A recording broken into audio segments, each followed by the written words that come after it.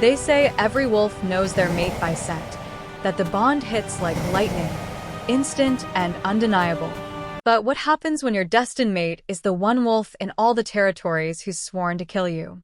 What happens when loving him means betraying everything you've ever known, and refusing him means watching your entire world burn? My name is Elowen Ashmore, and I was born with a gift the wolf world calls an abomination. I can hear the thoughts of every wolf within 100 miles, their fears, their lies, their darkest secrets. It's a violation of the most sacred law. A wolf's mind belongs to them alone. For this crime of existence, the Alpha Council sentenced me to death. And they sent him to carry it out. Theron Nightshade, the king's executioner. The wolf who's never failed a hunt, never shown mercy, never questioned an order. The wolf whose thoughts I cannot hear. The wolf whose scent makes my soul scream mine. This is the story of how I became the monster they always said I was, and how he became the only one who could love me for it. This is the story of how we destroyed everything and built something beautiful from the ashes. Chapter 1.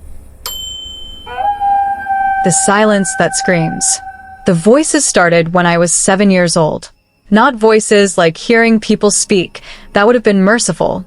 These were thoughts, raw and unfiltered, pouring into my mind like a river I couldn't dam. Every wolf within range became an open book I never asked to read. I hope she doesn't notice I took her toy. Mother will be so angry if she finds out. Why does the teacher always pick on me? Children's thoughts, simple and honest. I could handle those. It was the adult thoughts that taught me to hate my gift. That girl is strange. Something's wrong with her. She looks at me like she knows what I'm thinking. Unnatural. If she's reading minds, she needs to be reported to the council. By the time I was 10, I'd learned to hide it. To never react to thoughts I should know. To smile when someone lied to my face, even though their real opinion screamed through my skull. To pretend I was normal, just another young wolf waiting for her first shift. But you can't hide forever. Not from wolves. Not from the instinct that tells them when something is wrong. I was 15 when they figured it out. My mother, Luna of the Riverside Pack, beautiful and cold as winter ice, had been thinking about sending me away. Not out of cruelty, but necessity. She's becoming a liability. If the council discovers what she can do, they'll execute her. Better to hide her in the human world, let her live a normal life, even if it means losing her forever. I should have kept my mouth shut. Should have let her make the arrangements, accepted exile with grace. Instead, during a formal dinner with visiting alphas, when one of them made a joke about his beta's loyalty, I said, "That's funny, considering you're planning to challenge him for his mate the moment you return home." The table went silent. The visiting alpha's face went white, then red with rage. "How did you?" "She's a mind reader," my mother said quietly, her voice like a death knell. I suspected. Now I know. Within a week, I was before the Alpha Council. They called it a trial, but there was no defense for what I was. The law was ancient and absolute. No wolf shall invade the sacred space of another's mind. Those born with such corruption must be cleansed from the bloodlines. Cleansed. Such a pretty word for murder. I was 16 years old when they sentenced me to execution. Not immediate, that would be too merciful. Instead, they gave me 2 years. 2 years to prepare my soul, to make peace with the moon goddess, to say goodbye to a world that never wanted me. 2 years of being marked. Every pack in the territories knew my name, my crime, my fate. I was forbidden from leaving Riverside lands, forbidden from being alone with other wolves, forbidden from basically existing in any meaningful way. My mother stopped speaking to me entirely. Not out of anger, but grief. She'd already mourned me, already buried the daughter who'd humiliated her before the council.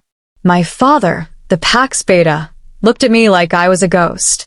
I spent those 2 years in isolation, in a small cabin at the edge of our territory, with only my thoughts, and everyone else's, for company. The voices never stopped. Every wolf in the pack, their thoughts bleeding into mine day and night. Poor girl. Such a waste. I heard she can steal memories, plant false ones.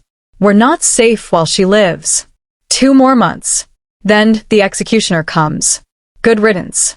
I learned to meditate, to build walls in my mind, not to block the thoughts. That was impossible, but to organize them, file them away like books in a library. It gave me something resembling peace, even if silence remained forever out of reach. Until 3 days ago. 3 days ago, everything changed. I was in my garden, the small patch of earth behind the cabin where I grew herbs and vegetables, one of the few activities I was permitted, when I felt it. A presence. Not thoughts, but the absence of thoughts. For the first time in 9 years, there was silence in my head. I dropped my trowel, spinning around, my heart hammering. The voices of the pack still hummed in the background, but there was a void moving through them. A blank space, a wolf-shaped emptiness that my gift couldn't penetrate. He emerged from the tree line like a death-given form.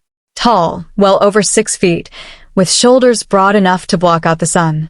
His hair was black as a moonless night, pulled back from a face that looked carved from stone and shadow. Sharp cheekbones, a strong jaw, lips pressed into a grim line. But it was his eyes that stopped my breath.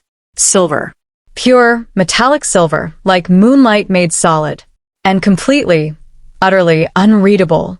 Elowen Ashmore, he said, his voice deep and rough, like gravel and smoke. I am Theron Nightshade, executioner of the Alpha King. Your sentence is to be carried out at dawn tomorrow. I've come to ensure you do not flee in your final hours. The words should have terrified me. Instead, all I could focus on was the blessed, beautiful silence where his thoughts should have been. You're early, I managed, my voice steadier than I felt. I have 3 more days. The council moved up your execution date. There have been complications. Other mind readers discovered in distant territories. They want to make an example before the problem spreads. His silver eyes traveled over me, assessing. You're younger than I expected. 18. I lifted my chin. Old enough to die, apparently. Something flickered across his face. Too quick to read, even if I could have heard his thoughts. I'll be staying in the cabin. You'll remain under my watch until dawn. Do not attempt to run. I will catch you. I wasn't planning to run. The truth. Where would I go? Every pack in the territories knew my face, my crime. Running would only delay the inevitable. Good. He moved past me toward the cabin, and as he did, that void moved with him. The blessed silence expanded, drowning out the distant voices of the pack. I should have followed him inside. Should have been terrified, resigned, preparing for death. Instead, I stood in my garden, feeling the absence of thoughts like cool water after years in the desert, and wondered, how was he silent?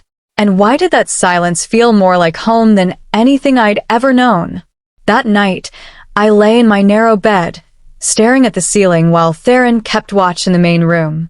The cabin was small, 1 bedroom, 1 main living space, a kitchen barely large enough to turn around in. Normally, the proximity to another wolf would be torture. Their thoughts would hammer against my shields, demanding attention. But with Theron, there was only silence. And something else. I'd caught his scent when he'd brushed past me in the doorway. Pine and smoke, winter wind and something darker, something that made my wolf, the beast I'd only shifted into a handful of times, who'd always been as broken and isolated as I was, rise to attention with an intensity that terrified me. No, I told myself firmly. No, no, no. But my wolf disagreed. She pushed at my skin, wanting out, wanting to investigate this male who smelled like safety and danger combined. I forced her down, built my walls higher, and tried to sleep. It was impossible. Not because of fear. I'd accepted death long ago. But because every time I closed my eyes, I felt the pull, like a thread had been tied around my ribs, tugging me toward the main room. Toward him. Around midnight, I gave up. I wrapped a blanket around my shoulders and padded barefoot into the main room. Theron sat in the single armchair, perfectly still, his silver eyes reflecting the dying embers of the fire. He didn't react to my presence, didn't acknowledge me at all. Can't sleep? His voice was quiet, almost gentle. It didn't match his executioner's reputation. Would you? I settled onto the floor near the fire, pulling the blanket tighter. If you knew you'd be dead in 6 hours? I wouldn't know. I've never been sentenced to death. He was quiet for a moment. Are you afraid? No. Another truth. I've had 2 years to be afraid. Now I'm just tired. Tired of living? Tired of drowning. I stared into the embers. That's what it's like, you know. Being in my head. It's like drowning in other people's thoughts. Their fears, their lies, their cruelties. I've tried to build walls, tried to organize it, but it never stops. Not for 9 years. Silence. Then, it must be lonely. I looked up at him sharply. Of all the things I'd expected an executioner to say, that wasn't one of them. Everyone thinks mind reading would be powerful, I said softly. That I could use it to manipulate people, steal secrets, and gain advantages. But the truth is, it's just lonely. When you know what everyone really thinks of you, when you can't ever have a genuine conversation because you already know what they're going to say, when every interaction is just theater. I pulled the blanket tighter. Yes, it's the loneliest thing in the world. Theron leaned forward, his elbows on his knees, those silver eyes locked on mine. Can you hear my thoughts right now? No. The admission felt dangerous, but I was going to die at dawn anyway. What did it matter? You're the first wolf I've ever met whose mind is completely silent to me. His expression didn't change, but something shifted in the air between us. Tension, curiosity, something I couldn't name. Is that why you're not afraid of me? He asked. Because you can't read my intentions? Maybe. I hugged my knees to my chest. Or maybe it's because I've been living with death hanging over my head for so long that facing it doesn't seem so terrible anymore. Most wolves I've executed begged. I cried. I tried to bargain or run. His voice was neutral, but something in it made my chest ache. You're not like them. I'm not like anyone. That's why I have to die. Another long silence. The fire crackled, sending sparks up the chimney. For what it's worth, Theron said finally, so quietly I almost missed it. I don't believe you deserve this. My breath caught. What? I've executed murderers, traitors, wolves who violated pack law with full knowledge and intent. You were born with a gift you didn't ask for and can't control. His jaw tightened. The council calls it corruption. I call it unjust. Then why are you here? The question burst out before I could stop it. If you think it's unjust, why did you accept the assignment? His silver eyes met mine, and for the first time, I saw something raw in them. Something that looked almost like pain. Because if I didn't, they would have sent someone else. Someone who would make it hurt. Someone who would make it last. He stood, towering over me. I give clean deaths, Elowen Ashmore. Quick. Painless. That's the only mercy I can offer you. He walked toward the door, clearly ending the conversation. Theron, I said, and he stopped, his hand on the doorframe. Thank you. For the silence, if nothing else. These last few hours have been peaceful. He didn't turn around, but his shoulders tensed. Get some rest. Dawn comes quickly. He stepped outside, closing the door behind him. And I sat by the dying fire, wrapped in blankets and blessed silence, and wondered why the moon goddess would be cruel enough to finally give me peace just hours before taking it away forever. I must have dozed off, because I woke to the sound of snarling. Not normal wolf sounds, these were vicious, multiple voices, and they were close. Too close. I scrambled to my feet, the blanket falling away, and ran to the window. Dawn was just breaking, painting the sky in shades of blood and gold. And in the clearing before my cabin, Theron stood in human form, facing down 5 massive wolves. Rogues. I could tell by their scarred pelts, their feral eyes, the way they moved, coordinated but chaotic, like violence barely leashed. And their thoughts crashed into my mind like a tidal wave. Rich territory. Easy pickings. Kill the male first. Then we'll have fun with the female. Executioner or not, 5 against 1. He's dead. My heart was hammered. I should have stayed inside, stayed hidden. Theron was a legendary warrior. He could handle rogues. But then the largest one lunged, and I felt it. Not thoughts this time, but intention. Murder pure and simple. I didn't think so. I shifted. The transformation tore through me, always painful, always wrong. My wolf was small compared to most, white as snow with ice-blue eyes. Weak, my pack had always said. Broken, like the rest of me, but fast. I crashed through the window, glass and wood exploding outward, and hit the ground running. The lead rogue had his jaws aimed at Theron's throat. I intercepted, slamming into the rogue's side, teeth snapping for his leg. He yelped, more surprised than hurt, and rounded on me with fury in his eyes. Little bitch, you'll die first. I danced back, using my size to my advantage, leading him away from Theron. Behind me, I heard the sounds of battle, snarls, the snap of jaws, bones breaking.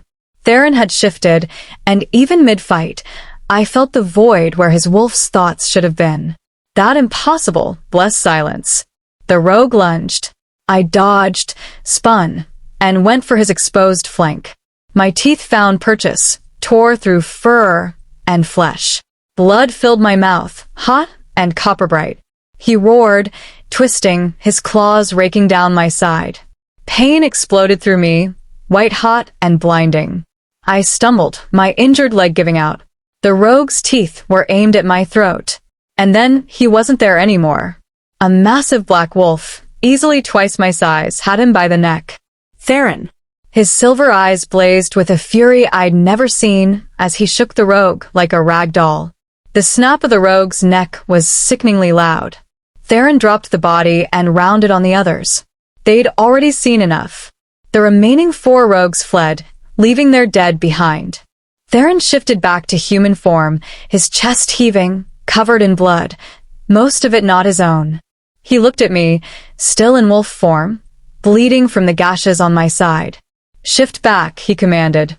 I did, the transformation leaving me naked and shaking on the ground. He was already moving, shedding his shredded shirt, wrapping it around my shoulders. You're bleeding. His hands were gentle as he examined my wounds, his touch surprisingly careful for someone called an executioner. Why did you do that? Why did you fight? They were going to kill you. The words came out breathless, pained. I'm the executioner. I've survived worse. His jaw was tight as he worked, applying pressure to the worst of the cuts. You should have stayed inside. Stayed safe. You're welcome, I managed, wincing. His silver eyes snapped to mine, and for a heartbeat, we just stared at each other. Blood splattered, breathing hard, alive when we shouldn't be. Thank you, he said finally, so quietly I barely heard it. For saving my life. Does this mean you won't execute me now? I tried a joke, but it came out weak. Something passed over his face. Something complicated, conflicted, almost anguished. We need to get you to a healer, he said instead of answering. These wounds will be fine. I heal fast. I pushed myself to sit up, his shirt sliding down one shoulder. It's almost dawn. Shouldn't you be killing me by now? Theron stood abruptly, putting distance between us. He ran a hand through his dark hair, tension radiating from every line of his body. The execution is postponed, he said, his voice rough. Rogue attacks complicate things. I need to report to the council, get authorization for how to proceed. So, I get to live another day? For now. He turned away, staring at the bodies of the rogues we'd killed together. And in the growing dawn light, I saw his hands shake before he clenched them into fists. Get dressed, he said without looking at me. We have a long day ahead. But I didn't move, because for the first time since this nightmare began, I felt something other than resignation. I felt hope, and hope, I was learning, was far more dangerous than death ever could be. Chapter 2. The Bond That Shouldn't Exist. The Riverside pack healer was a woman named Marin, ancient and sharp-eyed, who'd been tending wolves for longer than I'd been alive. She took one look at my wounds, then at Theron standing rigid in the corner of her cabin, and raised a knowing eyebrow. Rogue attack, was it? She didn't wait for an answer, just gestured me onto her examination table. Strip down, girl. Can't heal what I can't see. I hesitated, acutely aware of Theron's presence. He can wait outside, Marin said, not unkindly. No. Theron's voice was flat, absolute. I'm her guard. I don't leave her unattended. Guard or executioner? Marin's tone was mild, but her thoughts were anything but. Poor child. They send this killer to watch her die, and now he looks at her like, well, that's trouble brewing. I kept my face carefully neutral as I peeled off Theron's blood-stained shirt, trying to ignore how his scent clung to the fabric. Pine and smoke, winter and safety. The wounds were ugly, for deep gashes across my ribs where the rogue's claws had torn through flesh. Already healing, but slowly. Too slowly for a normal wolf. You're healing sluggish, Marin observed, her weathered hands gentle as she cleaned the wounds. Has it always been this way? Since I was young. I flinched as she applied something that burned. My wolf is weak. Weak. Marin snorted. Is that what they told you? I didn't answer. What was the point? In 3 days, or maybe tomorrow, depending on when the council authorized my execution, none of this would matter. Marin worked in silence for several minutes, her thoughts a steady stream I tried not to hear. Weak, they call her. But I've seen weak wolves, and this isn't it. This is something else. Something suppressed. Like her wolf is using all its strength just to keep that mind gift under control. My eyes widened slightly. That actually made sense. Why hadn't I considered it before? There, Marin said finally, stepping back. You'll be scared, but you'll live. She paused, her ancient eyes meeting mine with surprising gentleness. For however long they let you, anyway. Thank you. I started to slide off the table, but Marin caught my arm. Child, she said quietly, too low for Theron to hear clearly, though his enhanced wolf hearing probably caught it anyway. Whatever happens, know this. You are not broken. You are not corrupt. The moon goddess doesn't make mistakes, no matter what the council claims. Tears burned behind my eyes. I nodded, not trusting my voice. When we emerged from Marin's cabin, the sun was fully up, painting the packlands in golden light. Wolves went about their morning routines, mothers calling children in for breakfast, warriors heading out for patrol, merchants setting up market stalls. All of them stopped to stare as we passed. Their thoughts crashed over me like waves. She fought rogues with the executioner? Impossible. Look at her, walking around like she deserves to live. 3 more days. Just 3 more days, and the abomination is gone. Why is he looking at her like that? That last thought came from a young female, barely 20, whose eyes were fixed on Theron with naked longing. I didn't need to read her mind to understand. Theron was magnificent, lethal, and beautiful in equal measure. Of course she'd want him. The spike of jealousy that shot through me was completely inappropriate and entirely unwelcome. Where are we going? I asked as Theron led me away from the main pack house, toward the forest edge. Somewhere we can talk. Privately. His jaw was tight, his shoulders tense. Whatever he needed to say, he wasn't happy about it.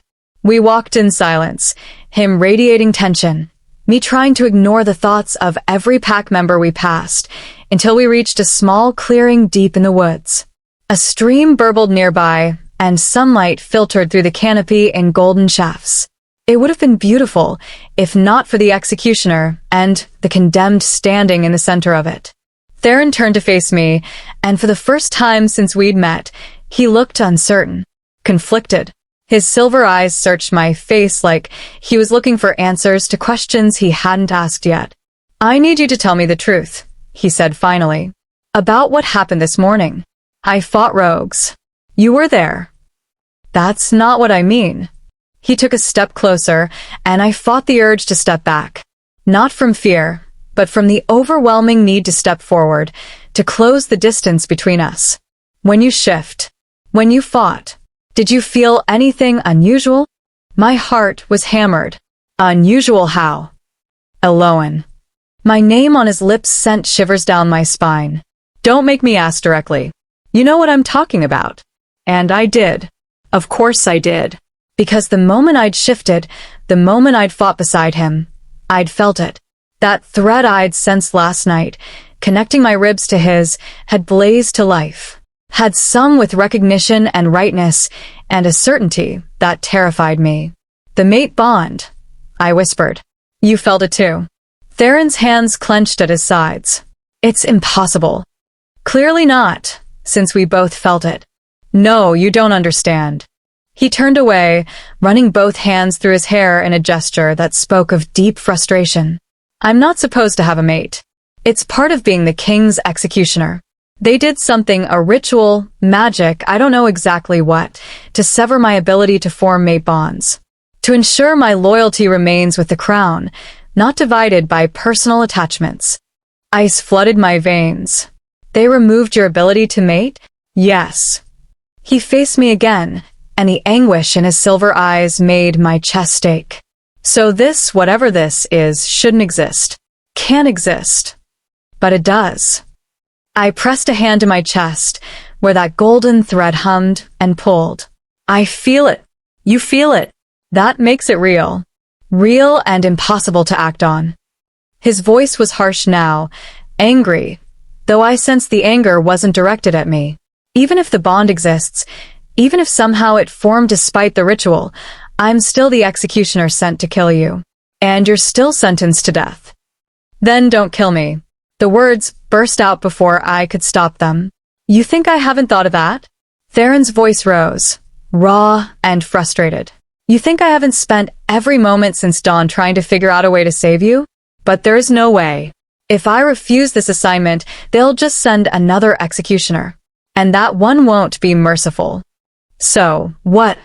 We just pretend this doesn't exist. I gestured between us, at the invisible bond pulling tighter with every passing moment. I die in 3 days, you move on to your next assignment, and we both ignore the fact that the moon goddess marked us for each other? Yes. But he said it without conviction, his eyes betraying him. I laughed, bitter and broken. Of course. Why would anything in my life ever be simple? Elowen. No, it's fine. I wrapped my arms around myself, suddenly cold despite the warm morning. You're right. It doesn't matter. The bond is real, but so is the execution order. Some things just aren't meant to be. I turned to walk away, to put distance between us before I did something stupid like cry or beg or throw myself at him and damn the consequences. But Theron's hand shot out, catching my wrist. His touch sent electricity racing up my arm, the bond flaring so brightly I gasped. Don't, he said roughly. Don't walk away like this means nothing. What else am I supposed to do? I looked up at him, and the rawness in his expression nearly undid me. You're going to kill me, Theron. Maybe not today, maybe not tomorrow, but soon. The council will send the order, and you'll have to choose, your duty or your mate. And we both know which one you'll choose. His grip tightened, not painfully, but desperately. You don't know that, don't I? You said it yourself, you've never refused an assignment. Never shown mercy. Never questioned an order. My voice cracked. Why would I be different? Because you are. The words were fierce, almost angry. Because for the first time in 10 years of being the king's executioner, I don't want to kill the target I've been sent to eliminate. Because every instinct I have is screaming at me to protect you, not destroy you. Hope, dangerous and painful, bloomed in my chest. Then protect me. Run away with me. We could disappear into the human territories, live quietly. Never. They hunt us. Theron's thumb stroked over my pulse point, probably unconsciously, probably just trying to soothe himself as much as me. The king doesn't tolerate desertion, especially not from his executioner. And as long as you live, other mind readers will keep manifesting. The council sees you as the source, the original corruption. They believe killing you will prevent others from developing the gift. That's insane. I'm not infecting anyone. It's just a genetic mutation, a rare one, but I know. His silver eyes held mine. I know it's insane. But they're terrified, Elowen. Terrified of wolves who can hear their darkest thoughts, who can expose their secrets and lies. The council's entire power structure is built on hidden agendas and political maneuvering. A mind reader threatens all of that. So I have to die to protect their corruption. The bitterness in my voice was sharp enough to cut. Unless... Theron hesitated, conflict warring across his features. Unless what? There might be one way. He released my wrist, stepping back, and I immediately missed his touch. But it would require you to trust me completely. And it would be dangerous. Possibly more dangerous than just accepting the execution. Tell me. I moved closer, drawn by the bond, by hope, by desperation. Whatever it is, I'll try it. Theron studied me for a long moment, weighing something I couldn't see. Finally, he spoke. The king's executioner answers only to the Alpha King himself. No one else can give me orders or question my methods. His voice was careful, measured. If I were to report that you died during the rogue attack this morning, that you fought bravely but were mortally wounded, no one could contradict me. I'm the only witness. My breath caught. You'd lie to the king? I'd be creative with the truth. A ghost of a smile touched his lips. There and gone. You did fight rogues. You were wounded. And Elowen Ashmore, the mind reader sentenced to death, would indeed cease to exist. But I would still be alive. Under a new name, a new identity, hidden somewhere the council would never think to look. He reached out, tucking a strand of my white hair behind my ear, the gesture so tender it made my throat tight. You have to leave everything behind. Your pack, your family, any life you've known. You'd be alone until I could find a way to safely reunite with you. And there's no guarantee that would ever happen. I've been alone for 2 years already. I leaned into his touch before I could stop myself. At least this way, I'd be alive. There's more. His expression darkened. Your mind-reading gift, it makes you trackable. Not easily, but there are witches who specialize in finding wolves with unique abilities. As long as you can hear thoughts, you're vulnerable to discovery. I can't turn it off. Believe me, I've tried. I know. Theron's hand cupped my cheek, his thumb tracing my cheekbone.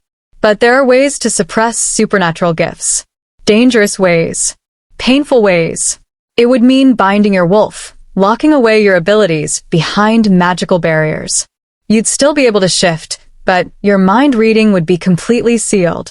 Would it be permanent? The witch I'm thinking of, her bindings can be undone, but only by her. And she's difficult.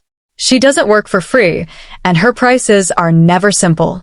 I searched his face, looking for doubt or deception.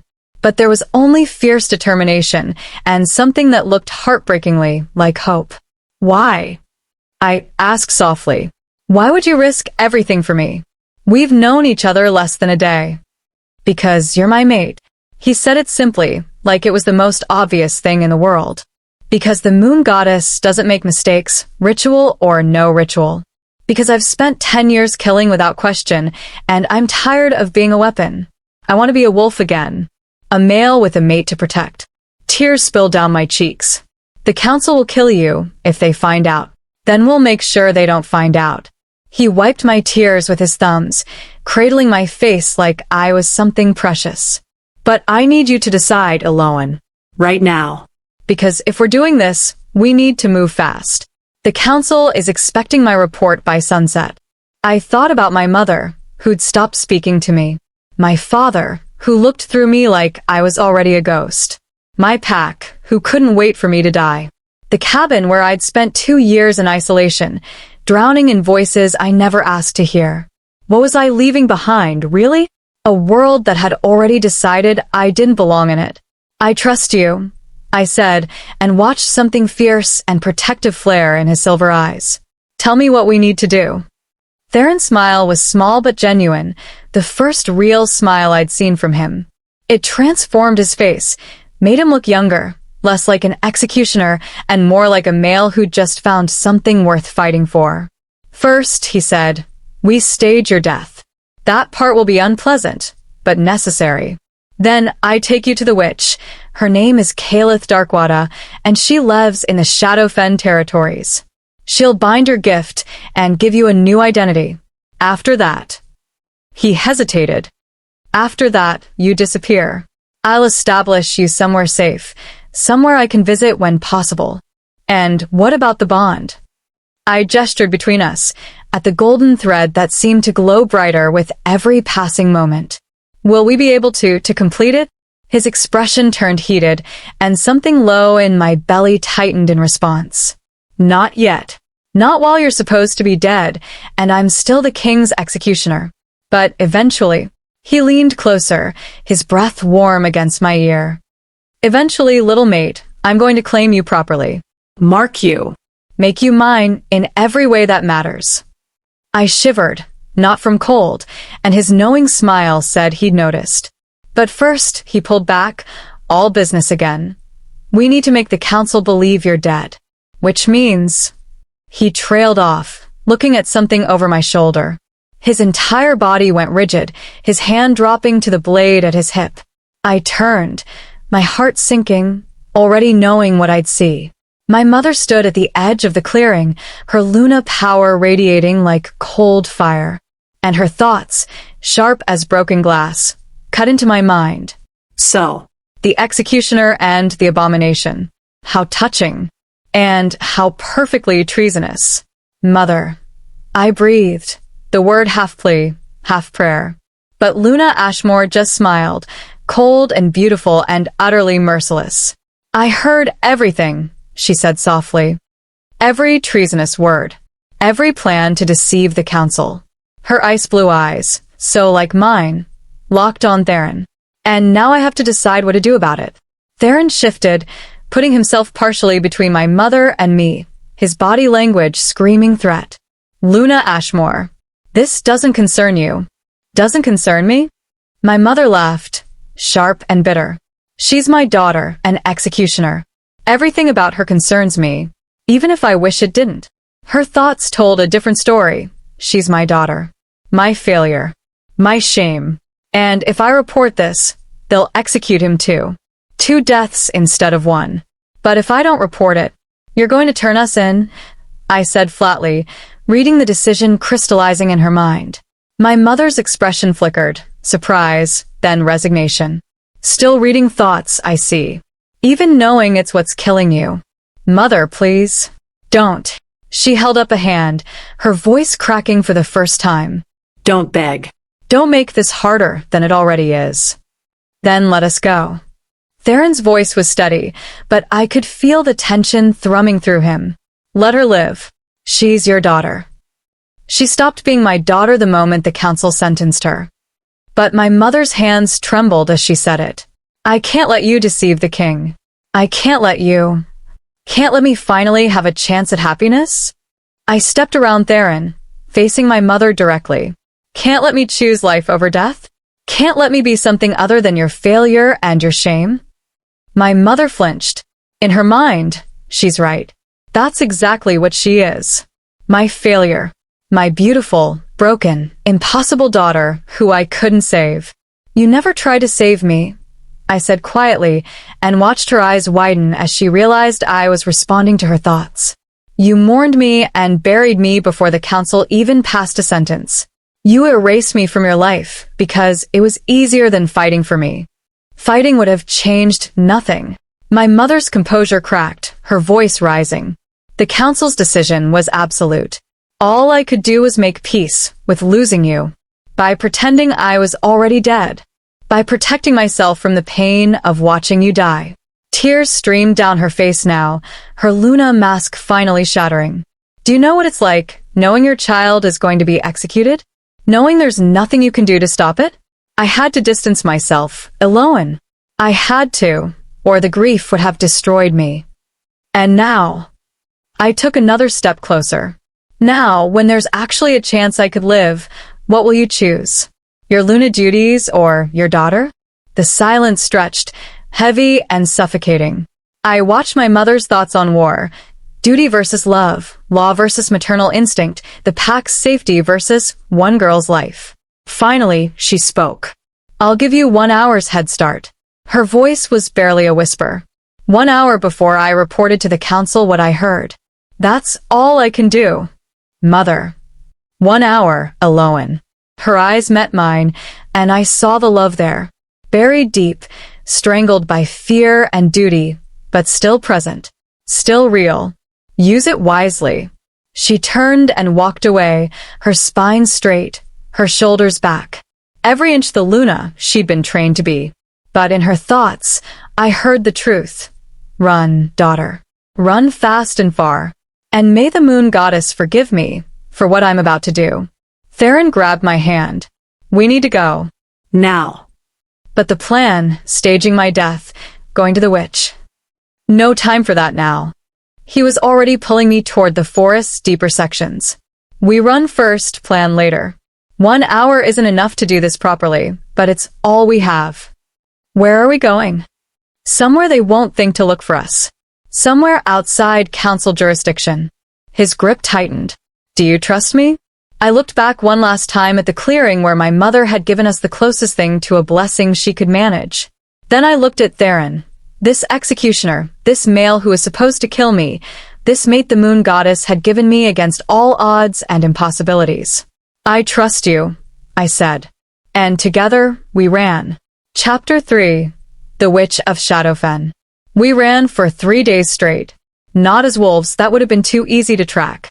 Instead, we moved through the densest parts of the forest in human form, using every trick Theron knew to mask our scent and trail. We waded through streams, doubled back on our paths, climbed trees, and traveled through the canopy when possible. It was exhausting. My wounds from the rogue attack hadn't fully healed, and every movement sent sharp pains through my ribs. But I didn't complain. Couldn't complain. Because 1 hour had become 3 days, which meant my mother had kept her word and more. Thank you, I thought toward the distant riverside territory. Thank you for giving us a chance. Theron barely spoke during our flight, his focus absolute. But I felt him through the bond, the constant awareness of my location, my pain, my exhaustion. When I stumbled, his hand was there to steady me. When I needed rest, he found safe places to hide. When hunger gnawed at my stomach, he hunted small game with his bare hands, building tiny fires that left no smoke trail. He was keeping me alive, keeping us both alive. On the third night, we finally stopped at the edge of a massive swamp. The air here was thick and humid, smelling of rot and stagnant water and something else, something that made my wolf recoil instinctively. Magic. Old, dark, and dangerous. The Shadowfen, Theron said quietly, the first full sentence he'd spoken in hours. This is where Calith Darkwada lives. The witch who can bind your gift. I stared at the murky water, the twisted trees draped in moss, the fog that rolled across the surface like something alive. It looks welcoming. His lips twitched in what might have been a smile. It's meant to deter visitors. Calith doesn't like company. Then why would she help us? Because she owes me a debt. Theron's expression darkened. 3 years ago, the council ordered me to execute her sister for practicing forbidden magic. I didn't. My eyes widened. You let her go? I let them both go. Told the council the sister died, burned the body beyond recognition, which wasn't hard, since I had to kill a rogue wolf to fake it. He stared into the swamp. Calith swore she'd repay me if I ever needed her craft. I'm calling in that debt now. Theron. I touched his arm, making him look at me. How many times have you done this? Faked deaths, let targets escape. Twice. Once for Calith's sister. Now you. His silver eyes held mine. I told you, I've spent 10 years killing without question. But there were always doubts. Always moments when the wolf they sent me to eliminate didn't seem to deserve death. I ignored those doubts for the sake of duty. But with you, he cupped my face gently. With you, I can't ignore it anymore. I leaned into his touch, this male who was risking everything for me. What if Calith can't help? What if the binding doesn't work? Then we'll find another way. His thumb traced my cheekbone. I'm not letting you die, Elowen. Not today, not ever. Even if I have to fight the entire council to keep you safe. The fierce protectiveness in his voice made the bond between us flare bright and hot. I wanted to kiss him, wanted to press against him and feel his arms around me and forget, just for a moment, that we were fugitives running for our lives. But before I could act on that impulse, a voice drifted across the swamp. Female, amused, and entirely too knowing. How touching. The king's executioner, declaring war on his masters for a female. I never thought I'd see the day. We both spun, Theron's hand going to his blade. A woman stood at the edge of the water, or rather, floated slightly above it. She was beautiful in an otherworldly way, with skin like polished mahogany, hair that seemed to shift between black and deep green, and eyes that glowed amber in the darkness.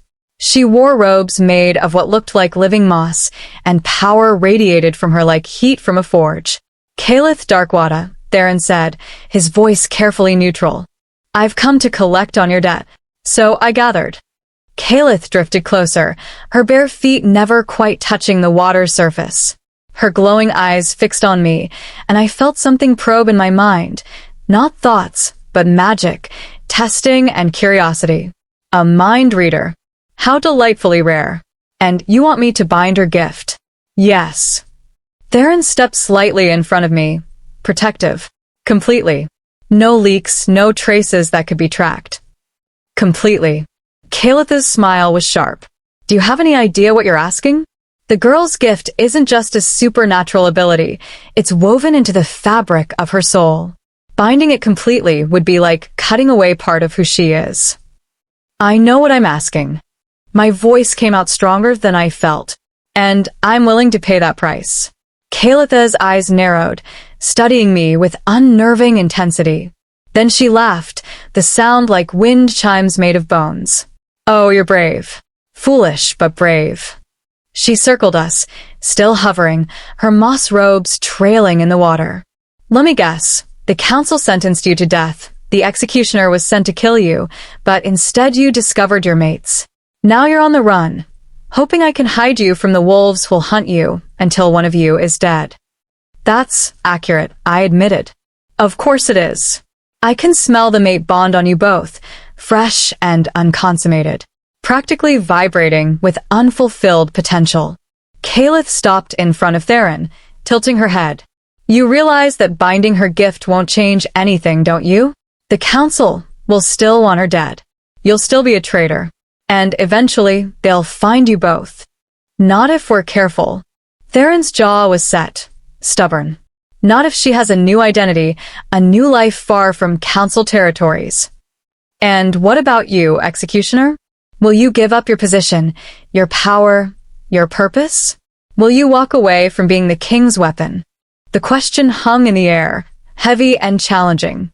Theron's hand found mine, lacing our fingers together. Yes. Just like that? 10 years of service, gone for a female you've known for 3 days. She's not just any female. She's my mate. His voice was steel wrapped in silk. The moon goddess chose her for me, and I choose to honor that bond, even if it costs me everything. I squeezed his hand, emotion clogging my throat. Calith studied us both for a long moment, her expression unreadable. Then she sighed, dramatic and theatrical. Fine. I'll bind the girl's gift. But know this, debts can only stretch so far. You saved my sister, Theron Nightshade, and for that, I owe you this one favor. After this, we're even. Don't come asking for more miracles. Understood. Relief flooded Theron's face. What do you need from us? Follow me to my sanctum. The binding ritual requires preparation, and it's not something I can do out here in the open. Calith turned, gliding across the water toward the deeper swamp. Try not to fall in. The things living in this water haven't eaten in weeks. I looked at Theron. He looked at me. She's joking, right? I whispered. I honestly don't know. We followed Calith into the swamp. The witch's sanctum was a massive cypress tree that had been hollowed out and transformed into a living space. Roots formed stairs, branches created rooms, and everywhere I looked, magical artifacts glowed softly. Crystals, dried herbs, bones arranged in patterns that made my eyes water. Welcome to my humble home. Calith gestured grandly, then immediately became all business. The binding ritual is complex and will take several hours. You'll need to be in wolf form for the first part, then shift to human for the final sealing. It's going to hurt. A lot. Are you prepared for that? I've been living with other people's thoughts screaming in my head for 9 years. I straighten my shoulders. I can handle pain. We'll see. Caliph pulled various items from shelves, jars of powder, bundles of dried plants, what looked disturbingly like a preserved hand. Executioner, you'll need to wait outside. Your presence will interfere with the magic. No. Theron's voice was flat. I stay with her. It's not optional. The binding requires. I said no. He moved closer to me, radiating protective menace. She's my mate. I don't leave her alone with anyone, not even you. Calith's eyes flashed dangerously. You dare. It's fine. I touched Theron's arm, feeling the tension thrumming through him. I'll be okay. You can wait just outside, right? Close enough to hear if I need you. His jaw clenched, conflict warring across his features. Finally, he nodded. Just outside. And if I hear you scream, you'll come running. I know. I smiled up at him, trying to project confidence I didn't entirely feel. I trust her, Theron. She saved your sister. She'll save me too. He leaned down, pressing his forehead to mine, and I felt the bond pulse between us. Warm, reassuring, claiming. If anything happens to you, it won't. I hoped I was right. Reluctantly, Theron left, positioning himself just beyond the doorway where he could hear but not interfere. I felt his presence there, a steady anchor through our bond. Caliph watched this exchange with something that might have been amusement or approval. He's very protective of you. We're mates. Mates who've known each other for 3 days. She began arranging her materials in a circle around a flat stone in the center of the room. Most wolves wait months before bonding so deeply. You two are either very certain or very foolish. Maybe both. I moved to the circle's center as she directed. Does it matter? I suppose not. The moon goddess doesn't consult with us on her timing. Caliph stepped back, surveying her work. Shift now. And brace yourself. This is going to feel like your soul is being ripped apart, because in a way, it is. I stripped off my borrowed clothes, Theron's again, still carrying a scent, and called my wolf forward. The shift came easier this time, my small white wolf emerging with barely a twinge of pain. Caliph began to chant. The words were in a language I didn't recognize, old and powerful, resonating in my bones. She moved around the circle, sprinkling powders, lighting candles, drawing symbols in the air that glowed and hung suspended. The voices in my head, the constant background hum of thoughts from distant wolves, began to fade. It felt strange, like slowly going deaf, the world becoming muffled and distant. Then the pain hit. It was like someone had reached into my chest and grabbed my soul with burning hands. I yelped, my wolf form collapsing as agony radiated through every nerve. Don't fight it. Calith's voice seemed to come from very far away. Let the magic work. Let it separate your gift from your essence. I heard Theron outside, and heard him surge toward the door. Stay back. Caliph commanded, and I felt a barrier snap into place, magic sealing the sanctum. If you interfere now, it could kill her. The pain intensified. It felt like I was being torn in two, like part of my soul was being carved away. The voices, all those thoughts I'd lived with for 9 years, weren't just fading. They were being ripped out of me, torn away like skin being flayed. I screamed, the sound coming out as a wolf's howl of agony. Shift. Caliph commanded. Shift to human form now. I tried, but the pain was too much. My wolf was panicking, trying to protect us by holding the shift. Elowen, Theron's voice, desperate and furious. Let me in, Caliph. She needs me. She needs to do this herself. But the witch's voice held doubt now, uncertainty. The pain was everywhere, consuming. I couldn't think, couldn't breathe, couldn't. And then I felt it. Through the bond. Theron's presence, his strength, flowing into me like cool water on burning skin. He was lending me his power, his will, his determination. You can do this. His voice in my mind, clear as day despite the magical barrier. Shift, little mate. I'm here. I've got you. Using his strength as an anchor, I forced the shift. Bones breaking and reforming, fur receding, my human shape taking hold. The moment I was fully human, Calith pressed her hands to my temples. The world exploded in white light. I felt something massive and fundamental tear away from me. My gift, my curse, the ability that had defined my existence for 9 years. It was agony and relief combined, like having a festering wound lanced. The voices stopped. All of them. Completely. For the first time since I was 7 years old, my mind was silent. I collapsed onto the stone, gasping, tears streaming down my face. The pain was already fading, replaced by a strange emptiness. Like a limb had been amputated, and my brain kept reaching for something that was no longer there. The magical barrier dropped. Theron was there instantly, gathering me into his arms, his hands shaking as he checked me for injuries. Elowen. Elowen, talk to me. Are you alright? It's quiet, I whispered, my voice hoarse from screaming. It's so quiet, Theron. I can't hear anything. Is that good or bad? I don't know. I buried my face in his chest, overwhelmed. It's just different. Calith stood nearby, looking exhausted but satisfied. The binding is complete. Her mind-reading gift is sealed behind magical barriers. She'll still be able to shift, still retain all other wolf abilities, but the telepathy is gone. Can it be undone? Theron asked, still holding me close. By me, yes. But only if she wants it undone. And I wouldn't recommend it. Breaking the binding would be even more painful than creating it. Calith wiped sweat from her brow. The binding will also mask her supernatural signature. Any wolves or witches trying to track her unique abilities will find nothing. As far as magical detection is concerned, she's just a normal wolf now. Thank you. I looked up at her, genuine gratitude in my voice. I know this was difficult. Difficult doesn't begin to cover it. But Calith's smile was almost kind. You're tougher than you look, mind reader. Not many wolves could survive having part of their soul carved away. I had help. I glanced at Theron, who still looked shaken.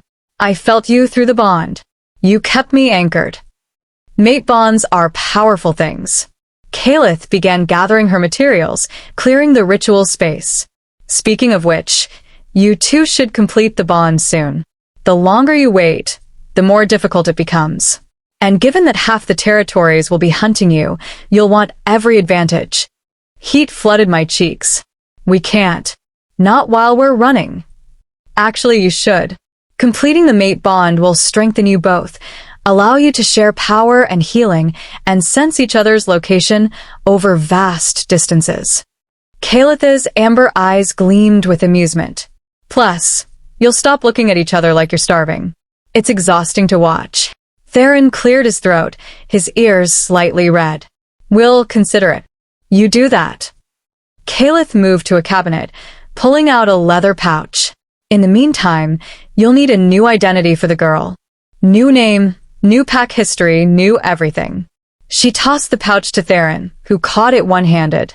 Inside you'll find identity papers for one Nixera Thornheart, recently orphaned from a small pack in the Western Territories that was wiped out by rogues. No family, no connections, no history that can be traced.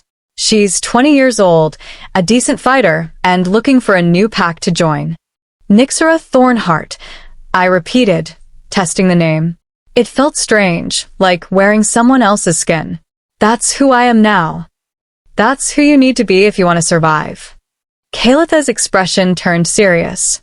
Elowen Ashmore died in a rogue attack 3 days ago. The council has already issued the official report. You're a ghost now, child. Act like it. The weight of that settled over me. My old life, my name, my identity, everything I'd been was gone. Erased as thoroughly as my mind-reading gift. I should have felt grief. Loss. Some connection to the girl I'd been. Instead, I felt free. Where should we go? Theron asked. What territory would be safest? Nowhere is safe, not really.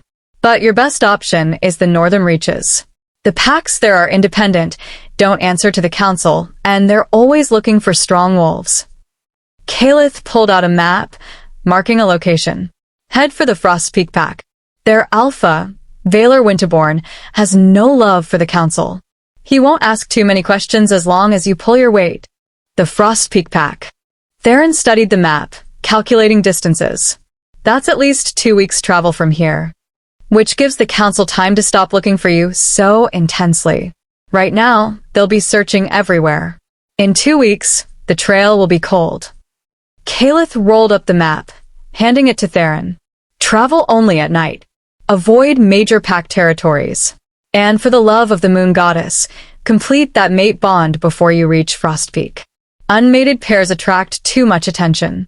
We'll manage, Theron said, though I felt a spike of heat through our bond that suggested managing was going to be difficult. Caliph walked us to the edge of her sanctum. This is where we part ways. I've repaid my debt, Executioner. Don't come back. Understood. Theron inclined his head respectfully. Thank you, Caliph, for everything. Don't thank me yet. You're about to spend the rest of your lives looking over your shoulders, wondering when the council will find you. Her amber eyes softened slightly as she looked at me. But maybe that's better than the alternative. Maybe running with your mate is better than dying alone. It is, I said with certainty. We left the Shadowfen as dawn broke, 2 wolves heading north toward an uncertain future. Behind us, the swamp mist closed in, and Caliph Darkwada disappeared back into her realm of magic and shadows. But ahead of us, ahead lay freedom, possibility, and the chance to build something new. As we walked, Theron's hand found mine, our fingers lacing together naturally. How does it feel? He asked quietly. The silence. I considered the question, taking inventory of my newly quiet mind. Strange, empty, but also, I smiled up at him. Peaceful. For the first time in 9 years, I can just be, without drowning in everyone else's thoughts. Good. He squeezed my hand. You deserve peace, Nixera Thornheart. The new name still felt foreign, but hearing it from his lips made it real. Made this new life real. We should practice, I said. Using my new name, building my new history. I need to become her completely. Agreed.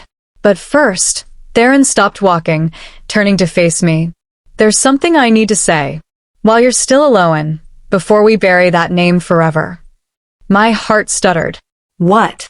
He cupped my face in both hands, his silver eyes intense and sincere. I see you. All of you. The girl who survived 9 years of drowning in other people's thoughts. The woman who fought rogues to protect me. The mate the moon goddess gave me against all odds. His thumb traced my lower lip. And I want you to know, changing your name doesn't change who you are. You'll always be my Elowen, even when the world calls you Nixera. Tears burned my eyes. Theron.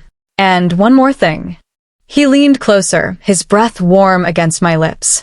When we complete this bond, when I finally claim you properly, it won't be a duty or a necessity. It'll be because I choose you, because you're mine and I'm yours, and nothing, not the council, not distance, not even death, will change that. That's very dramatic, I whispered, smiling through my tears. I'm an executioner. Drama is part of the job. His lips quirked. Now, can I kiss my mate, or are you going to keep making jokes? You should probably kiss me, just to seal the declaration properly. His smile was devastating. As you wish. And there, at the edge of Shadowfen, with dawn painting the sky in shades of gold and pink, Theron Nightshade kissed me for the first time. It wasn't gentle. It was hungry, desperate, full of 3 days of tension and fear and the overwhelming relief of both being alive. His hands tangled in my hair, mine clutched at his shoulders, and the bond between us sang with recognition and joy. When we finally broke apart, both breathless, his forehead rested against mine. 2 weeks, he murmured. 2 weeks of travel before we can complete this bond properly. I don't know if I'll survive it. You're the legendary executioner. I think you can manage 2 weeks of restraint. You clearly don't understand how mate bonds work, little wolf. His voice was rough, full of promise. Every day we wait, every moment we're together without completing the bond, it gets harder to resist. Right now, I want to forget about travel and safety and council hunters, pin you against the nearest tree, and claim you until the entire forest knows you're mine. Heat flooded through me, the bond responding to his words with enthusiastic agreement. That's very specific. And very true. He pulled back, visibly reining himself in. But you're right. We need to reach Frost Peak safely, which means acting like rational adults instead of hormone-drunk teenagers. Adults. Right. We can do that. We stared at each other. We're going to fail at this, aren't we? I said. Absolutely. Theron grinned. But we'll try anyway. We resumed walking, heading north toward the Frost Peak territories and our new lives. The sun rose higher, warming my skin, and for the first time in years, I felt something that might have been hope. Behind us, in the distant riverside territory, my mother stood at her window, staring in the direction I'd fled. Her thoughts, which I could no longer hear, were a prayer. Run fast, daughter. Run far. And may you find the happiness I could never give you. But ahead, in the northern reaches, an alpha with ice-blue eyes and secrets of his own was about to receive word of 2 new wolves seeking sanctuary. And in the capital, the Alpha King was reading a report from his executioner. Target eliminated. Rogue attack. No body recovered. The king's golden eyes narrowed as he read those words. Something about this report felt off. Wrong. But he had no proof, no evidence of deception. For now, he filed the report away. But he would remember. And he would watch. Because the king didn't get to his position by trusting anyone, not even his legendary executioner. Chapter 4. The Weight of New Skin. The journey north was harder than I'd anticipated. Not physically, though trudging through wilderness for hours each night while avoiding packed territories was exhausting. No, the difficulty was mental, emotional, learning to exist without the constant noise in my head. For 9 years, I'd been drowning in thoughts. Every wolf within range had been an open book, their minds bleeding into mine whether I wanted it or not. I'd learned to organize the chaos, to file thoughts away like a librarian sorting books, but it had never truly stopped. Now there was nothing, just silence. It should have been peaceful, should have been the relief I'd always dreamed of. And in many ways I could finally think my own thoughts without interference, could have conversations without knowing what someone really meant beneath their words. But it was also deeply, profoundly disorienting. You're doing it again, Theron said softly on our 5th night of travel. We'd stopped to rest in a small cave, waiting out a rainstorm that had turned the forest paths to mud. Doing what? I hugged my knees to my chest, watching water pour down the cave entrance. Reaching. He settled beside me, close enough that I could feel his warmth. You keep tilting your head like you're trying to hear something that isn't there. I've watched you do it at least 20 times today. I hadn't even realized. It's a habit. For 9 years, I was constantly monitoring the thoughts around me, making sure no one was close, making sure I wasn't about to be discovered. Now I can't do that anymore, and it feels like I struggled to find the words. Like I've lost one of my senses. Like suddenly going blind or deaf. Is it better or worse? His silver eyes studied me in the dim light. Then before, both. Neither. I leaned my head on his shoulder, feeling the bond hum with contentment at the contact. It's just different. I'm still learning how to be this version of myself. Nyxera Thornheart. He said the name quietly, testing it. Is that who you feel like now? I considered the question. Not yet. Right now, I'm neither Elowen nor Nyxera. I'm somewhere in between, wearing a name that doesn't quite fit and missing a part of myself that defined me for so long. I looked up at him. Does that make sense? Perfect sense. His arm came around my shoulders, pulling me closer. When I became the king's executioner, they did a ritual, the one that was supposed to sever my ability to form mate bonds. But they also did something else. They buried parts of me. The parts that questioned, that felt too deeply, that might have refused orders. His voice was rough with old pain. For 10 years, I was Theron Nightshade, the king's weapon. Cold, efficient, unfeeling. I forgot what it was like to be just a wolf. a male with dreams and desires beyond duty. And now, I prompted gently. Now I'm remembering. Slowly. Painfully. His hand found mine, lacing our fingers together. You're helping me remember, Elowen Ashmore. You're helping me become someone I'm not sure I've ever been before. We sat in silence for a while, listening to the rain, feeling the bond pulse between us like a second heartbeat. Theron, I said eventually, what happens when we reach Frost Peak? Do we just pretend to be normal wolves? Join the pack, find jobs, live quietly. That's the plan. Valor Winterborn runs his pack differently than most alphas. He values independence and doesn't interfere in his wolves' personal lives as long as they contribute to the pack's well-being. We can establish ourselves there, build a life. And then what? We just hide forever? His jaw tightened. If that's what it takes to keep you safe, yes. But what about you? You were the king's executioner. You had purpose, power, a position of importance. Now you're giving it all up to live in obscurity with me. Guilt gnawed at my stomach. Don't you resent that? Theron turned to face me fully, his expression fierce. Listen to me very carefully. I don't resent anything. I'm not sacrificing anything. The male I was, that cold, efficient killer, he wasn't living. He existed. Going through motions, following orders, slowly dying inside with every life he took. His hands framed my face, forcing me to meet his eyes. You didn't take anything from me. You gave me something I thought I'd lost forever, the ability to choose, to feel, to want something more than duty and death. His voice dropped lower, intimate. You gave me hope, little mate, and I would burn the entire world down before I let anyone take you away from me.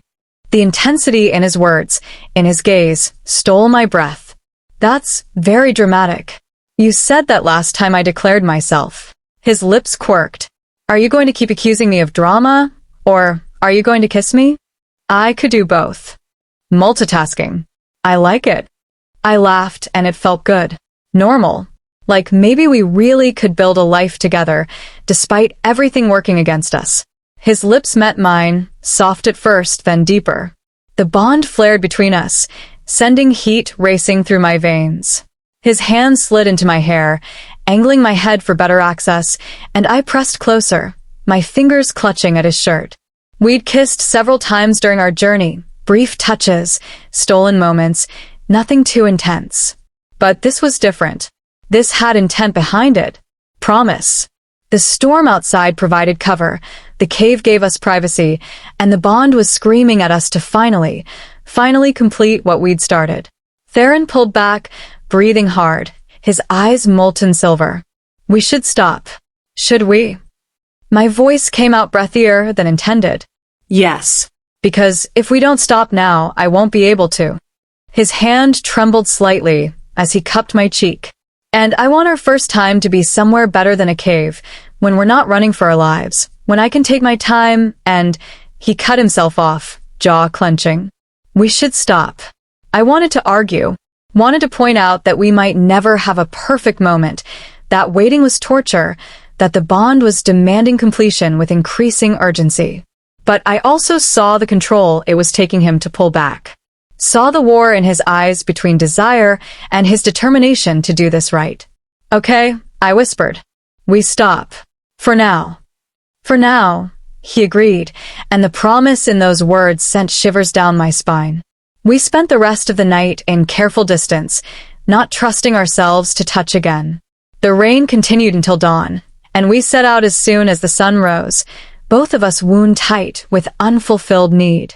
The next 3 days passed in a blur of travel, short conversations, and increasing tension. The bond was getting stronger, more insistent. I found myself constantly aware of Theron's location, his mood, his physical state. When he was tired, I felt it. When he was hungry, so was I. And when desire stirred in him, which was often, it echoed through me with enough intensity to make my knees weak. On the 8th night, we finally crossed into the northern reaches. The air here was different, colder, crisper, with a bite that spoke of snow even though it was late summer. The trees were different too, more pine and fir, their branches heavy with needles that whispered in the wind. We're close, Theron said, studying the landscape. Another 3 days to Frost Peak territory. We'll need to approach carefully. Valor doesn't like surprises. How do you know so much about him? Have you met before? Once. 5 years ago, the council sent me to execute one of his pack members for desertion. Valor refused to hand the wolf over. A grim smile touched Theron's lips. We fought. He's one of the few alphas who's ever matched me in combat. My eyes widened. What happened? We both nearly killed each other, then realized we were fighting for the same thing, the right to protect our own. The deserter had fled his original pack because the alpha was abusive.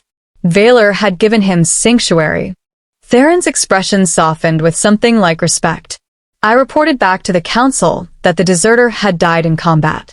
Valor knew I was lying, knew I was giving him an out. He's owed me a favor ever since. Another debt being called in. I shook my head in wonder. How many lives have you saved, Theron? How many times have you faked deaths and let targets escape? Just twice, like I said. You and Kalitha's sister. But his eyes held secrets. Though there have been others I showed mercy to in different ways. Quick deaths instead of torture. Warnings given before I arrived. Small rebellions against a system I was beginning to hate. The legendary executioner with a conscience. I smiled up at him. The council would be horrified. The council can rot, he said flatly. I'm done being their weapon. We made camp that night in a dense thicket, hidden from casual observation. I was arranging our bedrolls. We'd been sleeping close but not touching. Another torture the bond protested. When I heard it. Howls. Multiple wolves close by. Theron was on his feet instantly, his hand going to his blade. Stay behind me. What is it? Hunters. Following a scent trail. His expression was grim. And I think the scent they're following is ours. My heart was hammered. The council found us? I don't know, but we're about to find out. 5 wolves emerged from the trees, all in human form, all armed. They were dressed practically, leather and fur, weapons at their hips, and they moved with the coordination of trained warriors. But what caught my attention was their eyes. All of them had the same ice blue shade, glowing slightly in the darkness. Frostpeak wolves. The lead wolf was massive, easily Theron's height, with long silver-white hair pulled back in a braid. His face was handsome in a harsh, cold way, with sharp cheekbones and a jaw that looked carved from ice. His blue eyes swept over us, assessing, calculating. When he spoke, his voice was deep and carried the weight of alpha command. You're on Frostpeak territory, without permission. Explain yourselves before I decide you're a threat. Theron stepped forward, keeping me behind him. Alpha Valor. I'm calling in the favor you owe me. Valor's eyes narrowed. Then recognition sparked. Theron Nightshade. The king's executioner. His gaze shifted to me, lingering. And who's this? My mate. Nyxera Thornheart. Theron's voice was steady, giving nothing away. We're seeking sanctuary in your territory. Sanctuary. Valor's expression was unreadable. The king's executioner seeks sanctuary. That's interesting. He took a step closer, his wolves fanning out around us. What are you running from, Nightshade? Nothing that concerns you or your pack, Theron said carefully. We want to live quietly, contribute to the pack, and cause no trouble. Everyone causes trouble eventually. Valor's attention fixed on me again, and I fought the urge to hide behind Theron. There was something unsettling about the alpha's gaze, like he could see through skin and bone to the secrets beneath. She's young, unmated, despite you claiming her as yours. And she smells of magic, old magic, binding magic. My blood ran cold. How could he possibly? I know a witch's work when I sense it, Valor continued, his tone mild but his eyes sharp. Someone very powerful has recently done something to her. Sealed something away. Hidden something. He tilted his head. Care to tell me what that something is? Theron's hand went to his blade. That's none of your concern. It becomes my concern when you ask for sanctuary in my territory. Valor's voice hardened. I don't let wolves into my pack without knowing what I'm dealing with. So either you tell me the truth, all of it, or you turn around and find sanctuary elsewhere. Silence stretched, taut as a bowstring. I could feel Theron's indecision through the bond, feel him weighing options, calculating risks. Finally, I stepped around him. I'll tell you, but only you, not your warriors. Valor's eyebrows rose. Bold, for someone asking favors. Not bold. Practical. The fewer wolves who know our story, the safer we all are. Something that might have been approval flickered across Valor's face. He gestured to his warriors. Wait here. I'll speak with them alone.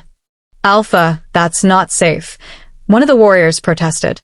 I can handle a mated pair. Valor's tone brooked no argument. Wait. Here. The warriors reluctantly fell back, though they kept weapons ready. Valor led us deeper into the thicket, far enough that his wolves couldn't overhear. Then he turned, crossed his arms, and waited. I took a breath, feeling Theron tense beside me. My name isn't Nyxera Thornheart.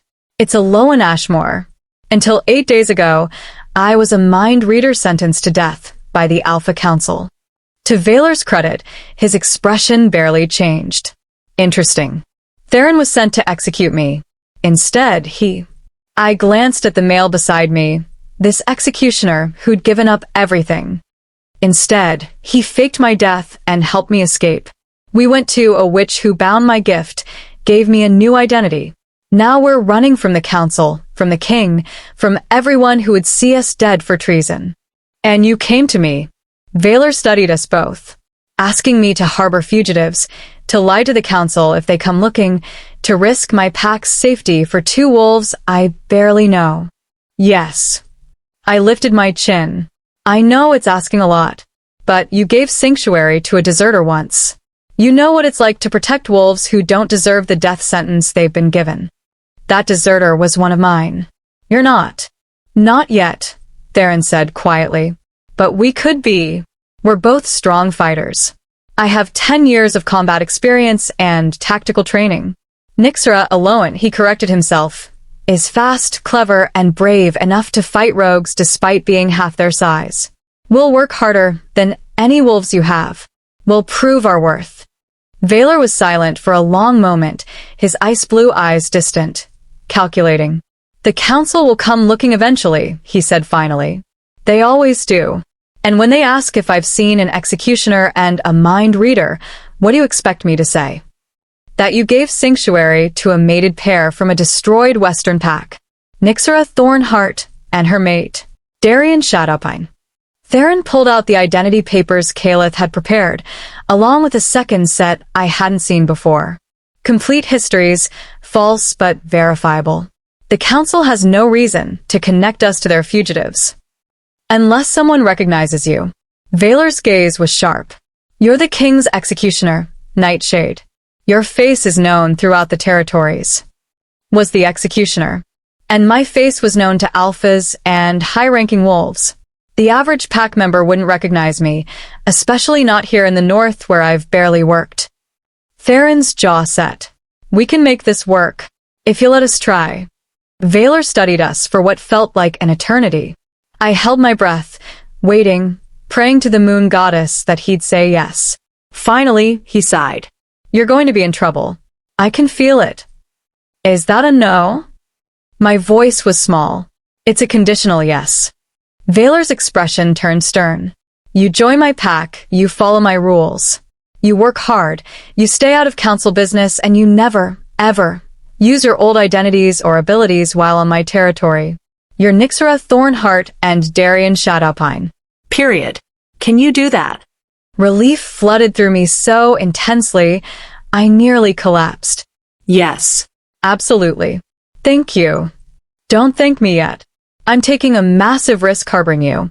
If the council discovers the truth, it could mean war with Frostpeak. His blue eyes hardened.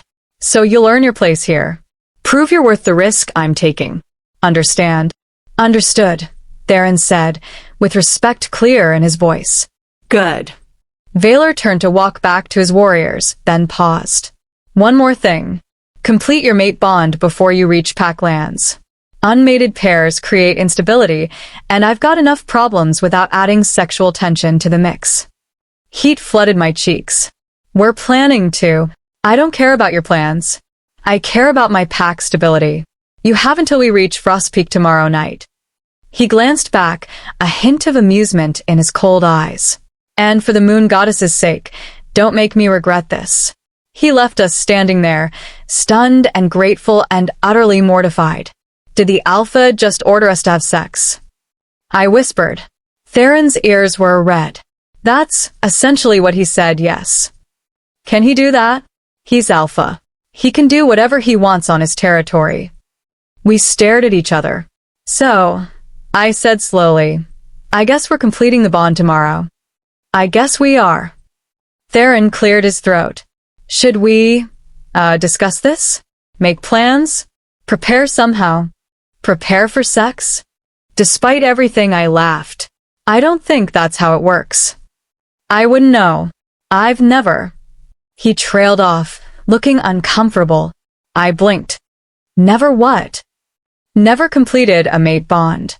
His jaw worked. Never been with anyone, actually. The ritual that severed my bonding ability also suppressed most of my desires. It's only with you, with our bond, that I felt. He gestured vaguely, helplessly. Oh. So we're both. I couldn't quite finish the sentence. Virgins. Yes. He looked mortified. Is that a problem? No. No, it's just I didn't expect. I shook my head, trying to clear it. Tomorrow is going to be very interesting. That's one word for it. Valor's warriors led us to a small clearing where we'd camp for the night before the final push to Frost Peak territory. They gave us space but kept watch, ensuring we didn't flee or cause trouble. Theron and I lay side by side in our bedrolls, staring at the stars, both too wound up to sleep. Are you nervous? I whispered. Terrified, he admitted. Not being with you. Of disappointing you. Of doing it wrong. Hurting you, or... Theron. I rolled onto my side, facing him. We're mates. The bond will guide us. And even if it's awkward or imperfect, it'll still be ours. That's what matters. His hand found mine in the darkness. When did you become the wise one? About 5 seconds ago. I'm faking it. He laughed, soft and warm, and squeezed my hand. I'm glad the moon goddess gave me you.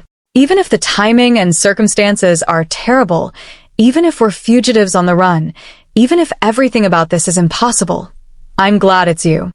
Me too, I whispered. Me too, Theron. We fell asleep like that, hands clasped, the bond humming between us with anticipation and promise. Tomorrow, we'd complete what the moon goddess had started. Tomorrow, we'd truly become one. Tomorrow, everything will change. Chapter 5. When Souls Collide. The journey to Frost Peak territory took most of the following day.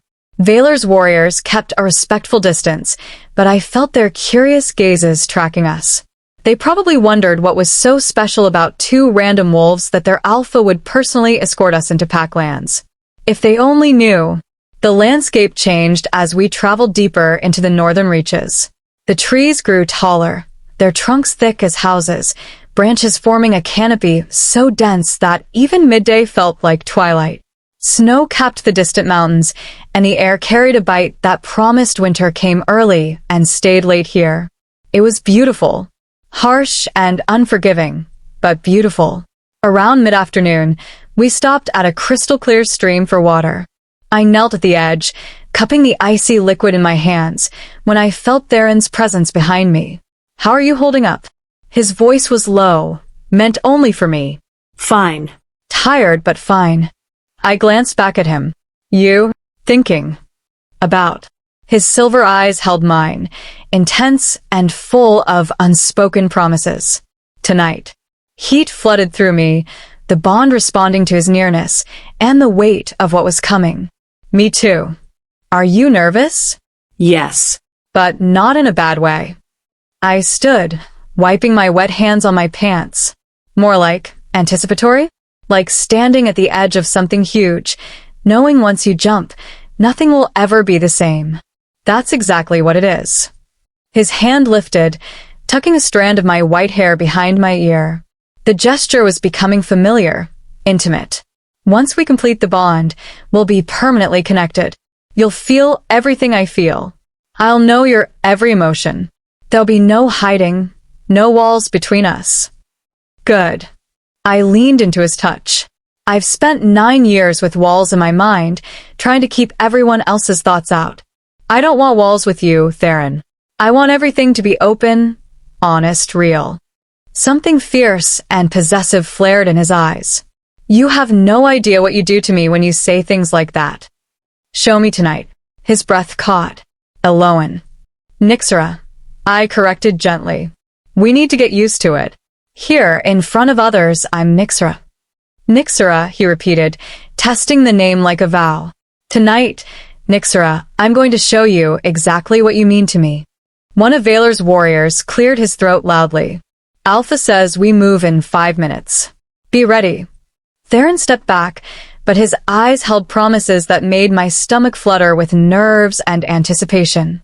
We reached Frost Peak lands as the sun began its descent, painting the sky in shades of orange and deep purple. The pack house was enormous, more fortress than home, built from dark timber and stone, with towers at each corner and walls thick enough to withstand siege. Impressive, Theron murmured. Necessary, Valor said, appearing beside us. The northern territories are harsh. Rogues rival packs, even humans occasionally wander too close. We built Frost Peak to last. He led us through massive wooden gates into a courtyard where pack members went about evening tasks. Some stopped to stare at the newcomers, us, but most simply nodded respectfully to their alpha and continued working. Your quarters are in the East Wing, Valor said, gesturing to one of the buildings attached to the main structure. Private, away from the main pack areas. I thought you'd appreciate the discretion. We do. Thank you. I couldn't quite read Valor's expression, but something in his ice blue eyes suggested he knew exactly why we needed privacy tonight. A young female wolf appeared, maybe 16 or 17, with the same ice blue eyes as the rest of Frost Peak. Her hair was white blonde, braided with small bells that chimed softly as she moved. This is Airless, one of our Omega wolves, Valor introduced. She'll show you to your quarters and make sure you have everything you need. Hi. Airless's smile was bright and genuine. Welcome to Frost Peak. I'm so excited to have new pack members. We don't get many wolves from the Western Territories. You'll have to tell me all about it. I've never been further south than the Midlands. Her enthusiasm was infectious. I found myself smiling back. I'd be happy to tell you stories. Come on, I'll show you your rooms. They're really nice. Alpha Valor had them specially prepared. Airless bounced ahead of us, the bells in her hair chiming. The East Wing is quieter than the main house. You'll have your own bathroom, which is amazing because sharing with 12 other wolves gets really annoying, and there's a fireplace and... She chattered the entire way, filling the air with cheerful noise. It should have been overwhelming after days of quiet travel, but instead it felt normal. Like maybe we really could build a life here. The quarters Valor had given us were more than I'd expected. A main living area with comfortable furniture, a small kitchen, a bathroom with an actual bathtub, and a bedroom with a large bed covered in furs. A mating bed. My cheeks heated as I stared at it. I brought fresh linens this morning, Airless said, seemingly oblivious to my embarrassment.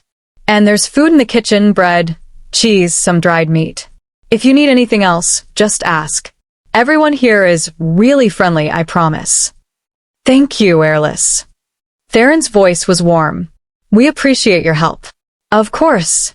Oh, and Alpha Valor said you're not expected for any pack duties until tomorrow. He said you've had a long journey and should rest. Her knowing smile suggested she understood exactly what kind of rest Valor meant. So I'll leave you alone now. Welcome to Frost Peak.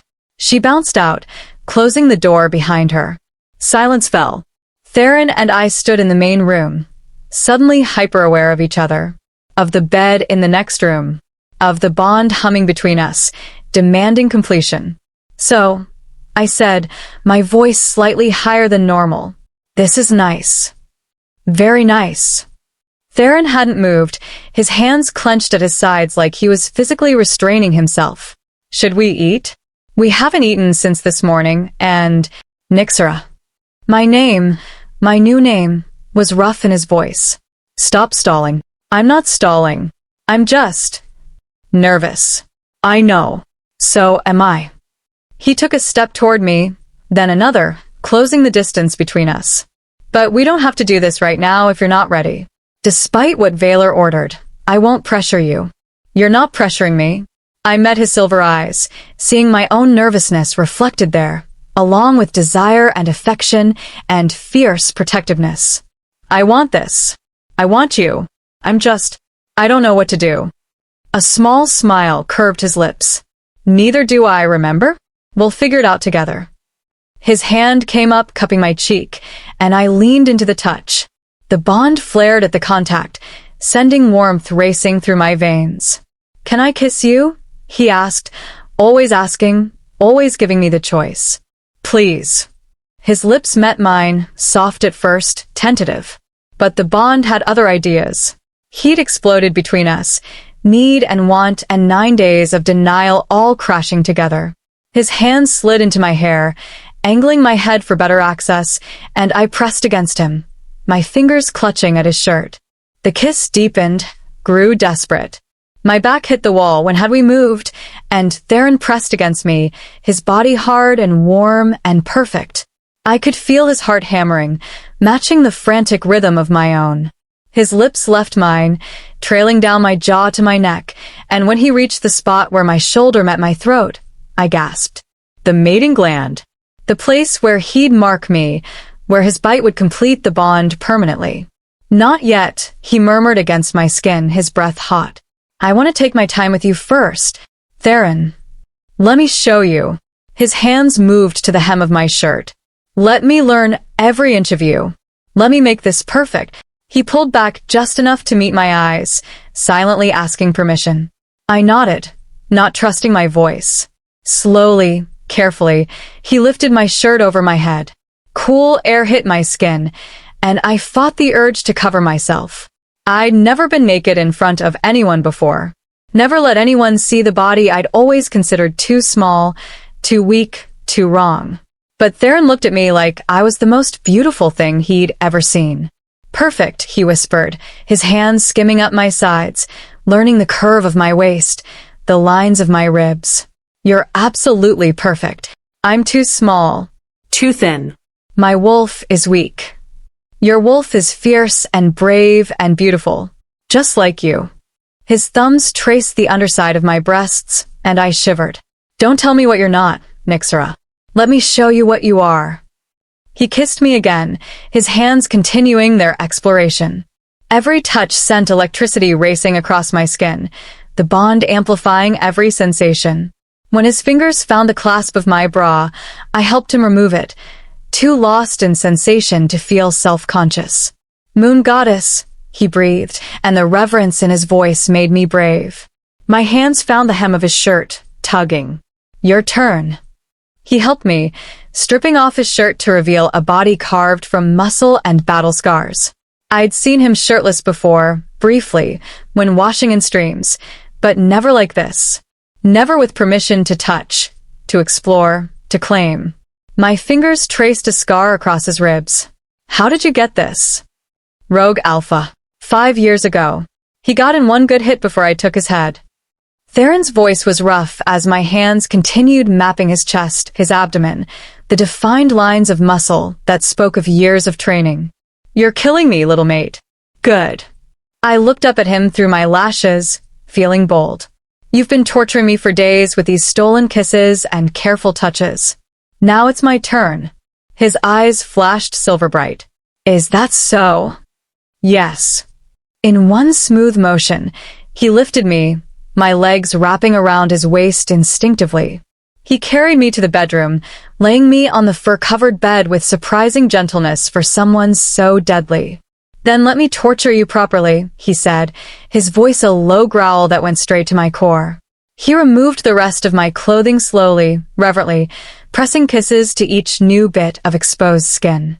By the time I was fully naked, I was trembling with need, the bond screaming at us to complete this, to finally become one. "Please," I whispered, reaching for him. "Not yet." His hands skimmed up my thighs, and I gasped. "I told you, I want to learn every inch of you first." What followed was the sweetest torture I'd ever experienced. Theron touched and kissed and explored with single-minded focus, learning what made me gasp, what made me moan, what made me arch into his touch. He was methodical, thorough, like he was memorizing a map he never wanted to forget. And through it all, the bond hummed between us, showing me his pleasure in my pleasure, his desire mounting with every sound I made, his fierce joy at finally being able to claim his mate. When he finally removed his own remaining clothes, I stared. He was beautiful, all power and lean muscle and masculine perfection. And he was mine. "Are you sure?" he asked one last time, positioning himself above me, his weight supported on his forearms. "Once we do this, there's no going back." "I don't want to go back." I pulled him down for a kiss. "I want to go forward. With you. Always." He entered me slowly, carefully, his eyes never leaving mine. There was pain, brief, sharp, but the bond flooded us both with pleasure that overwhelmed everything else. I felt him inside me, felt the connection snap into place like a key turning in a lock. We both gasped as the bond blazed to life, fully formed and impossibly strong. I could feel everything he felt. The overwhelming love, the fierce protectiveness, the desire mixed with tenderness. And beneath it all, the bone-deep relief of finally being complete. "Nixera," he breathed, and began to move.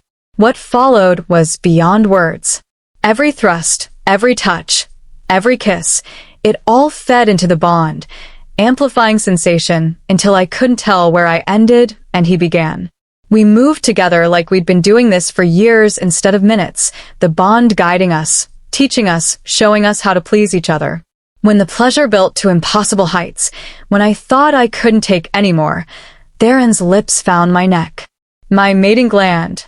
"Mine," he growled and bit down. The claiming mark sent me over the edge, pleasure exploding through every nerve. Through the bond, I felt Theron's own release, felt the moment his soul locked permanently with mine. In that instant, we became truly one. Two broken pieces finally made whole. Theron collapsed beside me, pulling me into his arms, both of us trembling and gasping. His mark on my neck burned with a pleasant heat, and I knew a matching mark would appear on his neck soon, the physical manifestation of our completed bond. That was... I couldn't find words. "Perfect," he finished, pressing a kiss to my forehead. "You're perfect. We're perfect." I snuggled closer, feeling safe and cherished and utterly complete for the first time in my life. Through the bond, I felt his contentment matching mine, felt his love wrapping around me like a warm blanket. "I love you," I whispered. "I love you," he replied. "My mate. My Nixera. Mine. Yours," I agreed. "Always." We lay there as darkness fell outside, wrapped in each other and the bond that now tied us together for eternity. Whatever came next, whatever dangers we'd face, whatever challenges awaited, we'd face them together. Because we were no longer two separate wolves running from the past. We were one soul in two bodies, and nothing could break what we'd just created. Later, as we lay tangled together in the darkness, Theron traced lazy patterns on my skin. "What are you thinking?"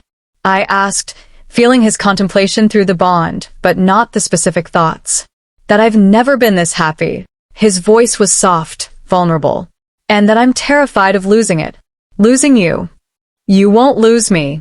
The bond is permanent, remember?" The bond, yes. "But you're still mortal. Still vulnerable. And I'm still the male who's betrayed his king, who's harboring a fugitive, who's built our entire future on lies and false identities." His arms tightened around me. "If the council finds us." "They won't." I turned to face him, seeing the fear in his silver eyes. "We're careful. We're smart. And we have Valor's protection. For now. But eventually we'll deal with whatever comes." I pressed a kiss to his jaw. together. That's the whole point of the mate bond, isn't it? We don't face things alone anymore. He was quiet for a moment, then a small smile curved his lips. When did you become so wise? About 30 seconds ago. I'm still faking it. His laugh was warm and genuine. I love you, Nixera Thornheart. Every fierce, brave, beautiful part of you. I love you too, Darian Shadowpine. Using his false name felt strange, but necessary. Here, in Frost Peak, we were new wolves with new lives. Even the parts that worry too much. I don't worry too much. I worry about the appropriate amount for someone in our situation. You worry too much. He growled playfully and rolled us over, pinning me beneath him. Take it back. Make me. His eyes gleamed with mischief and renewed desire. Careful, little mate. I just might. Promises, promises. He cut off my teasing with a kiss, and soon we were lost in each other again, the bond singing between us with joy and completion. Outside our window, the moon rose full and bright over Frost Peak territory, and somewhere in the distant capital, the Alpha King sat in his study, staring at a report that bothered him more than he cared to admit. Target eliminated. Rogue attack. No body recovered. His executioner had never failed to provide proof before, had never been sloppy about cleanup, had never left loose ends, which meant either Theron Nightshade had genuinely lost the body, unlikely, or he was lying. The king leaned back in his chair, golden eyes thoughtful. If his executioner had turned traitor, if the mind reader was still alive, if they were hiding somewhere in his territories. Well, that was a problem that would need addressing. soon. But not tonight. Tonight, he'd let them think they were safe. Let them settle into whatever false security they'd built. Because the hunt was always more satisfying when the prey thought they'd escaped. The king smiled, cold and calculating, and made a note to send scouts to the northern reaches. Just to check on things. Just to see what secrets the Frost Peak pack might be hiding. Chapter 6. Learning to breathe in new skin. I woke to sunlight streaming through the window and Theron's arm wrapped around my waist, his body warm against my back.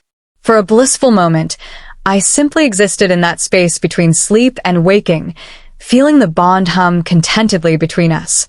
Then reality crashed back. We were in Frost Peak territory, living under false names, hiding from the council. And today, we'd have to face the pack as Nixera Thornheart and Darian Shadowpine. Two wolves who'd supposedly lost everything and were starting over. The weight of the lies we'd have to tell, the life we'd have to maintain, pressed down on me. Stop thinking so loud. Theron murmured against my neck, his lips brushing the fresh claiming mark there. I can feel your anxiety through the bond. Sorry. I'm just nervous about meeting the pack. I know. He pressed a kiss to my shoulder. I feel it too. But we can do this, Nixera. We've survived worse than a pack introduction. Have we thought? I turned in his arms to face him. We've run and hidden and fought. But this? Actually integrating into a pack, pretending to be someone we're not, day after day? That's different. His silver eyes studied my face, seeing the fear I was trying to hide. What are you really afraid of? I considered lying, but the bond made that pointless. He'd feel the deception. That I'll slip up. Call you Theron instead of Darian. Mention something from my real past. React to a situation in a way that Nixera Thornheart wouldn't. I swallowed hard. That I'll get us killed because I can't maintain a simple fake identity. Hey. He cupped my face, making me look at him. First, there's nothing simple about what we're doing. We're completely rebuilding our lives, our histories, our very identities. That's massive. Second, you're not doing this alone. We'll watch out for each other, catch mistakes before they become problems. And third, I prompted. Third, Nixera Thornheart isn't that different from Elowen Ashmore. She's brave, fierce, smart, all the things you already are. You're not pretending to be someone completely foreign. You're just editing certain details. His thumb traced my cheekbone. The core of who you are remains the same. The core of who I am is a mind reader who spent 2 years in isolation waiting to die. No. His voice was firm. The core of who you are is a survivor who refused to let the world break her, who fought rogues to protect her mate, who chose life and hope over resignation and death. He leaned forward, pressing his forehead to mine. That's who you are, Elowen. That's who Nixera is. Same soul, different name. Emotion clogged my throat. How do you always know what to say? I don't. I'm usually terrible with words. His lips quirked. But the bond helps. I can feel what you need to hear, even if I don't quite understand why. A knock at the door interrupted us. Nixera? Darian? Airless's cheerful voice called through the wood. Alpha Valor wants to see you both in an hour for official pack introductions. I brought breakfast. We scrambled to make ourselves presentable, throwing on clothes and trying to tame our thoroughly disheveled appearance. When Theron opened the door, Airless stood there with a basket of food and a knowing smile. Good morning. Her eyes went immediately to the fresh claiming mark on my neck, then to the matching one on Theron's. Oh. Congratulations. You completed the bond. Heat flooded my cheeks. That's wonderful. Newly mated pairs are so sweet. She bustled past us, setting the basket on the small table. You must be starving. Bonding takes a lot of energy. I brought extra food just in case. Theron cleared his throat, his ears slightly red. Thank you, Airless. That's very thoughtful. Of course. We take care of each other here at Frost Peak. She pulled out bread, cheese, dried meat, and fresh fruit. Alpha Valor will want to introduce you to the Pack Council first, then the Warriors, then everyone else. It's kind of a lot, but don't worry, everyone's really nice. Everyone? I asked, accepting the plate of food she handed me. Well, mostly everyone. Airless's expression turned slightly anxious. Kellen can be a bit intense. He's our head warrior, and he takes security really seriously. He'll probably want to test your fighting skills, make sure you're capable of defending the pack if needed. Theron and I exchanged glances. Testing our combat skills could be problematic. Theron's fighting style was distinctly that of the King's executioner, trained and refined over a decade of lethal work. Is that mandatory? Theron asked carefully. For warriors, yes. But if you want to take a different role in the pack, healer, craftsman, teacher, you don't have to prove yourself in combat. Airless tilted her head. What did you do in your old pack? The question hung in the air, dangerous and unavoidable. I was a scout, I said quickly, pulling from the false history Calith had created. Fast, good at staying hidden, but not much of a fighter. And I was packing security, Theron added smoothly. Trained in combat, but more defensive than offensive. Protecting borders, deterring threats, that sort of thing. It was close enough to the truth to be believable, different enough to not raise suspicion. That's perfect. We need scouts. The Northern Territories are huge, and we don't have enough wolves covering all the ground. And security is always useful. Airless beamed. See? You'll fit right in. She chatted while we ate, filling us in on pack dynamics. Frost Peak had about 200 wolves, making it a mid-sized pack. Valor had been alpha for 7 years, taking over after his father died in a rogue attack. He was firm but fair, valued strength and loyalty above all else, and had little patience for politics or council interference.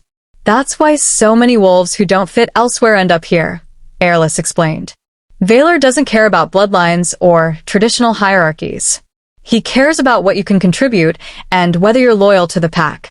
Everything else is secondary. What about you? I asked. Where did you come from? Oh, I was born here. My parents are both Frostpeak wolves. My dad's a craftsman and my mom's a healer. Her smile dimmed slightly. Though I haven't manifested my wolf yet. I'm 17, so I should have shifted by now, but...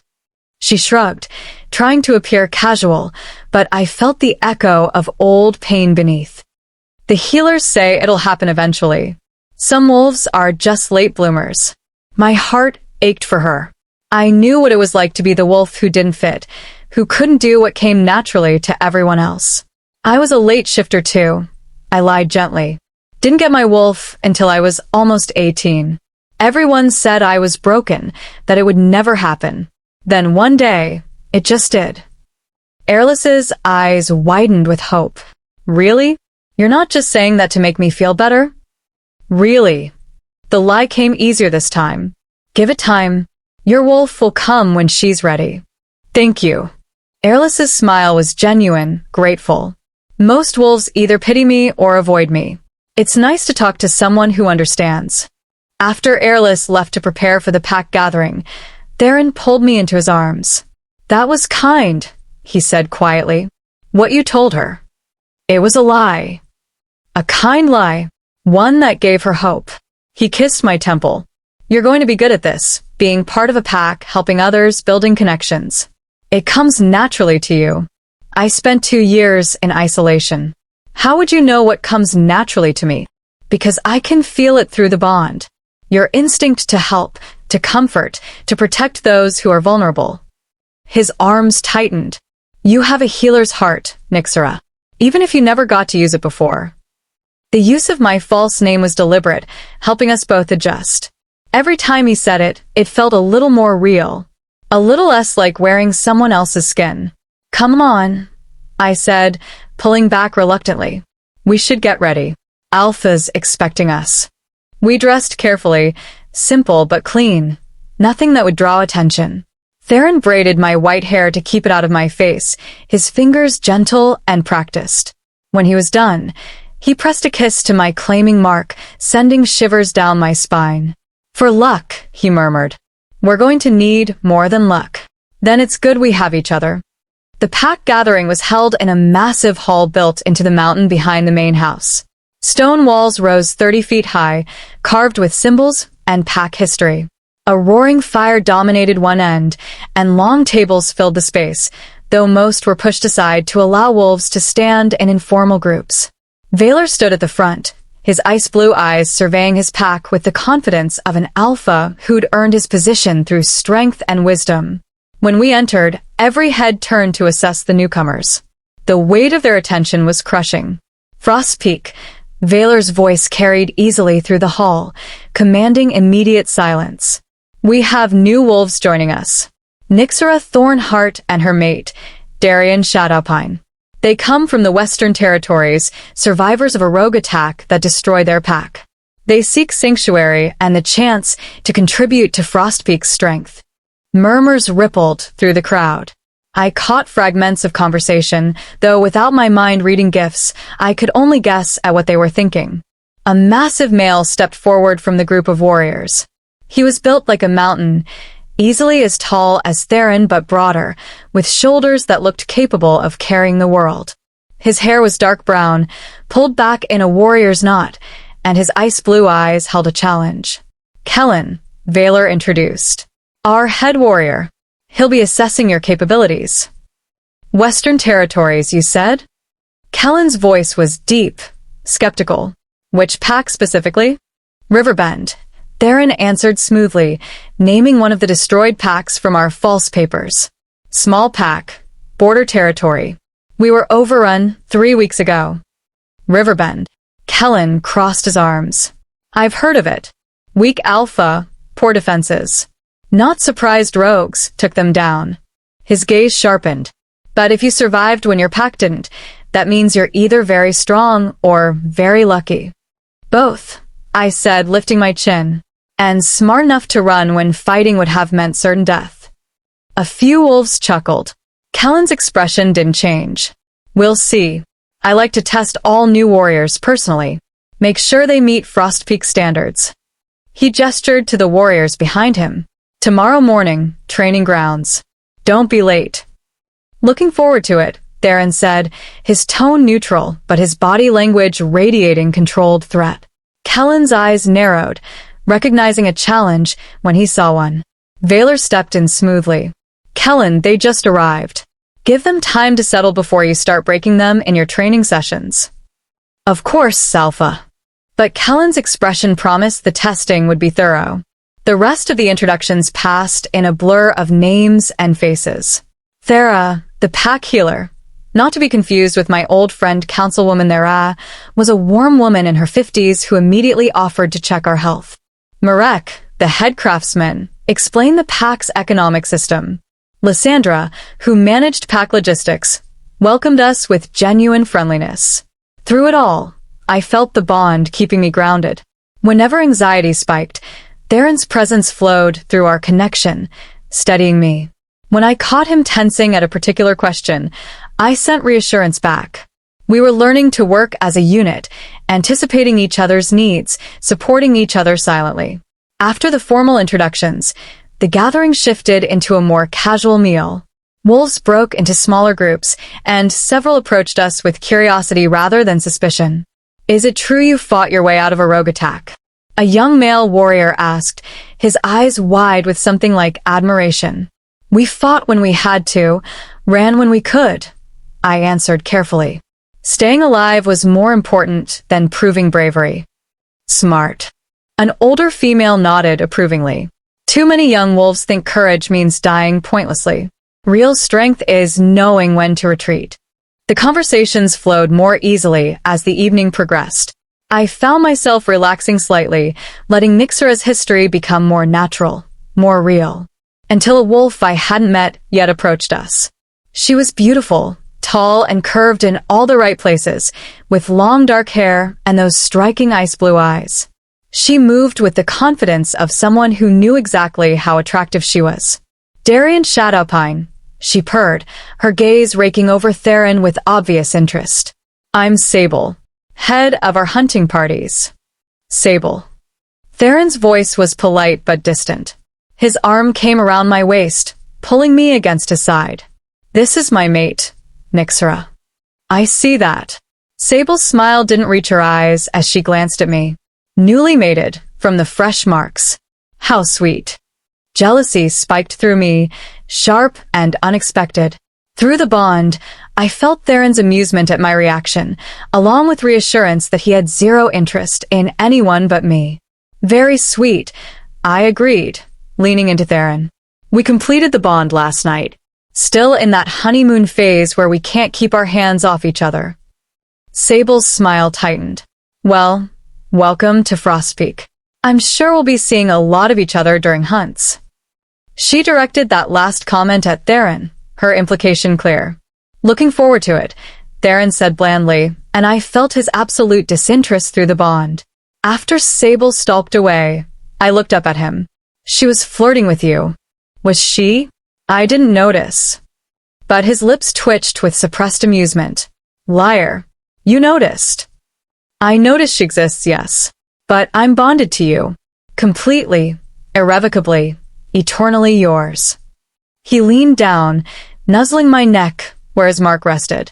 "No other female exists for me, Nixera. You're it. Forever." The possessiveness in his voice sent heat pooling low in my belly. Good answer. I'm a fast learner. The rest of the evening passed without incident. By the time we returned to our quarters, I was exhausted. Not just physically, but emotionally. Maintaining the facade, remembering to respond to my new name, keeping my history straight. It was draining. "You did well today," Theron said as we prepared for bed. "Really well. I made mistakes.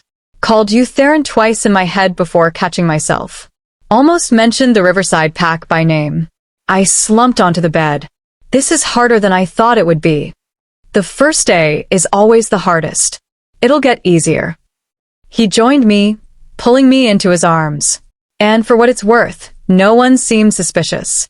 We blended in perfectly. Except for Kellen. He doesn't trust us. Kellen doesn't trust anyone. That's what makes him a good head warrior. Theron's hand stroked through my hair, soothing. "We'll prove ourselves to him. Give him no reason to doubt. What if he recognizes your fighting style tomorrow? What if he's seen the executioner in action and realizes?" "He won't." Theron's voice was firm. "I've been modifying my technique, using less refined forms. I'll fight like a pack warrior who learned through experience, not formal training. It'll be fine." I wanted to believe him. I wanted to trust that we could maintain this charade indefinitely. But a small voice in the back of my mind whispered, "How long can you run before the truth catches up?" Through the bond, Theron felt my spiral of anxiety. He rolled us over, pinning me beneath him, his silver eyes serious. Listen to me. We are safe here. We are building a real life. And even if the council somehow finds us, even if everything falls apart, we face it together. He kissed me softly. You are not alone anymore, Nixra. Neither am I. Whatever comes, we survive it. Understand. Understand. I whispered. Good. His expression shifted from serious to playful. Now, can we stop worrying about hypothetical disasters and focus on the fact that we're newly mated and have this entire night to ourselves? Despite my anxiety, I smiled. That sounds like a much better plan. I thought so.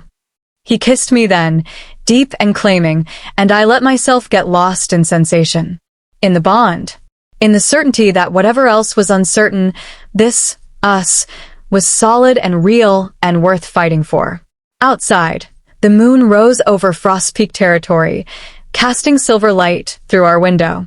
And far to the south, in the capital, scouts were receiving their orders. Travel to the northern reaches. Investigate the Frost Peak pack. Look for anything unusual, new wolves, suspicious behavior, any sign of the missing executioner or the dead mind reader. Report directly to the king. Tell no one else. The hunt had begun, and we had no idea it was coming. Chapter 7. When the mask slips. The training grounds were a large clearing carved from the forest, surrounded by ancient pines that had witnessed decades of Frost Peak warriors honing their skills. Targets lined one edge, straw dummies, archery butts, and what looked like reinforced posts for practicing devastating blows.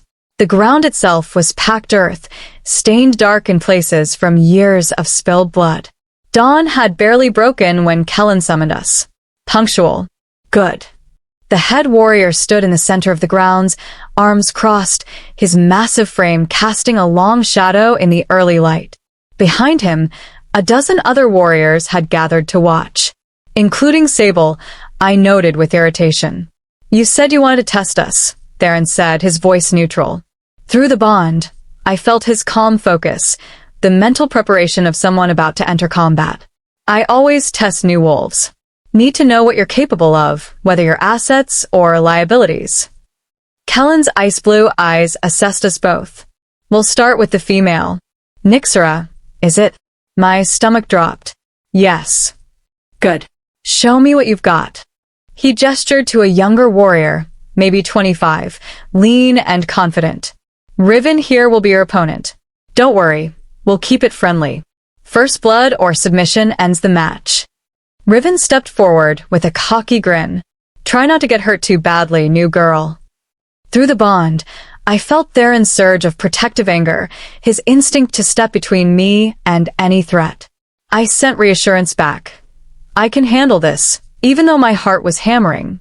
I'd fought rogues out of desperation and adrenaline. But this was different. This was a test, with witnesses, where my performance would determine how Frost Peak saw me.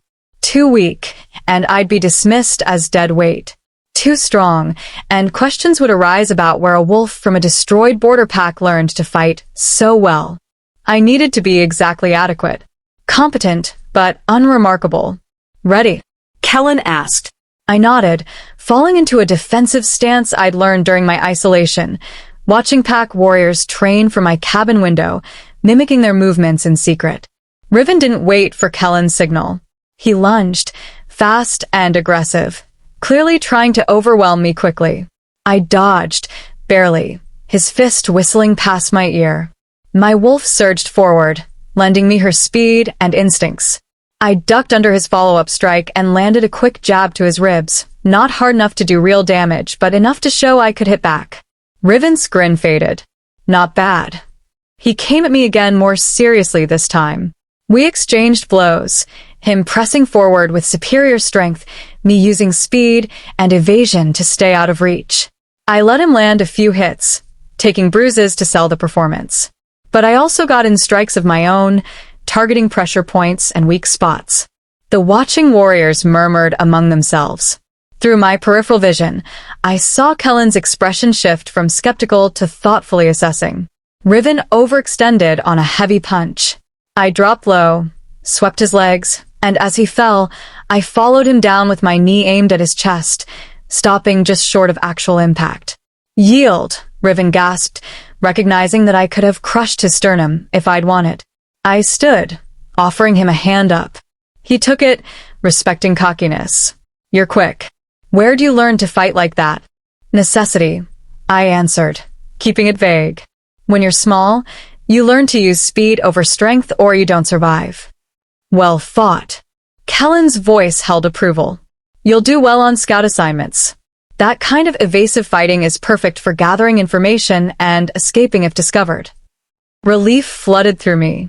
I'd hit the sweet spot, capable but not suspiciously skilled. Now the male. Kellen turned to Theron, and something shifted in the atmosphere. The warriors straightened, their attention sharpening. Darian shot up. You said you handled security in your old pack. Border patrol, primarily. Deterring threats, protecting territory. Theron's voice was calm, but through the bond one felt his tension spike. This was the dangerous part. Then you'll fight me. Kellen's smile was predatory. I want to see what kind of security wolf Riverbend produced. My blood ran cold. Kellen versus Theron. The pack's head warrior, who'd presumably trained for decades, against the king's executioner, who'd perfected the art of killing over 10 years. This could go very, very wrong. Is that necessary? I asked quickly. He just said he was border patrol, not a warrior. I can handle it, Theron interrupted gently, squeezing my hand once before stepping forward.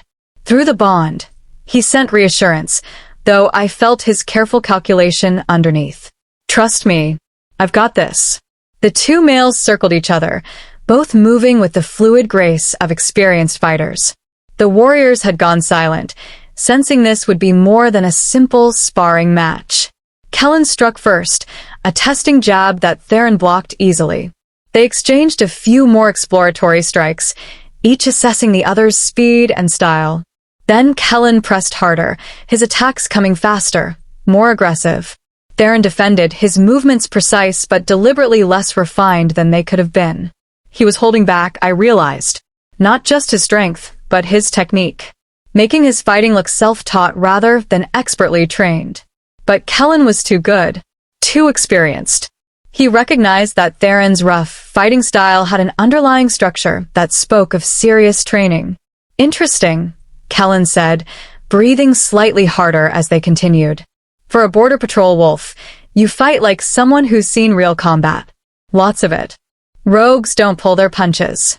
Theron landed a solid hit to Kellen's ribs. You learn fast or you die. True enough. Kellen grinned, clearly enjoying the challenge.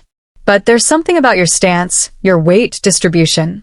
He lunged, feinting left then striking right. Theron's body reacted before his mind could modify the response, his muscle memory from years of executioner training taking over. He didn't just block, he executed a complex counter that sent Kellen stumbling back, then followed up with a strike pattern that was distinctly Royal Guard combat technique. The clearing went dead silent. Kellen straightened slowly, his ice-blue eyes sharp with sudden suspicion. That move. That's not self-taught. That's formal training. Advanced formal training. His voice dropped dangerously.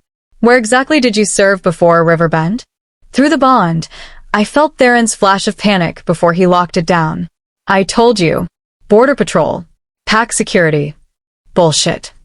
Kellen took a step forward. I've trained with Royal Guards. I know their techniques. And what you just did, that's pure capital city combat, the kind they only teach wolves serving directly under the Alpha King. The warriors began murmuring, suspicions spreading like wildfire. Maybe I learned from someone who trained there, Theron said, keeping his voice steady. Picked up techniques, adapted them. Or maybe you're lying about who you are. Kellen's hand dropped to the blade at his hip. Maybe you're not from some destroyed border pack. Maybe you're someone the council sent, a spy or an infiltrator. Enough. Vaylor's voice cut through the tension like a knife. The Alpha had appeared at the edge of the training ground, his presence immediately commanding attention. Kellen, stand down. Alpha, this wolf is hiding something. His fighting style is his own business. Vaylor's ice-blue eyes swept over all of us. I vouched for them. That should be sufficient. With respect, Alpha, your vouching doesn't explain why he fights like royal guard. It explains that I have information you don't. Valor's voice hardened with Alpha command. Information I'm not required to share. Darian's history is complicated, yes.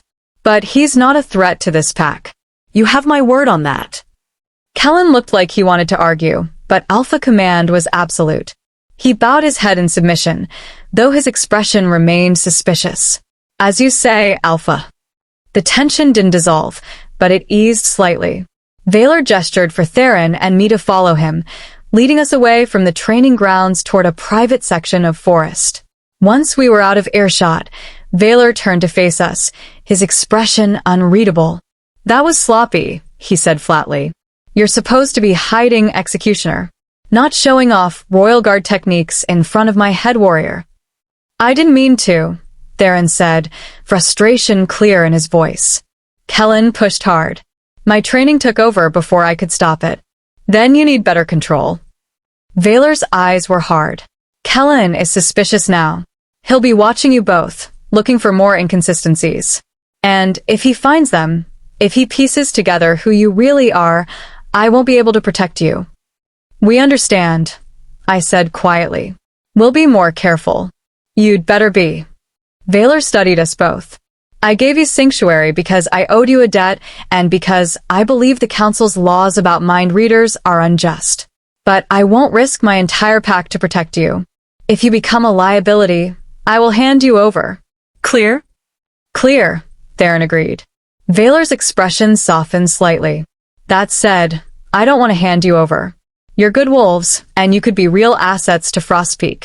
So get your story straight, practice your fake fighting styles until they're second nature, and for the moon goddess's sake, stop making rookie mistakes. He walked away, leaving us alone in the forest. I turned to Theron, and the carefully maintained composure finally cracked. That was too close. If Valor hadn't intervened, I know. He pulled me into his arms, and I felt his fear echoing through the bond. I got complacent.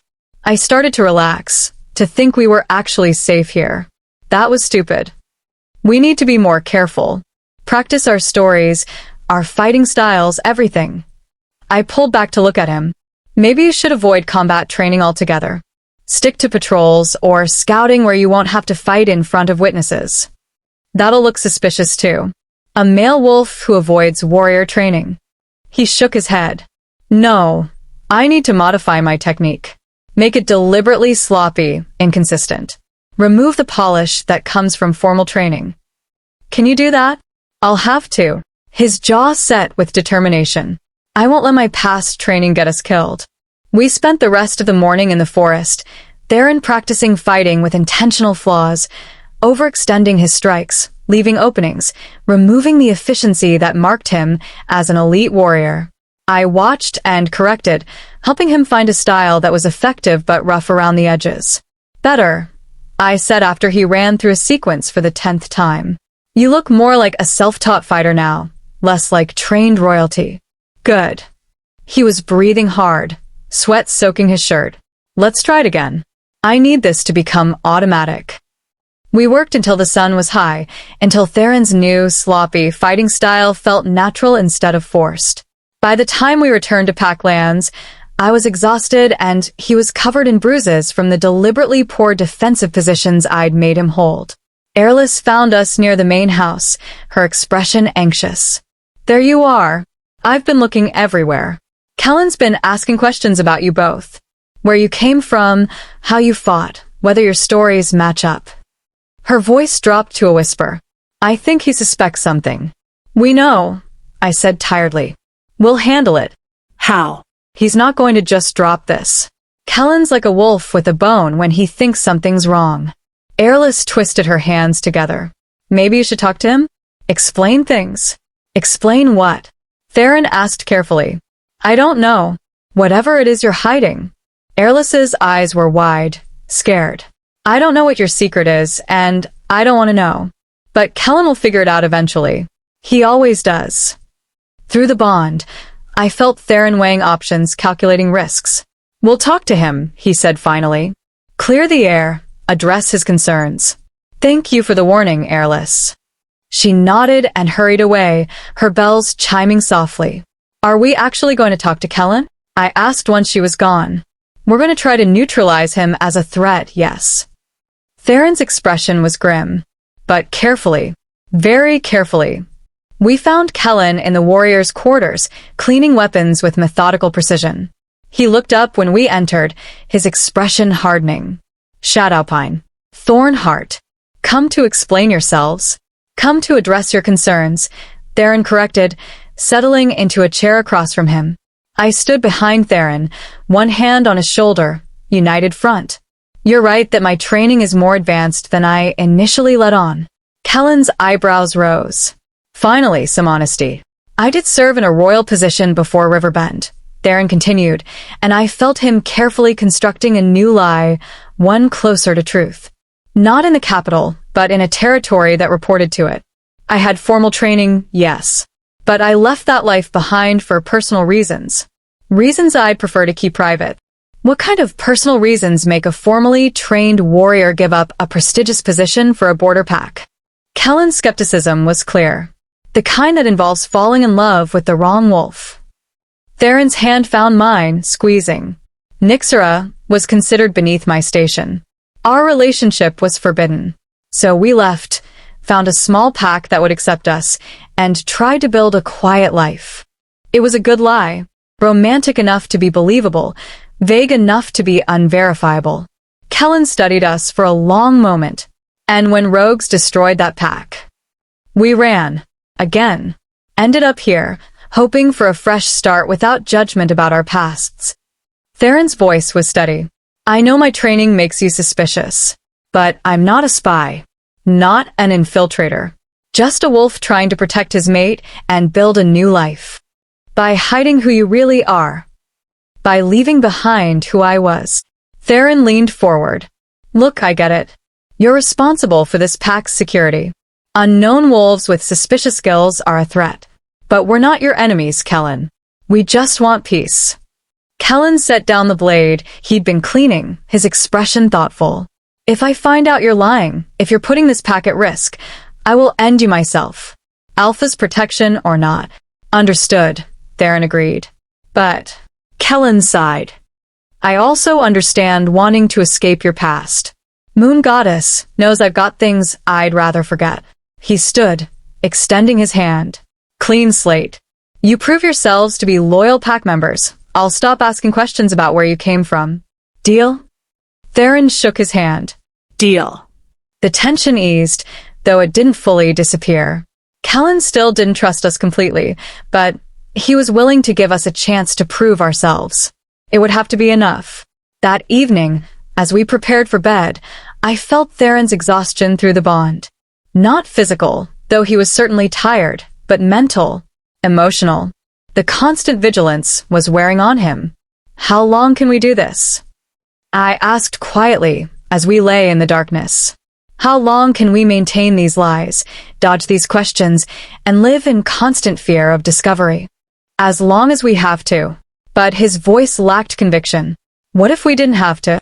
He rolled to face me, his silver eyes finding mine even in the darkness. What do you mean? What if we stopped running? What if we went to the council, explained everything, asked for mercy?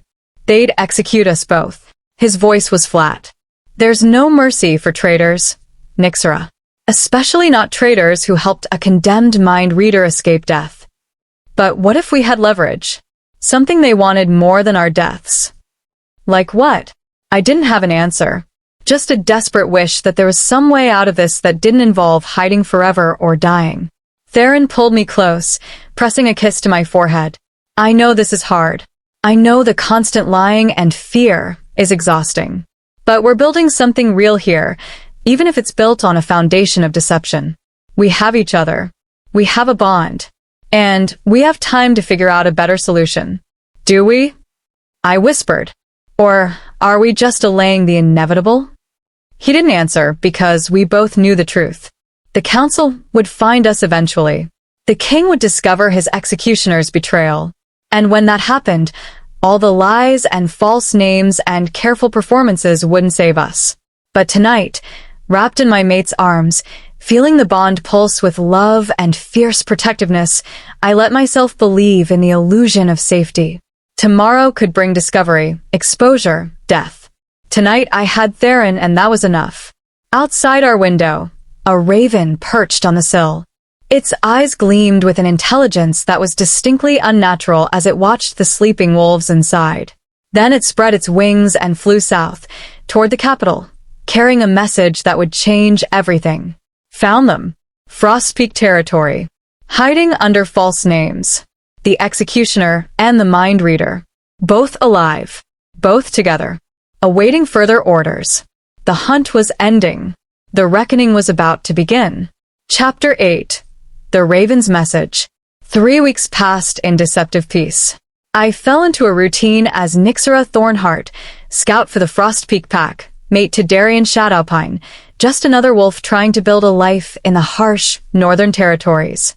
I learned the forest paths, memorized landmarks, reported rogue movements to Kellen who, true to his word, stopped asking pointed questions about our past. Theron worked as a border patrol, using his deliberately roughened fighting style to defend territory without raising suspicion.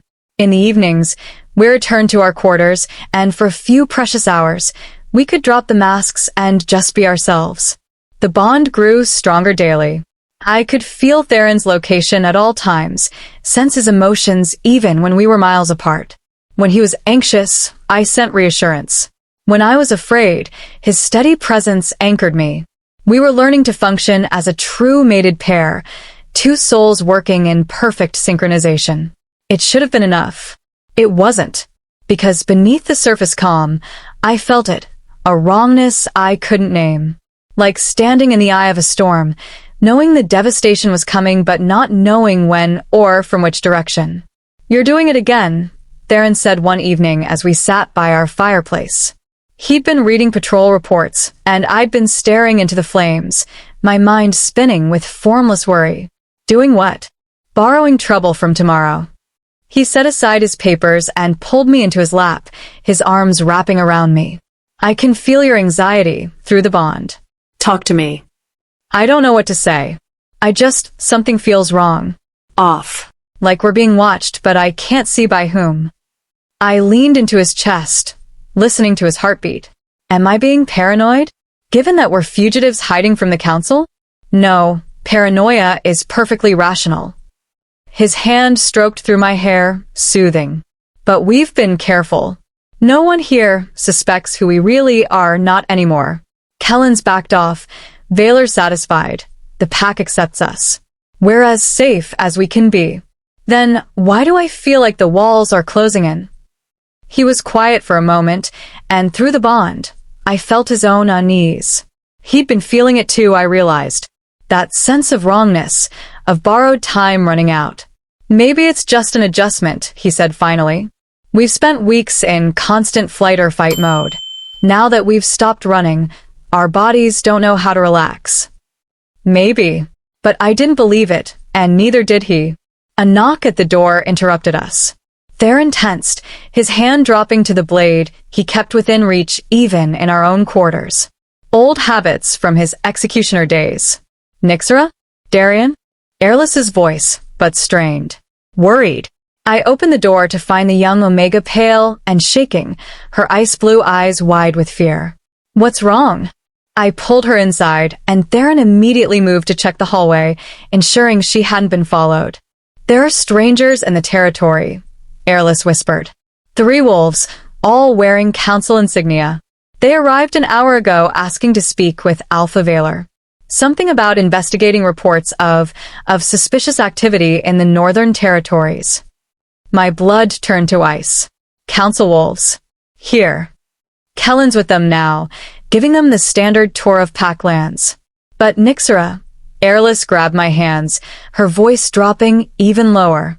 One of them keeps asking about new arrivals, specifically about mated pairs who joined the pack recently. Through the bond, I felt Theron's surge of cold, calculated calm, the executioner's mindset taking over. Do they have names? Descriptions of who they're looking for? No. Just that they're investigating wolves who might be hiding under false identities. Traitors to the council. Airless's eyes filled with tears. I don't know what you did or who you're running from, but please, you need to leave. Now. Before they figure out it's you. We can't just run, I protested, even as panic clawed at my chest. We have no supplies, no plan, nowhere to go. You'll die if you stay. Airless squeezed my hands desperately. The council doesn't send investigators to the northern reaches unless they're very sure of what they're looking for. And you too, you're the only newly mated pair who've joined Frost Peak in the last year. She was right. We both knew it. How long until they finish the tour? Theron asked, already moving, gathering essential supplies with practiced efficiency. Maybe 20 minutes? Kellen stalling, showing them the training grounds, the armory, taking the longest route possible. I think he suspects they're here for you too. Airless pulled out a small pouch from her pocket. I brought money. Not much, but enough to get you to the next territory. And there's a back trail that leads out of Frost Peak lands without passing through the main gates. I'll show you. Airless. I caught her arm. You could get in serious trouble for helping us. I know. Her smile was shaky, but determined. But you were kind to me. You gave me hope when no one else did. And besides, her expression turned fierce. I don't like the council. They enforce rules that hurt people for things they can't control.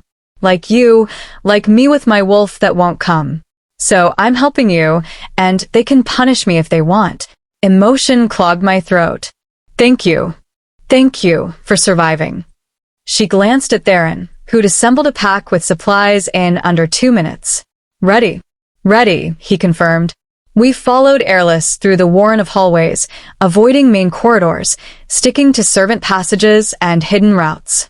My heart hammered with every step, expecting to round a corner and find council wolves waiting. Through the bond, I felt Theron's preternatural calm, his mind already 3 steps ahead, calculating escape routes and contingency plans. The executioner was fully present now, doing what he did best, surviving impossible situations. We emerged at the back of the pack house, where the forest pressed close to the buildings. The sun was setting, painting everything in shades of blood orange. That trail, Airless pointed to a barely visible path between 2 massive pines, leads north toward the wildlands. No packs there, just wilderness and rogues. Dangerous, but you'll be off council maps. Perfect. Theron shouldered the pack, then turned to Airless. When they question you, and they will, tell them you saw us heading east toward the coastal territories. Give us time to disappear north. I will. I promise. Airless hugged me quickly. Be safe. Both of you. You too, I whispered. And Airless? Your wolf will come. I know it. Her smile was watery. I hope you're right. We ran. The forest swallowed us quickly, the dense canopy blocking the dying light. Theron led the way, his enhanced senses guiding us along the hidden trail. I followed, my smaller wolf form allowing me to slip through underbrush that would have slowed a larger wolf. We'd been running for maybe 10 minutes when I felt it through the bond. Theron's sudden spike of alarm. He shifted to human form, pulling me behind a massive oak tree. His hand covered my mouth, silencing any questions. Then I heard it. Voices. Multiple wolves, moving through the forest behind us. The trail splits here. Which way? North. Kellen said they were heading north. Kellen. Betraying us after all. Through the bond, I felt Theron's cold fury, but his face remained expressionless. He gestured for me to shift to human form, and we pressed against the tree, barely breathing. The wolves passed within 20 feet of us. I caught glimpses through the undergrowth. 3 males, all wearing council insignia, all armed with silver blades designed to kill rather than wound. Are we sure it's them? One asked. The descriptions were vague. White-haired female, dark-haired male. That could be anyone. The executioner would have dark hair. And the mind reader was described as having white hair like moonlight. This voice was harder, more certain. It's them. Has to be. And once we confirm it, we eliminate them. The king's orders were explicit. No capture, just death. My blood ran cold. Not even a trial. Just execution on sight. The wolves continued north, following the trail we'd been on. Once their footsteps faded, Theron pulled me close, his lips at my ear. "They're tracking us," he breathed. "And Kellen sold us out. Or he was ordered to cooperate," I whispered back. "Council authority trumps pack loyalty. Either way, we can't keep running north. They'll catch us." His silver eyes scanned our surroundings, calculating. "We need to double back, head in a completely different direction. They'll realize we're not ahead of them eventually. They'll backtrack. By then, we'll be long gone." He helped me shift back to wolf form. "Trust me, I've evaded hunters before." We circled wide around the pursuing council wolves, moving with agonizing slowness to avoid making noise. My wolf's instincts screamed at me to run, to flee at full speed, but Theron's calm discipline kept me grounded. When we were far enough away, we turned east, the direction Airless had told the council wolves we'd taken. The irony wasn't lost on me. Sometimes the best lie was the truth. We ran through the night, putting miles between us and Frost Peak territory. My legs burned, my lungs screamed for air, but I didn't stop. Couldn't stop. Because behind us, 3 council wolves were hunting, and ahead of us, nothing. No plan, no sanctuary, no safety. Just wilderness and the slim hope of survival. As dawn broke, we finally stopped at a small cave hidden behind a waterfall. Theron checked for occupants, finding it mercifully empty, before collapsing against a stone wall. I shifted to human form and curled against him, both of us too exhausted to speak. "We can't keep doing this," I finally said. "Running every time the council gets close. Eventually, they'll corner us." "I know." His arm came around me, holding tight. "But what choice do we have? We fight." He looked down at me, surprised and concerned in his expression. "Fight the council? Nixra, that's suicide." "Is it? You're the legendary executioner." I was powerful enough that they wanted me dead before others like me manifested. Together, with our bond, maybe we're stronger than we think. Or maybe we're 2 wolves against an entire government structure. But I heard the consideration in his voice. The tiny seed of possibility. Even if we could fight council wolves and win, then what? We'd be confirmed traitors, with every pack in the territories hunting us. As opposed to now, where we're hiding and slowly dying every time we have to pretend to be someone we're not. I sat up, facing him. "I'm tired of running, Theron. Tired of lies and false names, and constantly looking over my shoulder. I want to live, truly live, not just exist in the spaces between being discovered." "What are you suggesting?" "I don't know yet." I slumped back against him, exhaustion making my thoughts fuzzy. "But there has to be another way. Some option between running forever and dying quietly." He was silent for a long moment, his hand stroking through my hair. When I was the executioner, I heard whispers. Rumors of wolves who defied the council and survived. Not by hiding or running, but by finding leverage, information, or power that made them more valuable alive than dead. What kind of leverage? That varied. Ancient artifacts, knowledge of council corruption, alliances with powerful non-wolf entities. His voice was thoughtful.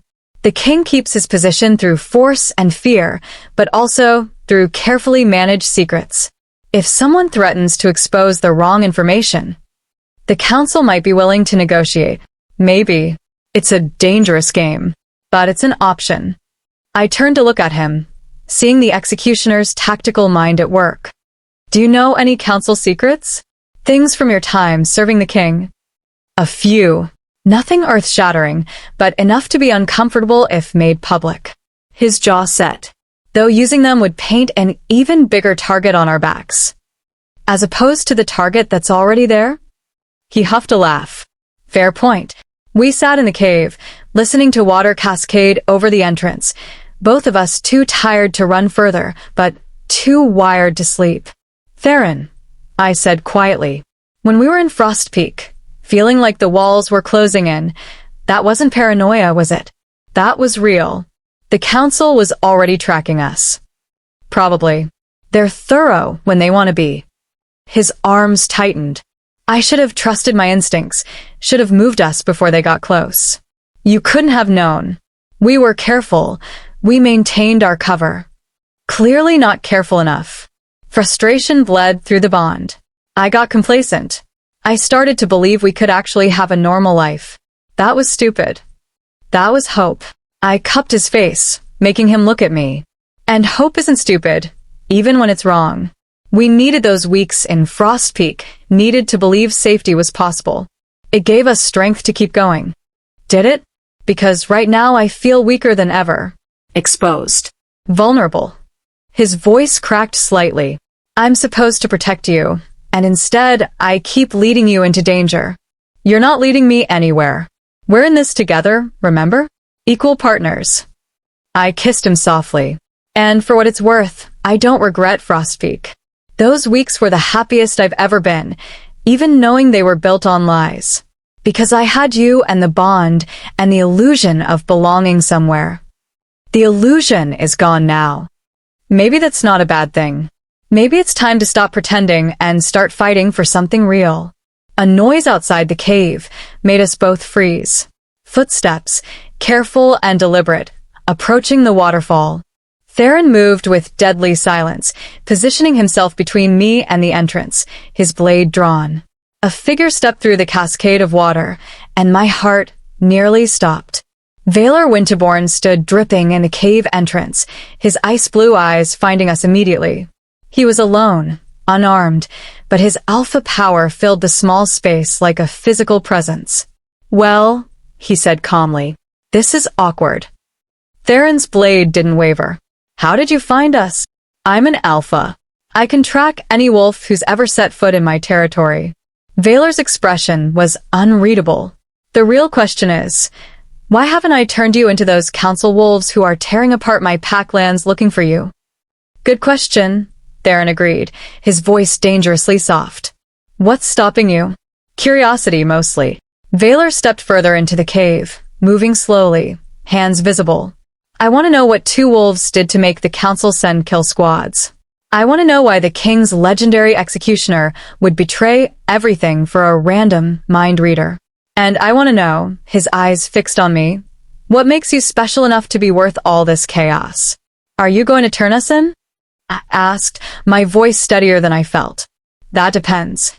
Valor settled against the opposite wall, casual despite the tension. On whether you tell me the truth this time. All of it. No more lies, no more carefully constructed cover stories. I want to know exactly who and what I gave sanctuary to. Theron and I exchanged glances. Through the bond, I felt his weighing of options, his calculation of risks.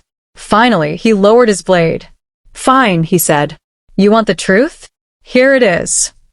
And for the first time since we'd fled, we told someone our real story. Every detail, every desperate choice, every lie we'd built our new lives on. Valor listened in silence, his expression giving nothing away. When we finished, the only sound was water falling over stone. Then the Alpha spoke, and his words changed everything. I know a way to stop the council from hunting you, he said quietly. But you're not going to like it. Chapter 9. The Price of Freedom. What do you mean, you know a way? My voice was sharp with desperate hope and immediate suspicion. You're an alpha in the northern reaches.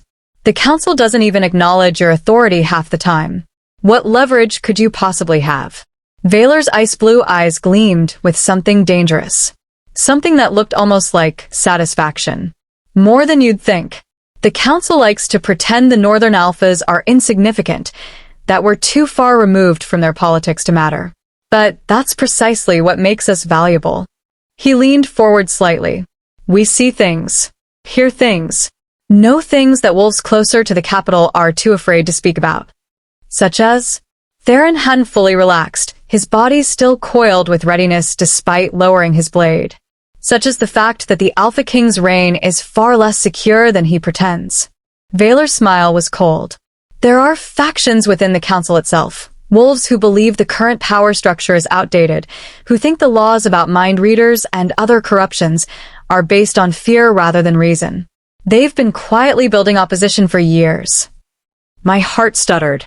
You're talking about rebellion. I'm talking about reform. Valor's voice was careful, measured. The king rules through force and fear. He's made enemies, powerful enemies, who are looking for any excuse to challenge his authority. And you too, he gestured between us. You could be that excuse. How? I didn't understand. We're fugitives. Traitors. How could we possibly help anyone challenge the king? Because you're not just any fugitives. Valor stood, pacing the small cave. You're the king's executioner, the male he trusted above all others, who turned traitor for love. That's a powerful narrative. It suggests the king's judgment is flawed, that his most loyal weapon saw something worth betraying everything for. And you, his gaze fixed on me, you're a mind reader who was sentenced to death simply for existing. Another symbol of the king's unjust laws. So we're pawns, Theron said flatly. Tools for someone else's political ambitions. You're leveraged, Valor corrected. And if played correctly, you could force the council to reform their laws about mind readers, grant pardons for yourselves, maybe even shift the balance of power enough to prevent future wolves from being condemned for gifts they didn't ask for. It sounded too good to be true, which meant it probably was. What's the catch? I asked. The catch is that you have to come out of hiding.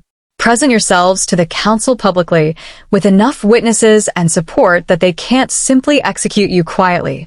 Valor's expression was grave. You'd be putting yourselves directly in danger, trusting that political pressure and public opinion will protect you long enough to negotiate terms. That's insane, Theron said immediately. We'd be walking into a death trap. Possibly. But you're in a death trap now. It's just slower, more exhausting, and offers no possibility of resolution. Valor crossed his arms. This way, at least you'd be taking control of your fate rather than waiting for it to catch up with you. Who are these reform-minded council members? I asked. How do we know they're trustworthy? That they won't just hand us over to the king the moment we make ourselves known. You don't know. That's the risk. Valor's honesty was brutal, but appreciated. But I've had dealings with them, trade agreements, territorial negotiations. They've proven themselves to be wolves of their word. And more importantly, they have just as much to lose if this fails. They're betting their political futures on challenging the king. They need you to succeed as much as you need them. Theron was shaking his head before Valor finished speaking. No. Absolutely not. I won't risk Nixera's life on political games and the word of council wolves we've never met. Then, what's your alternative? Valor's voice turned sharp. Keep running until you're too exhausted to fight? Until one of those kill squads gets lucky? Until your mate is dead and you're kneeling before the king, begging for mercy he'll never grant. The words hit like physical blows. Through the bond, I felt Theron's anguish, his desperate need to protect me warring with the rational understanding that Valor was right. We couldn't run forever. Who would we contact? I asked quietly. If we decided to try this. Nixera, Theron started, but I squeezed his hand, silencing him. I need to know the details before I dismiss it entirely. Just let me hear him out. Valor studied me for a long moment, something like respect in his eyes. There's a councilwoman, Kasha Nightriver.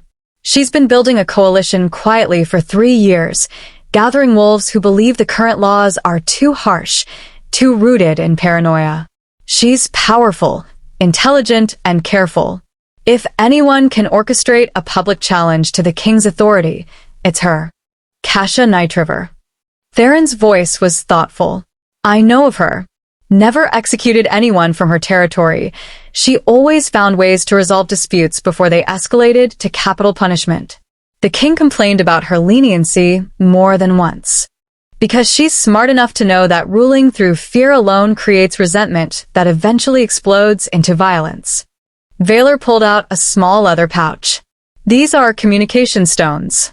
Paired crystals that allow messages to be sent across distances. I have one, Kasha has the other. If you agree to contact her, I can arrange a meeting.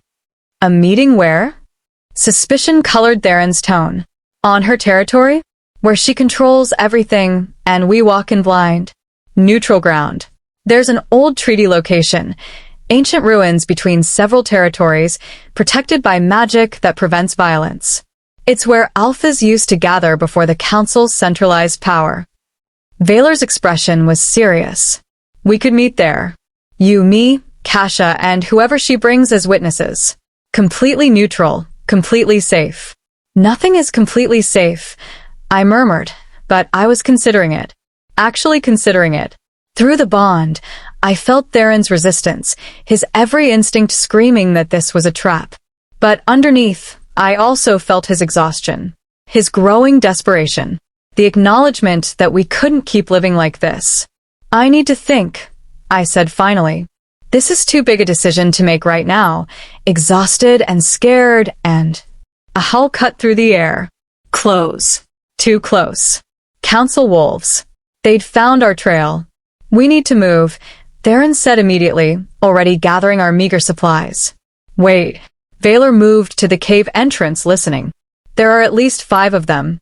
Maybe more. They've got you surrounded. My blood ran cold. We're trapped. Not if you trust me. Valor turned back to us, and for the first time, I saw genuine urgency in his expression. I can get you out. Claim you're under my protection as Frostpeak wolves, that the council wolves are trespassing by hunting on my territory. It'll buy time, maybe even turn them back. Why would you do that? Theron's eyes were narrow. What do you gain from protecting us? A chance to change laws that have hurt too many wolves. A chance to prove the northern packs aren't irrelevant to council politics. Valor's voice was fierce. And maybe, just maybe, a chance to see someone as arrogant as the current Alpha King knock down a few pegs. The howls were getting closer. Voices shouting orders, coordinating their search pattern. Decide now, Valor commanded. Let me protect you, and agree to at least meet with Kasha. Or take your chances fighting your way through 5 council warriors. 5 warriors. Maybe more. Both of us were exhausted, with limited weapons and nowhere to run. Theron looked at me, the question clear in his silver eyes. What do you want to do? I thought about running. About fighting. About the endless cycle of fear and lies and stolen moments of peace that evaporated the moment we grew comfortable. I thought about Airless, who helped us despite the risk because she believed the council's laws were unjust. I thought about every mind reader who might manifest in the future, who would face execution simply for existing. We met with Kasha, I said. Hear what she has to say. See if there's actually a chance of ending this without more running. Relief and terror warred in Theron's expression. You're sure? No. But I'm tired of being hunted. I squeezed his hand. And if there's even a slim chance we could fix this, could stop the council from executing other wolves like me, we have to try. Valor nodded once, sharp and approving. Smart choice. Now get behind me and let me do the talking. He strode out of the cave just as the council wolves converged on the waterfall. I recognized the lead male, the one who'd spoken about killing us on sight, a tall wolf with a scarred face and cruel eyes. Alpha Valor. The scarred wolf's tone was barely respectful. We're pursuing traitors. Step aside. Traitors? Valor's voice was ice. These are Frostpeak wolves under my protection. And you're hunting them on my territory without permission. That's an act of aggression. The council's authority supersedes territorial boundaries. The council's authority stops at my borders. Valor's alpha power rolled out like a physical wave, and I saw several of the council wolves actually step back. You want these wolves? Make a formal request through proper channels. But you don't get to hunt my pack members like animals. The scarred wolf's jaw clenched. The Alpha King gave explicit orders. The Alpha King doesn't rule the northern reaches. I do. Valor moved forward, forcing the council wolves to either submit or challenge him directly. Now leave my territory. Come back with proper authorization, and we'll discuss these civilized wolves, not assassins. For a long moment, the two groups stared each other down. The tension was suffocating, violence hanging in the air like a drawn blade. Finally, the scarred wolf stepped back. This isn't over. The king will hear about your interference. I'm counting on it. Valor's smile was sharp. Now get out. The council wolves retreated, but their eyes promised this was far from finished. Once they were gone, Valor turned back to us. You have maybe a day before they return with reinforcements and formal authority to search Frostpeak lands. We need to move quickly. The meeting with Kasha, Theron said. How fast can you arrange it? 2 days. I'll send word immediately. Valor pulled out the communication stone. In the meantime, you'll stay at my personal den. It's warded with old magic, harder to track, harder to breach. You'll be safer there than anywhere else in my territory. Why are you doing this? I asked. Really? It can't just be about political reform. Valor was quiet for a moment, his expression distant. 7 years ago, when I became alpha, there was a wolf in my pack. Young, barely 20. She could manipulate fire, actual flames, not just metaphorical. The council declared it demonic corruption and said she had to be executed. His voice turned hard, bitter.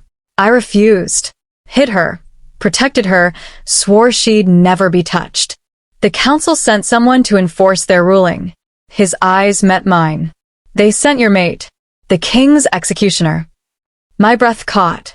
Theron went very still beside me. I fought him, Valor continued. Barely survived. And he spared my life. Could have killed me easily, but he didn't. Said the council's law was their law, not his judgment. His gaze fixed on Theron. Then he took the fire wielder. I thought he'd killed her. Found out years later, through contacts, that he'd faked her death, sent her to live with human communities where her gift would never be discovered. Understanding crashed through me. You're repaying him. I'm repaying a debt to a wolf who showed mercy when the law demanded death. And I'm trying to prevent other wolves from facing the same choice, die for gifts they were born with, or spend their lives hiding. Valor's expression was fierce. So yes, I'm risking my pack, my position, my life to protect you. Because if I don't, I'm no better than the council wolves who value laws over lives. Theron's voice was rough when he spoke. The fire wielder. Her name was Mira. She's still alive, living peacefully in the human territories, last I heard. Married a human man, has 2 children, never shifted or used her gift again. Valor's smile was small but genuine. You gave her that life, executioner. Now I'm trying to give you one. Emotion clogged my throat. All this time, Theron had been convinced he was nothing but the king's weapon, that his decade of service had been nothing but blood and death. But he'd saved lives too. Show mercy, when he could. Made choices that honored his conscience over his orders. He'd been preparing for this moment, for choosing love over duty, longer than either of us realized. Thank you, I said to Valor, for telling us, and for helping. Don't thank me yet. This could still end with all of us dead. But Valor's tone was lighter. Come on, let's get you somewhere more defensible before those council wolves decide official channels take too long. We followed him through hidden paths deeper into Frostpeak territory, moving with the caution of wolves who knew they were still being hunted. My mind spun with everything Valor had revealed, with the possibility, however slim, of actually ending this nightmare. Theron was silent beside me, his thoughts churning through the bond. Guilt, hope, fear, and determination all tangled together. We're really doing this, I sent through our connection. Meeting with council wolves, risking everything on political games. We're taking control of our fate, he replied, instead of letting it control us. That's worth the risk. Even if it ends badly? Especially if it ends badly. His mental voice was fierce. Because at least we'll go down fighting. Together. Making noise loud enough that maybe, just maybe, something changes for the wolves who come after us. I loved him so much that at that moment it physically hurt. Valor's personal den was built into the mountainside, protected by wards I could feel even without my mind reading a gift. Old magic that pulsed with power and warning. Inside, it was Spartan but comfortable. Defensible. Rest while you can, Valor said. I'll send word to Kasha and make arrangements for the meeting. 2 days. That's all the time we have before the council returns with reinforcements. 2 days to prepare for a meeting that would either save our lives or end them. 2 days before we stopped running and started fighting back. As Valor left to send his message, Theron pulled me into his arms, holding on like I might disappear. "Are we insane?" he asked quietly. "Trusting council wolves, believing political pressure can protect us, walking into a meeting that could be a trap?" "Probably." I pressed my face against his chest. "But we're insane together. That has to count for something." His laugh was shaky. "Everything or nothing. That's what we're betting." "Then let's make sure it's everything." Outside the den, the communication stone glowed bright blue as Valor's message traveled across territories, reaching a councilwoman who'd been waiting years for an opportunity like this. The pieces were moving into position. The game was about to begin, and we were either going to change everything or die spectacularly trying. Chapter 10. The Treaty Grounds. 2 days passed in a blur of preparation and mounting tension. Valor's den became our war room. We studied maps of the treaty grounds, ancient ruins called the Circle of Accord, built centuries ago when wolf packs resolved conflicts through negotiation rather than council decree. The location was sacred, protected by magic older than any living wolf could remember. Violence was impossible within its boundaries. The ancient wards would physically prevent it. Theoretically prevent it. Theron corrected when Valor explained this. His executioner's paranoia was in full force. Magic can be broken, wards can fail, and theoretically doesn't keep my mate alive if someone decides to test the limits. "The wards have been held for 300 years, Valor said patiently. "Through wars, through challenges, through every attempt to break them. They'll hold now." "You can't know that." "No, but I can believe it. Faith has to count for something." Theron muttered something uncomplimentary about faith versus tactical preparation. I spent those 2 days in a strange state of suspended anxiety. Part of me wanted to run again, to disappear into the wilderness and forget about council politics and reform movements. But a larger part, the part that had spent 2 years waiting to die, that had survived mind reading and execution orders and constant fear, was tired. So desperately tired of running. If we were going to end this, it had to be now. On the evening of the second day, Valor received confirmation. "Kasha agrees to meet. Tomorrow at dawn, at the Circle of Accord. She's bringing 2 witnesses, both council members sympathetic to reform. She asks that you bring witnesses as well, to ensure transparency." "Who do we trust enough to bring?" I asked. We'd been at Frost Peak for weeks, but that didn't mean we had allies here. Most of the pack still saw us as strangers, and after the council wolves' visit, several had started looking at us with suspicion. "Kellen and Airless," Valor said immediately. Theron's head snapped up. "Kellen sold us out to the council." "No, he didn't." Valor's voice was firm. "He was ordered to cooperate with the council's search, which he did to the bare minimum legally required. But he also deliberately showed them the longest, most inefficient tour possible, giving Airless time to warn you. Then he sent them north while you went east. Kellen's loyal to Frost Peak first, council second." "And Airless?" I asked. "Helped you escape at personal risk. Lied to council wolves to buy you time.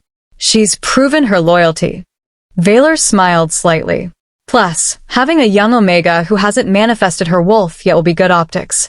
Shows this isn't just about powerful wolves playing politics, it affects everyone." The plan was sound.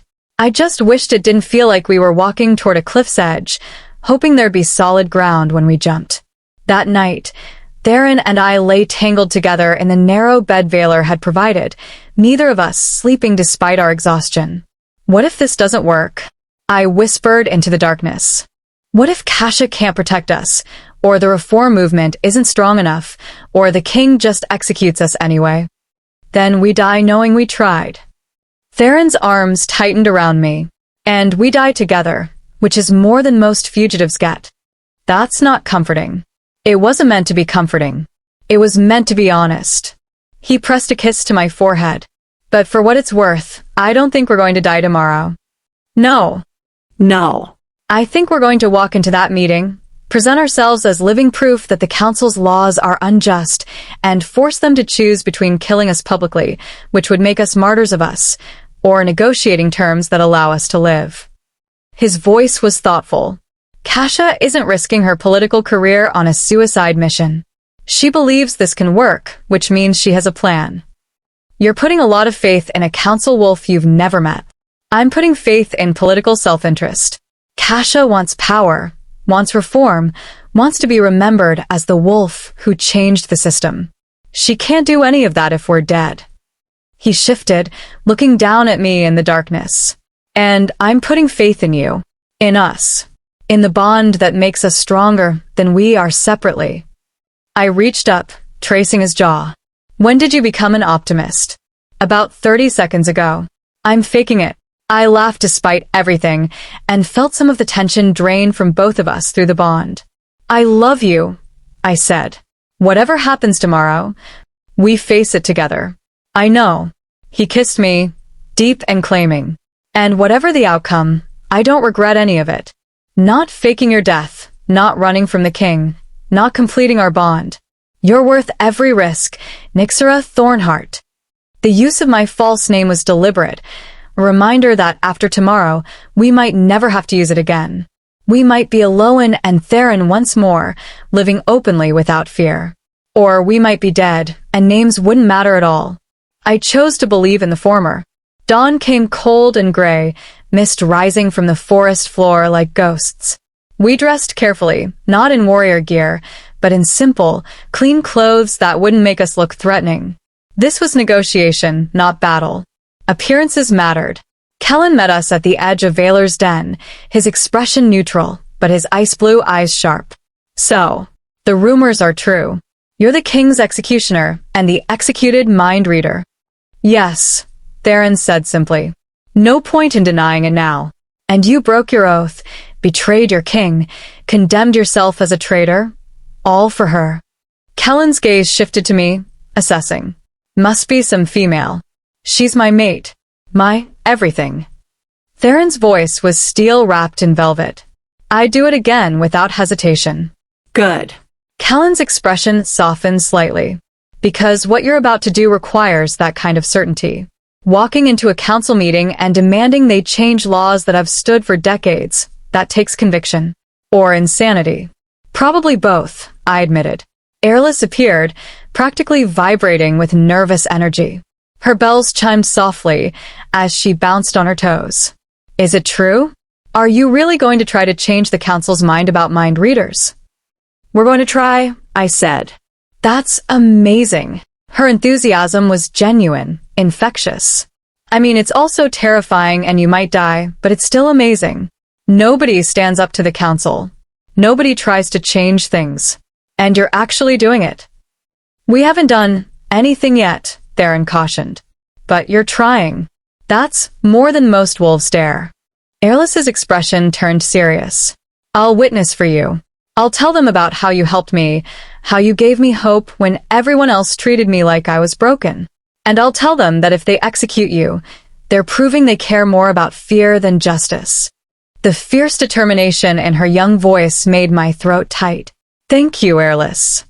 Valor emerged from the den, dressed in full alpha regalia, furs and leather that marked his status, weapons that were ceremonial but still deadly. Everyone ready? We nodded, though ready felt like a vast overstatement. Then let's go make history. Or get ourselves killed trying. The journey to the Circle of Accord took 3 hours, traveling through increasingly ancient forest. The trees here were massive, their trunks wider than houses, their branches forming a canopy so dense that sunlight barely penetrated. The air itself felt different, charged with old magic, humming with power. How much further? I asked as we crossed a stream that ran silver rather than clear. Close now. The magic gets stronger as we approach. Valor pointed ahead to where the mist was thickest. Through there. We pushed through the final barrier of mist and emerged into the Circle of Accord. It was breathtaking. Ancient stone pillars rose from the earth in a perfect circle, each one carved with symbols that seemed to shift and change when I looked directly at them. The ground within the circle was smooth white stone, unmarred by time or weather. And at the center stood a raised platform where, historically, alphas and their witnesses would present their cases. But what caught my attention was the wolves already waiting. 3 figures stood on the far side of the circle. The central one was a female, tall and elegant, with silver-gray hair that fell in waves down her back, and eyes the color of amber. She wore council robes, deep blue embroidered with gold, marking her as high-ranking. This had to be Kasha Nightriver. Flanking her were 2 males.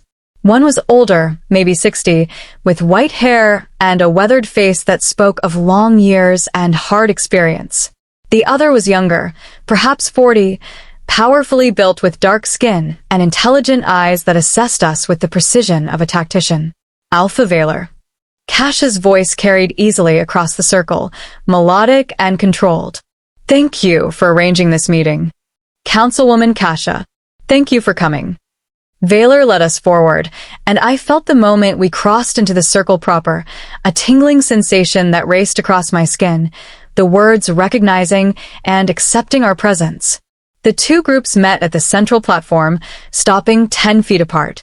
Close enough to speak comfortably, far enough to maintain the appearance of neutrality. Kasha's amber eyes fixed on Theron first, recognition lighting her features. Theron Nightshade, the king's executioner. I've heard much about you, though we've never formally met. Councilwoman. Theron's voice was carefully neutral. And you must be Elowen Ashmore. Kasha's gaze shifted to me, and I felt the weight of her assessment. Not hostile, but thorough. The mind reader who was supposed to be dead. I was. Until he decided I was worth saving. I gestured to Theron. Interesting. Kasha smiled slightly. Let me introduce my witnesses. This is Councilman Hadrian Stormcaller, head of the Western Territories Council. And this is Councilman Rydian Ashfeld, who oversees trade and diplomatic relations. Both males nodded in acknowledgement. Hadrian's expression was cautiously sympathetic. Rydian's was harder to read, curious but guarded. My witnesses, Valor said, are Kellen Frostborn, head warrior of Frost Peak, and Airless Winterheart, Omega of our pack. A warrior and an unmated Omega. Kasha's eyes gleamed with approval. Interesting choices. You're presenting a cross-section of pack hierarchy rather than just high-ranking wolves. Because this affects all wolves, not just the powerful ones, I said. Precisely. Kasha gestured to the platform. Shall we begin? Time is limited. The king's hunters will realize where you've gone soon enough, and while they cannot enter the circle, they can certainly wait outside and make leaving complicated. We all moved onto the platform. The moment my feet touched the white stone, I felt it, a deep thrumming power that vibrated through my bones. The wards weren't just preventing violence. They were compelling truths. I suddenly understood why this place had been chosen for negotiations. Lying here would be difficult, maybe impossible. Let's establish the facts, Kasha began, her voice taking on a formal quality. Elowen Ashmore, you were born with the ability to read minds. This gift manifested at age 7 and continued until recently. Correct. Correct. The word came easily, pulled by the ward's magic. You were sentenced to execution by the Alpha Council for this gift, under laws that declare mind reading to be a corruption of natural wolf abilities. Correct. Correct. And Theron Nightshade, you were assigned to execute her. Instead, you faked her death and helped her escape. Correct. Correct. Theron's jaw was tight, but his voice was steady. This makes you both traitors to the council and the king by current law. Kasha's amber eyes swept over us. Do you deny these charges? No, Theron said. But we challenge the justice of the law itself. On what grounds? On the grounds that executing someone for a gift they were born with, that they cannot control, is murder dressed up as law. My voice is stronger now. I didn't choose to be a mind reader. I couldn't turn it off, couldn't stop hearing thoughts. For 9 years, I drowned in other people's minds, and my only crime was existing. The law states that mind reading violates the sacred privacy of another wolf's thoughts, Councilman Hadrian said, though his tone suggested he was playing devil's advocate rather than truly arguing. That it's an invasion equivalent to assault. Then punish wolves who abuse the gift, who use it to harm or manipulate. I stepped forward. But don't execute children for being born different. Don't condemn wolves for gifts they never asked for and can't control. The concern, Councilman Ridian said carefully, is that the gift itself is the violation. That being able to hear thoughts, even without intent, invades privacy. Then by that logic, should we execute all wolves with enhanced hearing who might accidentally overhear private conversations? I challenged myself. Or wolves with empathic abilities who can sense emotions. Where's the line between acceptable gifts and corruption? Cash's smile was small but approving. You argue well. Have you considered a career in council politics? I've been too busy not being executed to think about career options. Several of the witnesses, including Kasha, laughed. The tension eased slightly. Here's the situation, Kasha said, her tone turning serious. The current laws about mind readers stem from fear. Fear of having one's secrets exposed, fear of manipulation, fear of the unknown. But fear-based laws rarely serve justice. They serve control. Which is why the king insists on maintaining them, Hadrian added. His reign depends on keeping wolves in line through fear and strict hierarchies. Any challenge to that system threatens his power. So we're not just challenging a law, Theron said slowly. We're challenging the foundation of how the king rules. Exactly. Kasha's amber eyes gleamed. Which is why this has to be public. Visible. Undeniable. We need to force the king into a position where killing you makes him look tyrannical, while pardoning you makes him look weak. And in that moment of hesitation, we push through reforms. What kind of reforms? Airless asked, speaking up for the first time. Her voice was small but determined. Laws that protect wolves born with unusual gifts. Legal processes for evaluating whether someone is using their abilities harmfully rather than automatic execution. Limitations on the king's power to order deaths without trial or evidence. Kasha counted them off on her fingers. Small changes that seem reasonable individually, but combined, they shift the balance of power. And you think the king will agree to this? Kellen's skepticism was clear. I think he'll have no choice, if we present it correctly. Kasha pulled out a scroll.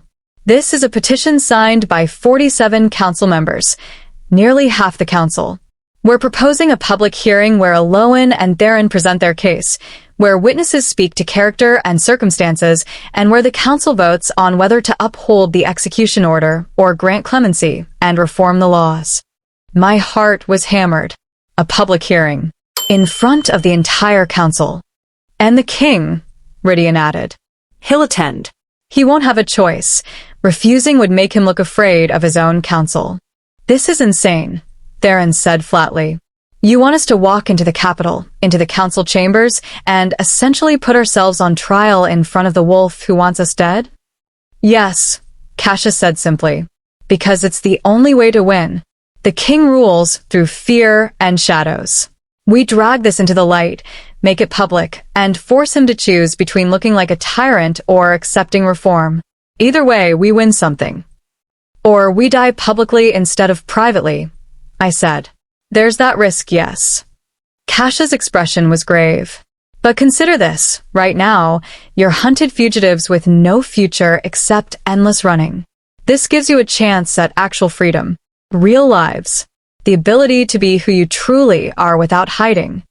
The words echoed in my chest. Real lives. No more false names. No more carefully constructed lies. No more constant fear.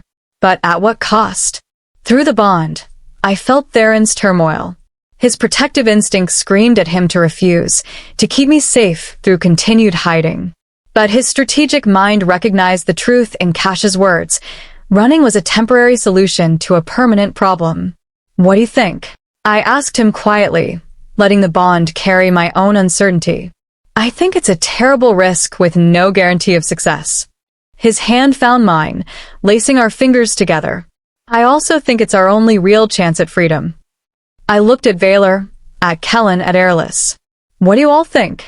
I think you're brave, Airless said immediately. And if you do this, you'll help wolves like me. Wolves who are different, who don't fit the normal patterns. That's worth fighting for. I think it's tactically sound, Even if it's personally terrifying, Kellen added. Kasha's right. Public trials are harder to corrupt than private executions. I think you should do what feels right in your gut, Baylor said. Not what's strategic or logical or politically advantageous. What feels true. I closed my eyes, reaching deep inside to where my instincts lived. The part of me that had survived execution orders and mind-reading chaos and constant fear. What did I want? I wanted to stop running. I wanted to stand and fight. I wanted to look the council in the face and make them see me as a person, not a corruption to be eliminated. I wanted justice. I opened my eyes and looked at Kasha. When is this public hearing? Her smile was fierce and approving. 5 days from now. I need time to gather support, prepare arguments, and ensure enough witnesses attend that the king can't dismiss this quietly. 5 days. I squeezed Theron's hand. We can do this. We will do this. Together, he agreed, and through the bond, I felt his resignation transform into determination. If we were going to bet everything, we'd do it spectacularly. Excellent. Kasha rolled up the scroll. You'll stay at my estate until the hearing. It's heavily warded, well protected. The king's hunters won't be able to touch you there. And after the hearing? Theron asked. If it goes badly, then we all face consequences together. Kasha's expression was grim, but resolute. But I don't believe it will go badly. I believe we're going to change the world. As we finalized details and prepared to leave the circle of accord, I felt something shift inside me. Fear was still present, but so was hope. Real, tangible hope that this nightmare might actually end. We were going to the capital. We were going to face the king. And we were going to demand justice or die trying. Outside the circle, hidden in the forest shadows, a figure watched through a scrying crystal. The king's golden eyes narrowed as he observed the meeting, heard the plans being laid. So, he murmured to himself, the executioner and the mind reader are coming to me. How convenient. He set down the crystal and called for his personal guard. Prepare the council chambers for a public hearing, he commanded, and ensure we have appropriate security. I want everyone in that room to remember what happens to traitors. His smile was cold as winter and sharp as blades. Let them come. Let them think they could win through politics and public opinion. He'd show them the truth, that power, real power, came from fear and force, not votes and reforms. And when this was over, when the smoke cleared and the bodies were counted, everyone would remember why he was king. The game was entering its final phase. Only one side could win. Chapter 11. The Capital's Shadow. Kasha's estate was a fortress disguised as a manor. Located on the outskirts of the capital, it sprawled across several acres of manicured gardens and ancient oak trees. But beneath the elegant facade, I felt the wards, layers upon layers of protective magic that made my skin tingle and my wolf pace nervously. You're safe here, Kasha assured us as we entered through gates that hummed with power. These wards were laid by my grandmother, a witch who mated into our bloodline 3 generations ago. No wolf can enter without my explicit permission, and any hostile intent is discouraged. Discouraged how? Theron asked, his executioner instincts cataloging every entrance, every weak point, every possible threat. The wards induce crippling nausea, vertigo, and temporary paralysis in anyone who approaches with intent to harm those inside. Kasha's smile was pleasant, but her amber eyes held steel. Several of the king's assassins have tested them over the years. None succeeded. The king sent assassins after you? I couldn't keep the shock from my voice. 3 times. I'm too valuable to kill publicly, too many allies, too much influence. But privately? He'd love to see me gone. She led us through marble hallways lined with portraits of stern-faced wolves. Being a reformist council member is dangerous work, but someone has to do it. We were shown to a suite of rooms on the 3rd floor, spacious, luxurious, and most importantly, secure. Floor-to-ceiling windows overlooked the gardens, and I could see the capital city proper in the distance, its towers and spires rising against the afternoon sky. Somewhere in that sprawl of buildings was the council chamber. And the king. My stomach churned with anxiety. Rest today, Kasia said. Tomorrow, we begin preparations. You'll need to know exactly what to expect during the hearing, how to present yourselves, what questions will be asked. She paused at the door. And you'll need to meet the other council members who support reform. Build relationships, show them your wolves worth fighting for. After she left, Theron immediately began checking the room for threats, testing windows, examining the walls, even checking under the bed. Paranoid much? Asked though I understood. His training demanded he verify our safety personally, regardless of assurances. Cautiously optimistic. He found nothing concerning and finally relaxed slightly. The wards are solid, the location is defensible, and Kasia has proven herself trustworthy so far. We're as safe as we can be, given the circumstances. Which means we're not safe at all. I moved to the window, staring at the distant capital. We're in the heart of enemy territory, about to walk into a room full of wolves who want us dead, betting everything on politics and public opinion. Theron came up behind me, his arms wrapping around my waist, his chin resting on my shoulder. Having second thoughts? 1,000 thoughts, at least. I leaned back against him, drawing comfort from his solid presence. But I'm not backing out. We committed to this. We can still run. Disappear into the wildlands, live off the land, never deal with council politics again. His voice was soft, offering the option without pressure. And spend the rest of our lives looking over our shoulders, wondering when the hunters would find us. I turned in his arms to face him. No. Running is survival, but it's not living. I want to actually live, Theron. As for myself, as Elowen, not Nyxera. With you, openly, without fear. Then we fight. His forehead pressed against mine, the bond pulsing with shared determination. Together. All the way to whatever end this brings. Together, I agreed. That night, we made love with a desperation born of uncertainty. Every touch felt precious, every kiss potentially our last. Through the bond, I felt his fear mirroring mine, his fierce need to memorize every moment, to hold tight to what we had while we still had it. Afterward, lying tangled together in the darkness, Theron spoke quietly. If this goes wrong, if the hearing turns against us, I want you to run. I stiffened. No. Elowen, listen. No. I pushed up to look at him, my voice fierce. We're mates. Bonded. I'm not running while you face execution. Don't ask me to. I'm asking you to survive. His hands framed my face, silver eyes intense in the moonlight. If they condemn us both, we both die. But if you run, if you escape while I distract them, at least one of us lives. At least our bond doesn't end completely. That's not how bonds work, and you know it. Tears burned my eyes. If you die, part of me dies too. The bond would tear, and I'd spend the rest of my life feeling that emptiness. Is that what you want for me? I want you alive. His voice cracked. Even if it hurts, even if the bond tears, I want you breathing and free and having a chance at happiness someday. There's no happiness without you. I kissed him fiercely. So stop planning noble sacrifices and help me figure out how we both survive this. He was quiet for a long moment, then pulled me close. You're right. I'm sorry. No noble sacrifices. We both live, or we both die. Preferably we both live. Preferably. He pressed a kiss to my hair. Get some sleep, little mate. Tomorrow starts the hardest 5 days of our lives. The next morning, Kasia assembled what she called the Reform Coalition in her private study. 15 council members, all wolves who'd signed the petition demanding a public hearing, all risked their positions and possibly their lives by opposing the king. They were an interesting group. Some were older wolves, tired of fear-based governance and ready for change.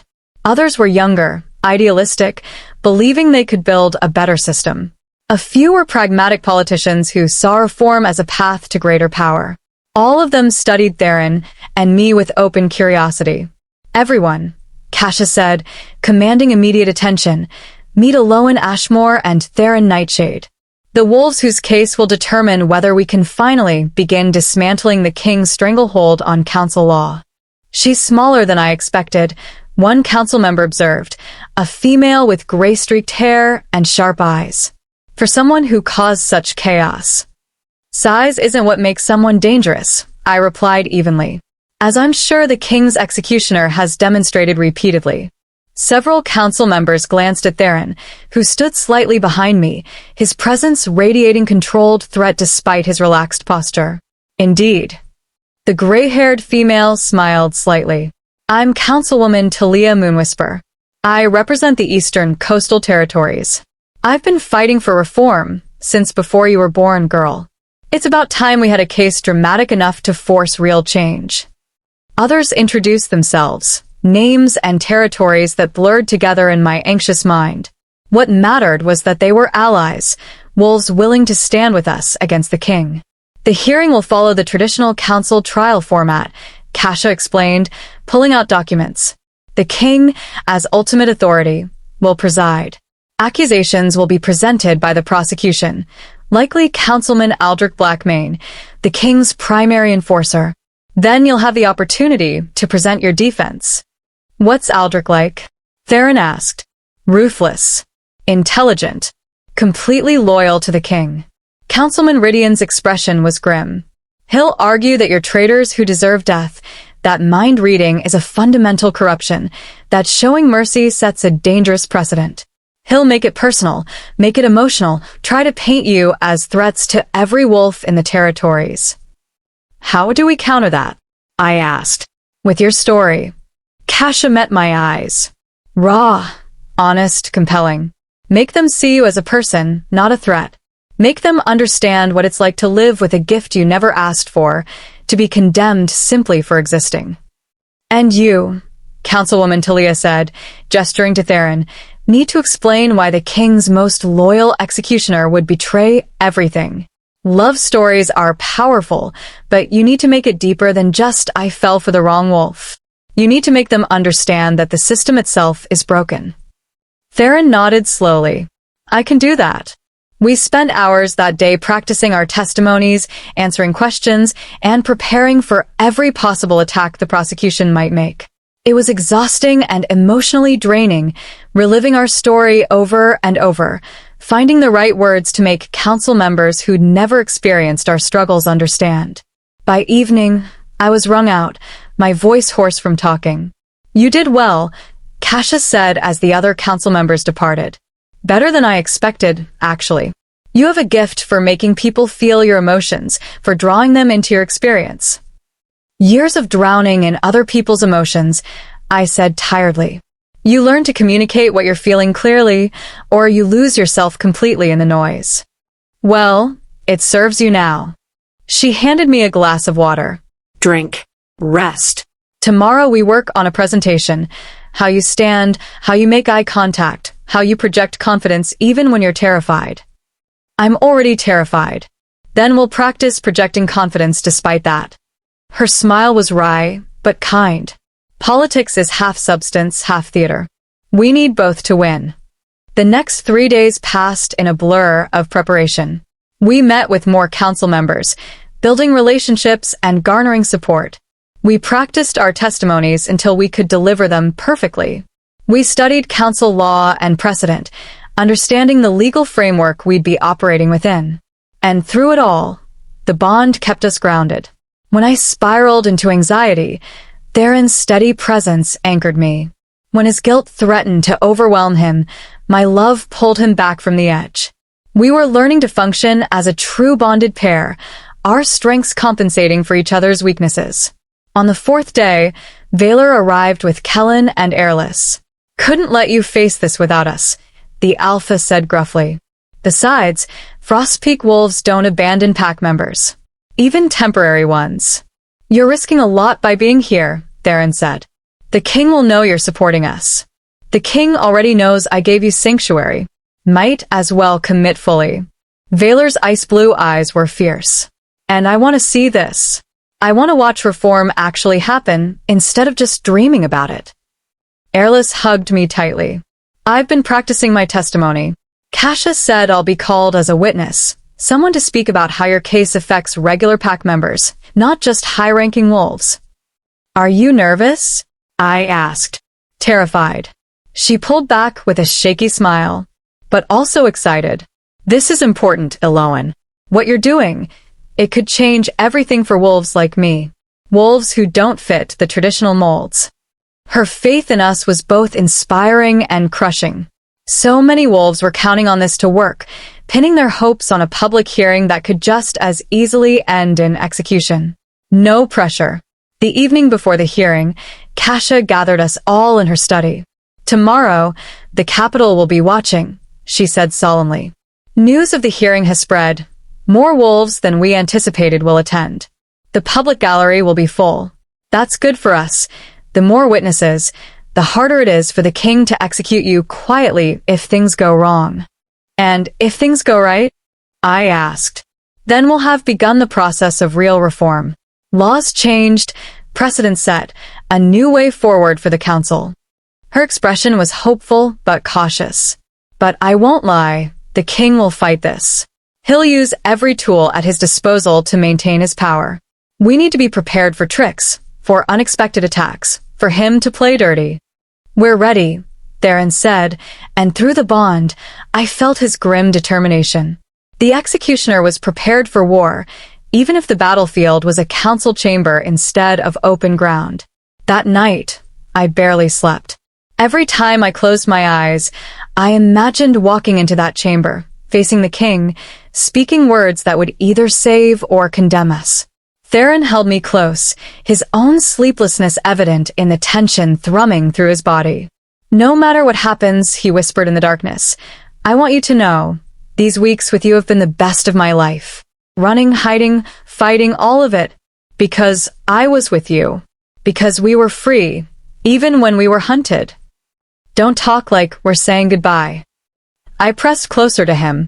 We're walking into that hearing, telling our truth, and walking out together. Alive. Free. That's how this ends. That's how this ends, he agreed, though I heard the doubt underneath. Dawn came too quickly. Kasha provided formal clothes, elegant but not ostentatious, designed to make us look respectable rather than threatening. I wore a simple dress in deep blue, my white hair braided back. Theron wore dark pants and a jacket that somehow made him look less like an executioner and more like a concerned mate protecting his female. Ready? Kasha asked as we prepared to leave. I looked at Theron, at Valor, Kellen, and Airless, at the council members who'd gathered to escort us, at all these wolves who believed we could actually change things. Ready, I said. We traveled to the council chambers in a formal procession, Kasha's carriage surrounded by guards and witnesses, making it clear this wasn't a secret trial, but a public hearing. Wolves lined the streets, watching our passage with curiosity and speculation. Word had spread fast. Everyone wanted to see the executioner and the mind reader face the king. The council chambers were housed in the grandest building in the capital, white marble and soaring columns, with massive doors carved with the symbols of every pack territory. Inside, the main chamber was circular, with tiered seating rising up from a central floor where the accused would stand. And at the very top, on a throne of dark wood and silver, sat the king. Alpha King Theron Nightfall was younger than I expected, maybe 40, with golden hair and eyes that glowed like molten metal. He was handsome in a cruel way, his face all sharp angles and predatory grace. Power radiated from him like heat from a fire, and every wolf in the chamber instinctively oriented toward him. This was the wolf who'd ordered my death, who'd commanded Theron to execute me without trial or mercy, who ruled through fear and maintained power through violence and control. And we were about to challenge him directly. His golden eyes found us as we entered, and I saw recognition flare. Then something else, amusement? Anticipation? Like we were entertainment rather than wolves fighting for our lives. Well, the king said, his voice carrying easily through the chamber despite speaking normally. The executioner and the mind reader.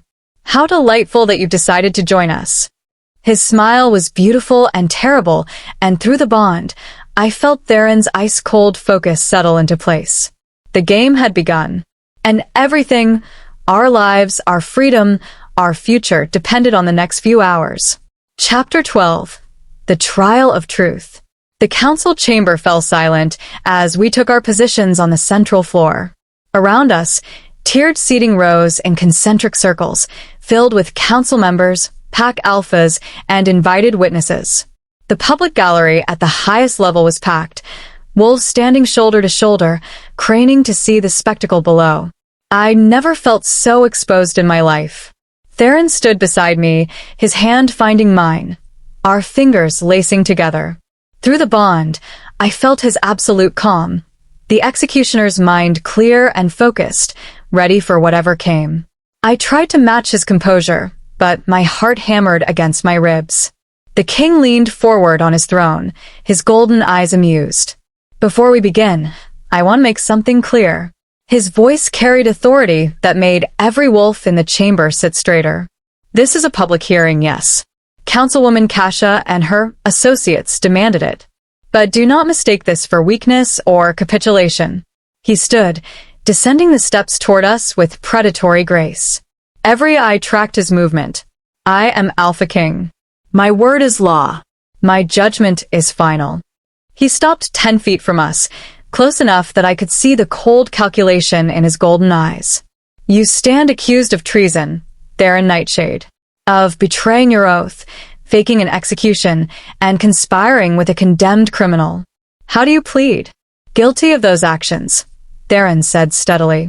But I challenge the law that made them criminals. Murmurs rippled through the chamber. The king's eyebrows rose. Challenge my law? That's bold, executioner. Suicidally bold. Truth often is. Theron's voice didn't waver. But the truth is what this hearing is meant to reveal, isn't it? Not just facts, but the fundamental justice, or injustice, of the laws we enforce. Well said. The king's smile was sharp. And you, Elowen Ashmore, you were sentenced to execution for the corruption of mind reading. Yet here you stand, very much alive. Do you deny the gift you were born with? No, your majesty. I lifted my chin, meeting his gaze despite every instinct screaming at me to submit. I was born a mind reader. I lived with that gift for 9 years. It was bound by a witch 3 weeks ago, sealed away where it can no longer function. How convenient. The king circled us slowly, a predator assessing prey. And we're simply supposed to believe that? Take your word that you're no longer a threat. The binding can be verified by any witch or mage you choose. Kasha interjected smoothly from her seat in the first tier. We're happy to submit to the magical examination. I'm sure you are. The king's tone was mocking. But that's not really the issue, is it? The issue is that you, he pointed at Theron, betrayed your king. And you, his finger swung to me, should have been dead weeks ago. Both of you spit on council law and expect mercy. We expect justice, I said, my voice ringing out clearer than I'd thought possible. There's a difference. The king's eyes narrowed. Explain. This was it. The moment we'd prepared for. I took a breath, feeling Theron's support through the bond, and spoke. I was 7 years old when I first heard someone's thoughts. A girl in my pack who was planning to steal another child's toy. I didn't understand what was happening, just that I suddenly knew things I shouldn't. Within days, I was hearing everyone's thoughts, all the time, with no way to stop it. I looked around the chamber, making eye contact with council members, with witnesses, with the king himself. Imagine drowning. Imagine voices screaming in your head constantly, thoughts that aren't yours flooding your mind every waking moment. That was my life for 9 years. Not a gift, a curse. A nightmare I couldn't wake from. Several council members shifted uncomfortably. Good. They needed to feel this, not just hear it. I tried to hide it. I tried to be normal. But eventually, my pack discovered the truth. And the moment they did, I stopped being a person. I became a thing. Corruption. A threat to be eliminated. My voice cracked slightly. I was 16 years old when the council sentenced me to death. 16. And my crime was existing. Your crime was violating the sacred privacy of other wolves' minds, Councilman Aldrich Blackmane said, standing from his seat. He was a massive wolf, dark-haired with cold eyes, and his voice carried prosecutorial weight. Mind reading is an invasion of the highest order. It strips wolves of their autonomy, their security, their very selfhood. I never chose to invade anyone's mind. I shot back. I didn't want this gift. I couldn't control it. Punishing me for being born different is like executing a wolf for having blue eyes instead of brown. A wolf's eye color doesn't threaten others. Your gift does. Aldrich moved to the center floor, his presence commanding. Every wolf in this room, if you were nearby, would have their private thoughts exposed, their secrets revealed, their vulnerabilities laid bare. That's not a minor inconvenience. That's a fundamental violation. Which is why I had my gift bound. I gestured to myself. Sealed away, unable to function. I can't hear thoughts anymore. The threat you're describing no longer exists. But it did exist. And it could exist again if the binding is ever removed. Aldrich's voice was relentless. The law exists to protect wolves from that violation. Your temporary solution doesn't change the fundamental corruption of your nature. Then change the law. The words burst out of me, raw and desperate. Make it about actions, not existence. Punish mind readers who use their gift to harm, who invade privacy intentionally. But don't execute children for being born different. Don't condemn wolves who never chose their abilities and can't control them. The law is clear, Aldrich began. The law is unjust. Theron stepped forward, his voice cutting through the chamber like a blade. I know because I enforced it for 10 years. I was the king's executioner. I killed wolves on his command without question, without hesitation. And do you know what I learned? The entire chamber held its breath. I learned that half the wolves I executed didn't deserve death. They were inconvenient or politically problematic, or had gifts that scared those in power. But they weren't evil. They weren't threats. They were just different. Theron's silver eyes swept the room. And I learned that a law built on fear of difference, on eliminating anything that challenges the status quo, isn't law. It's tyranny. The king's expression darkened. Careful, executioner. You're accusing your king of tyranny. I'm stating facts, your majesty. Theron's voice was steady, fearless. You rule through fear. You maintain power by eliminating anyone who might challenge you, by enforcing laws that keep wolves controlled and afraid. And I was your weapon for that. Until I couldn't do it anymore. Why? The king descended another few steps, his golden eyes boring into Theron. Why couldn't you do it anymore? You executed without hesitation for a decade. What changed? I fell in love. Theron's hand found mine again.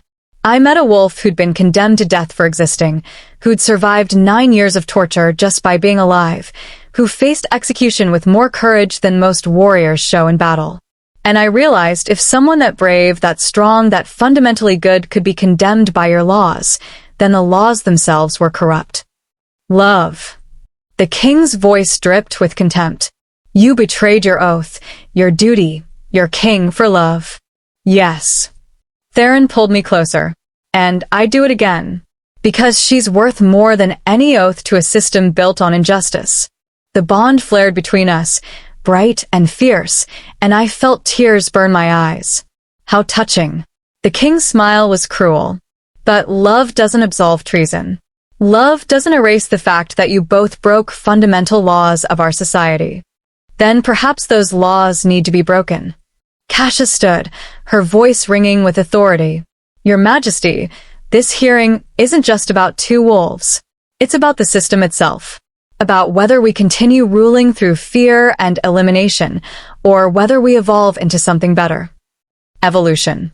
The king's laugh was harsh. Is that what you're calling this, Kasha? A rebellion dressed up as reform? I'm calling it justice. Kasha descended to the central floor, standing beside us. These 2 wolves have done nothing wrong except exist and fall in love. Executing them doesn't protect anyone. It just proves that your rule is built on fear rather than fairness. And you think you can do better? The king's voice dropped dangerously. You think your coalition of idealistic reformers can maintain order, can keep the territories stable, can prevent chaos? I think we can try. Kasha met his gaze, without flinching. I think we can build a system that doesn't require executing children for being born different. That doesn't make criminals out of wolves who show mercy. That values justice over control. The king stared at her for a long moment. Then his gaze swept the chamber, assessing the council members, reading the room. Let's put it to a vote, he said finally. Since you all seem so eager for democracy, let's test it. All council members in favor of upholding the execution order, that Elowen Ashmore and Theron Nightshade be put to death for their crimes. Raise your right hand. My heart stopped. Slowly, hands began to rise. Aldrich's first, then others. Council members loyal to the king, or simply afraid to defy him. I counted silently. 10, 15. 20. And all those in favor of clemency and reform, that these wolves be pardoned and the laws regarding unusual abilities be revisited. Raise your right hand.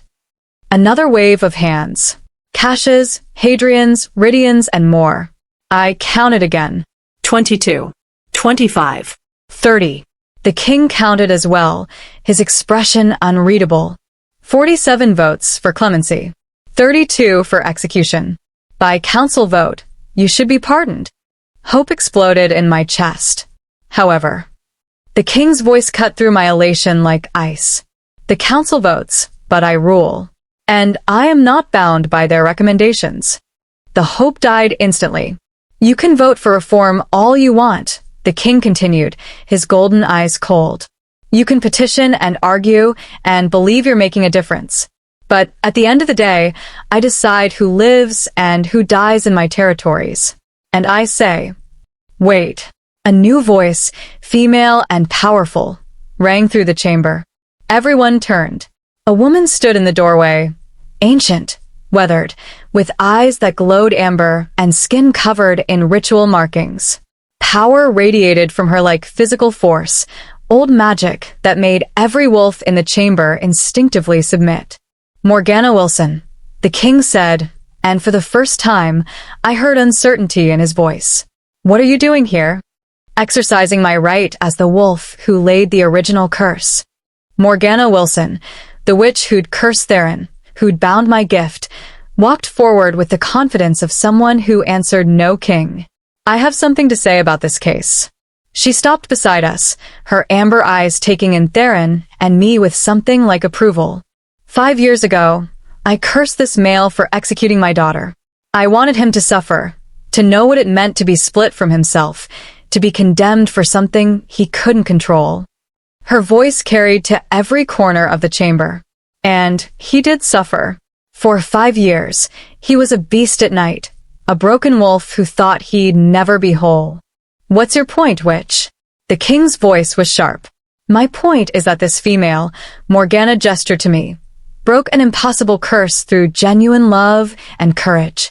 She saw both halves of him and chose them both.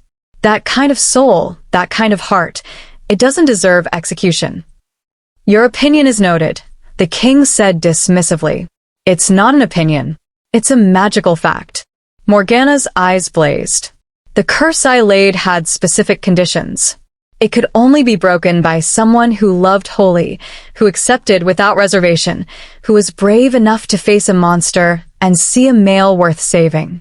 She fulfilled those conditions perfectly.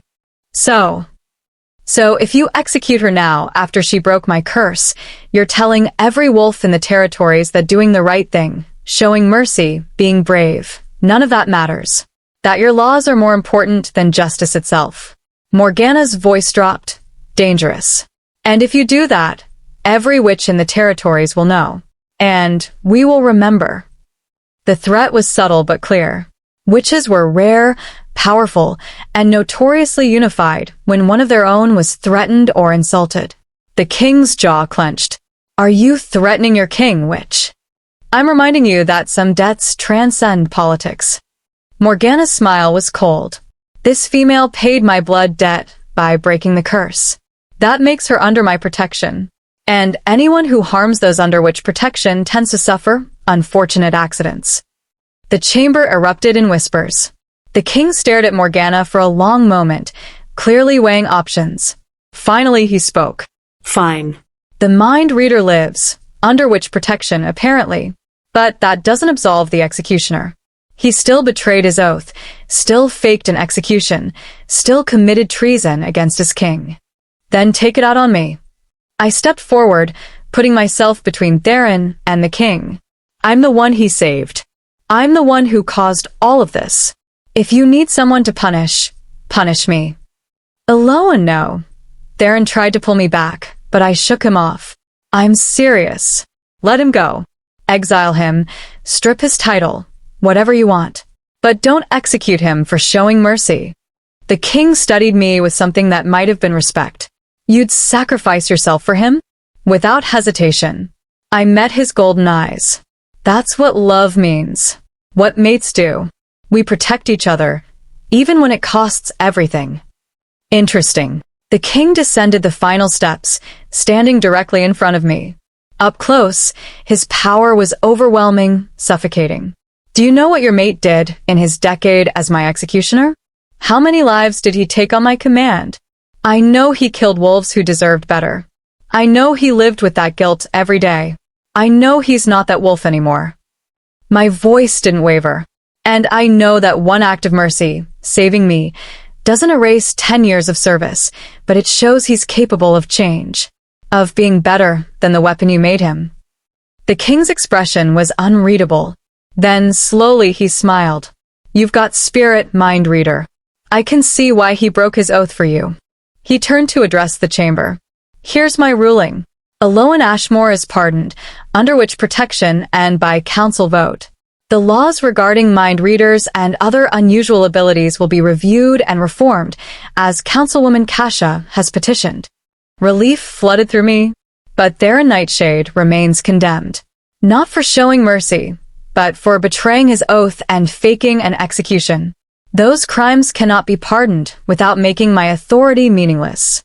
The king's voice was final. He'll be executed at sunset tomorrow. No, the word tore from my throat. You can't. I can, and I will.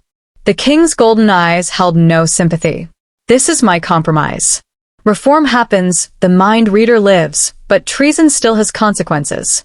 Be grateful I'm not executing you both. Through the bond, I felt Theron's resignation, his acceptance.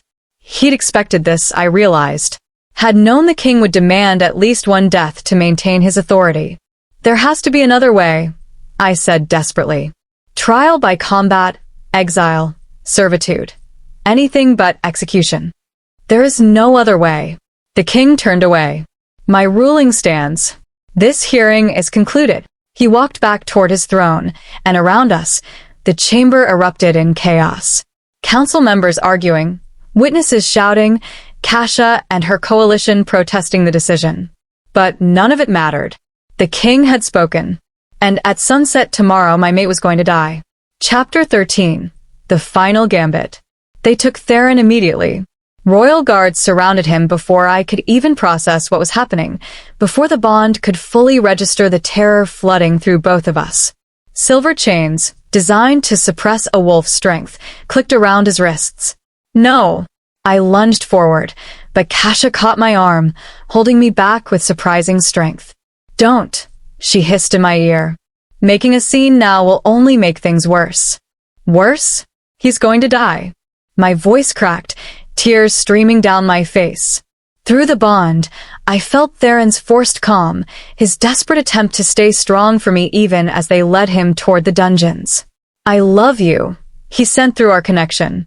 No matter what happens, remember that. I love you, and saving you is worth everything. Don't you dare say goodbye, I shot back fiercely. We're not done fighting yet. But what fight was left? The king had ruled. The execution order stood. Sunset tomorrow, less than 24 hours, and Theron would be dead. The bond would tear. Part of my soul would die with him. Come. Valor appeared at my other side, his ice blue eyes grave. We need to get you out of here before the king changes his mind about your pardon. I let them guide me from the chamber, though every instinct screamed at me to run after Theron, to throw myself at the guards, to do something, anything, other than walk away. Outside, the capital streets were chaotic. Word of the hearing's outcome had spread fast, and wolves argued on every corner. Some celebrating reform, others angry about the king's compromise, still others simply fascinated by the spectacle. Reform passed, but the executioner dies, someone muttered as we passed. Typical. The king always gets the last word. Back at Cash's estate, the coalition gathered in her study. 15 council members, all looking exhausted and frustrated. This is a disaster, Councilwoman Talia said bluntly. We won the vote, but lost the battle. The king proved he can overrule us whenever he wants. Not completely, Kasha argued, though her voice lacked conviction. We got reform. The laws will be reviewed. Other mind readers won't face automatic execution. At the cost of one wolf's life. Councilman Hadrian shook his head. And the king still demonstrated his ultimate authority. This wasn't the victory we hoped for. It wasn't a victory at all. I couldn't stay silent anymore. You're all sitting here discussing politics while my mate is in a dungeon waiting to die. There has to be something we can do. Some law, some precedent, some way to save him. The council members exchanged uncomfortable glances. There isn't, Rydian said gently. The king's ruling is final. There's no appeal, no higher authority. Unless, he stopped, looking uncertain. Unless what? I demanded. Unless someone invokes the right of challenge. Every head turned toward him. What? Kasha asked sharply. It's an ancient law from before the council's centralized power. If someone believes a king's ruling is fundamentally unjust, they can challenge him directly for the condemned wolf's life. Rydian pulled out a leather-bound tome, flipping through pages. Here. Article 7 of the original Accords. Any wolf may challenge the Alpha King's judgment through trial by combat. If the challenger wins, the ruling is overturned. If the king wins, the challenger forfeits their life along with the condemned. Hope sparked in my chest. So, I could challenge him? Fight for Theron's life. In theory, yes. But Rydian's expression was painted. The king is one of the strongest alphas in the territories. He's survived dozens of challenges over his reign. And you're small. Weak. A female who's barely fought in her life. I finished bitterly. I know, but I have to try. It would be suicide, Valor said flatly. The king would kill you in minutes. Maybe seconds. And then Theron would still die, and you'd be dead too, and the bond would tear from both sides. His ice-blue eyes held mine. That's not bravery. That's a pointless sacrifice. Then what do you suggest? I whirled on him, fury and desperation making my voice sharp. I just let him die? Watch our bond tear, while I stand by helplessly. I suggest we think strategically. Kasha stood, moving to her desk. The right of challenge is real, but Rydian's right. You'd lose. However, her amber eyes gleamed. The law doesn't specify who can issue the challenge. It just says any wolf who believes the ruling is unjust. You want to challenge the king yourself? Talia sounded incredulous. No. I'm a politician, not a warrior. I die just as quickly as Elowen. Kasha's gaze swept the room. But we have other options. Kellen, you're Frostpeak's head warrior. You've trained for decades. Kellen shook his head immediately. I'm good, but not Kingkiller good. He'd destroy me. What about Theron himself? Councilwoman Talia suggested. He's the king's executioner. He knows how the king fights, has trained alongside him for years. If anyone could win, it's him. The condemned can't challenge for their own life, Rydian said, checking the tome. The law specifically forbids it. The challenge has to come from someone else. What if? Airless spoke up hesitantly from her corner, where she'd been quietly listening. What if someone challenged the king, but then Theron fought as their champion? Like, the challenge comes from Elowen, but she names him as her fighter. Everyone stared at her. That's... Rydian flipped through pages frantically. Actually not forbidden. The law allows champions. If Elowen issues the challenge, she can name any wolf to fight in her place. Even the condemned wolf. Kasha leaned forward intently. The law doesn't specifically prohibit it, which means it's technically allowed. Rydian's voice rose with excitement. This could work. Elowen challenges the king, names Theron as her champion, and he fights for his own life. The king will never accept it, Valor said. He'll see the loophole and refuse the challenge. He can't refuse, Rydian countered.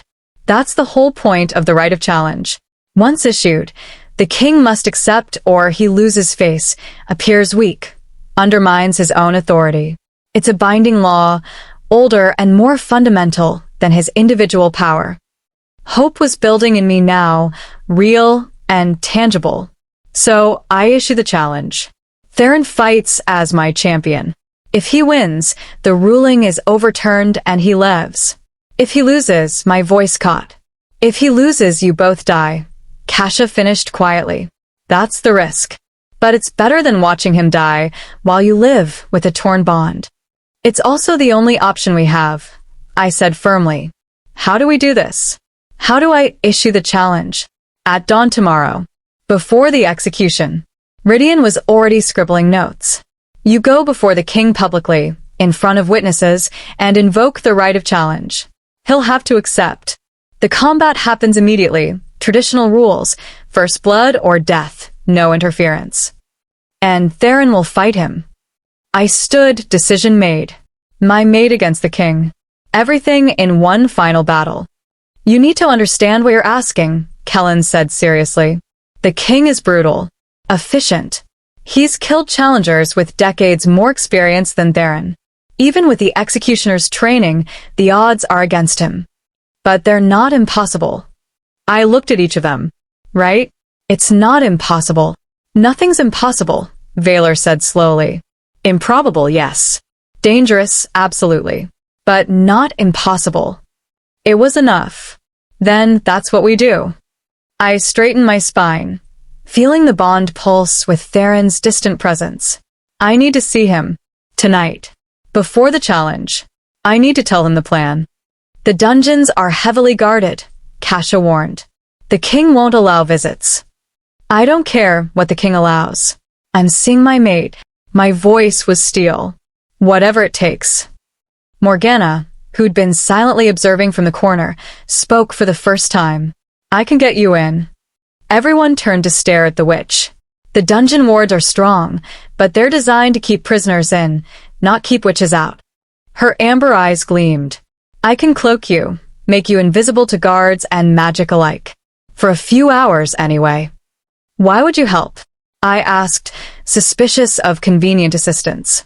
Because I like your spirit. And because I owe the executioner a debt for showing my daughter mercy. Morgana pulled out a small vial of shimmering liquid. Drink this. It'll activate the cloaking magic. But be warned, it wears off at midnight. You have until then to see your mate and return here. I took the vial without hesitation. Thank you. Don't thank me yet. If you're caught, I can't protect you from the king's wrath. You'll be on your own. But her smile was almost kind. Now drink. The liquid tasted like starlight and shadow, cold and burning simultaneously. Magic raced through my veins, and I watched my hands fade to translucence, then to nothing. Go, Morgana said, and may the moon goddess guide you. The capital dungeons were carved into the bedrock beneath the palace, deep enough that no amount of screaming could reach the surface. The air was cold and damp, smelling of stone and despair and old blood. I moved through the corridors like a ghost, invisible to the guards who passed within feet of me. The cloaking magic was perfect. Even my scent was masked, my footsteps silent. Theron was being held in the lowest level, in a cell designed for high-value prisoners. Silver bars reinforced with magic, wards to prevent shifting, chains to limit movement. When I saw him through the bars, my heart broke. He sat against the far wall, silver chains around his wrists and ankles, his head bowed in exhaustion or resignation. The cell was barely large enough to stand in, and I could see bruises forming on his face where the guards had been persuasive during transport. Theron, I whispered, letting the cloaking drop now that I was away from guards. His head snapped up, silver eyes widening. Elowen? How? Which magic? I had to see you. I reached through the bars, and he crossed the cell in 2 strides despite the chains, his hands catching mine. We have a plan. A way to save you. There's no way to save me. The king's ruling can be challenged. There's an ancient law, the right of challenge. I can invoke it, name you as my champion, and you fight the king for your life. He stared at me like I'd lost my mind. Fight the king? Elowen, he's one of the strongest alphas alive. He's survived dozens of challenges. I've trained with him, I know how he fights. I'd lose. Maybe. But maybe not. I squeezed his hands desperately. It's a chance. A real chance. Better than just accepting execution. If I lose, you die too. That's how the right of challenge works. The challenger forfeits their life along with the condemned. His voice was anguished. I won't risk you like that. You don't get to make that choice. I'm already at risk. Our bond will tear when you die. I'll spend the rest of my life feeling that emptiness, that loss. At least this way, we fight together. Live together or die together. Elowen. No. Listen to me. I pulled him as close as the bars would allow. For 9 years, I lived under a death sentence. 2 years in isolation, waiting to die. Then you came along and gave me hope. Gave me life. Give me a reason to keep fighting. Tears streamed down my face. I'm not giving up on you now. I'm not watching you die without fighting with everything I have. He was silent for a long moment, his forehead pressed against mine through the bars. Through the bond, I felt his terror warring with desperate hope. Even if I fight him, even if I give everything I have, the odds are against us, he said quietly. I don't care about odds. I care about you, about us, about refusing to let fear win. I met his silver eyes. So tomorrow at dawn, I'm issuing the challenge. And you're going to fight like the legendary warrior I know you are. Understood? A shaky laugh escaped him. You're insane. Probably. But I'm your mate. You're stuck with me. Forever, he agreed, and kissed me through the bars, desperate and fierce and full of everything we couldn't say. We spent the next hour planning. I told him everything the coalition had discussed, every detail of the right of challenge law, every tactical advantage we could think of. The king fights like a brawler, Theron explained. All aggression and overwhelming force. He'll try to end it quickly before I can use technique against him. So you can be faster, smarter. Use his aggression against him. Easier said than done when he outweighs me by 50 pounds and has alpha strength. But Theron was thinking now, strategizing. The executioner's mind working through scenarios. I'd need to tire him out first. Make him waste energy while I conserve. Then strike when he's overextended. Can you do that? Maybe. If I'm lucky and he's arrogant enough to underestimate me. His expression turned grim. But Elowen, you need to understand, even with perfect strategy, he might just be stronger. Better. And if that's the case, then we die knowing we fought for each other. Knowing we didn't give up. I kissed him again. That's enough for me. Is it enough for you? You're enough for me. You've always been enough. His voice was rough with emotion. If I do this, if I fight and win, we're leaving the territories. Disappearing so deep into the wildlands that the king can never find us again. Deal. And we're having at least 6 children. I laughed despite everything. 6. I was denied a family for 10 years.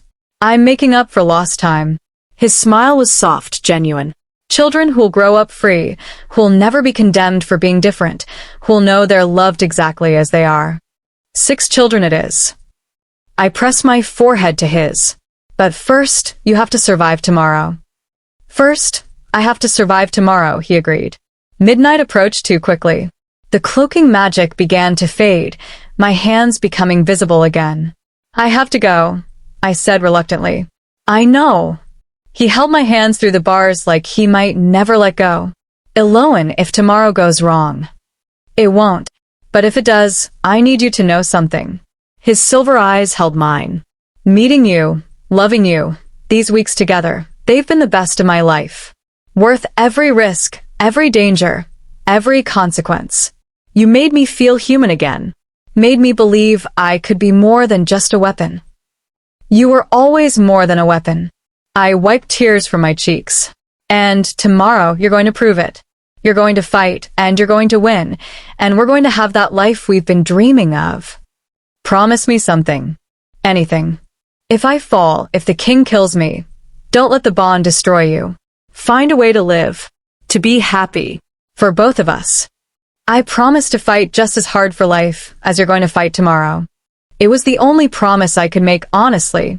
Now, get some rest. You'll need your strength at dawn. He nodded, though we both knew sleep would be impossible. I left the dungeons as silently as I'd entered. The cloaking magic fully faded now, relying on speed and luck to avoid guards. By the time I returned to Cash's estate, the entire coalition was waiting. It's done, I said simply. At dawn, I issue the challenge. Theron fights for his life. Then we have preparations to make. Casha stood. All business despite the late hour. Witnesses to gather, legalities to verify, contingencies to plan. This needs to be executed perfectly. No pressure, Kellen muttered, but he was already moving, coordinating with other warriors. I spent the remaining hours before dawn in a state of suspended terror. Too afraid to sleep, too anxious to sit still. The bond thrummed with Theron's presence, his own sleeplessness mirroring mine. I love you, I sent through our connection as the first hints of light touched the horizon. I love you, he replied. See you soon. Either in victory or beyond. Victory, I sent fiercely. Only victory. Dawn broke cold and gray, mist rising from the capital streets like ghosts. It was time. Time to challenge a king. Time to fight for love and life and the future we'd dreamed of. Time to gamble everything on one final, desperate battle. I dressed in simple clothes, no finery, no symbols of status. Just a wolf standing up for her mate. Kasha, Valor, Kellen, and the rest of the coalition gathered around me. Ready? Kasha asked. I looked at each of them. These wolves who'd risked everything to help us, who'd believed in reform when it seemed impossible, who'd stood with us against a king. Ready, I said. And we walked toward the council chambers, toward the king, toward destiny. Whatever came next, we'd face it together. All of us. Until the very end. Chapter 14, Trial by Blood. The council chamber was even more packed than yesterday. Word of a potential challenge to the king had spread through the capital like wildfire, and wolves filled every available space, the tiered seating, the public gallery, even standing along the walls. Everyone wanted to witness history, or a spectacular execution. Perhaps both. The king sat on his throne, golden eyes tracking our entrance with predatory interest. He'd expected us to accept defeat quietly. Our presence now, organized, determined, backed by witnesses, clearly intrigued him. Councilwoman Kasha, he said, his voice carrying that edge of amusement that made my skin crawl. Back so soon? I thought my ruling yesterday was quite clear. Crystal clear, Your Majesty. Kasha stepped forward, her amber eyes fearless. Which is why we're here to invoke an older law. One that predates even your reign. The king's expression sharpened. Go on. I present Elowen Ashmore, who wishes to invoke the right of challenge under Article 7 of the original Accords. Murmurs rippled through the chamber.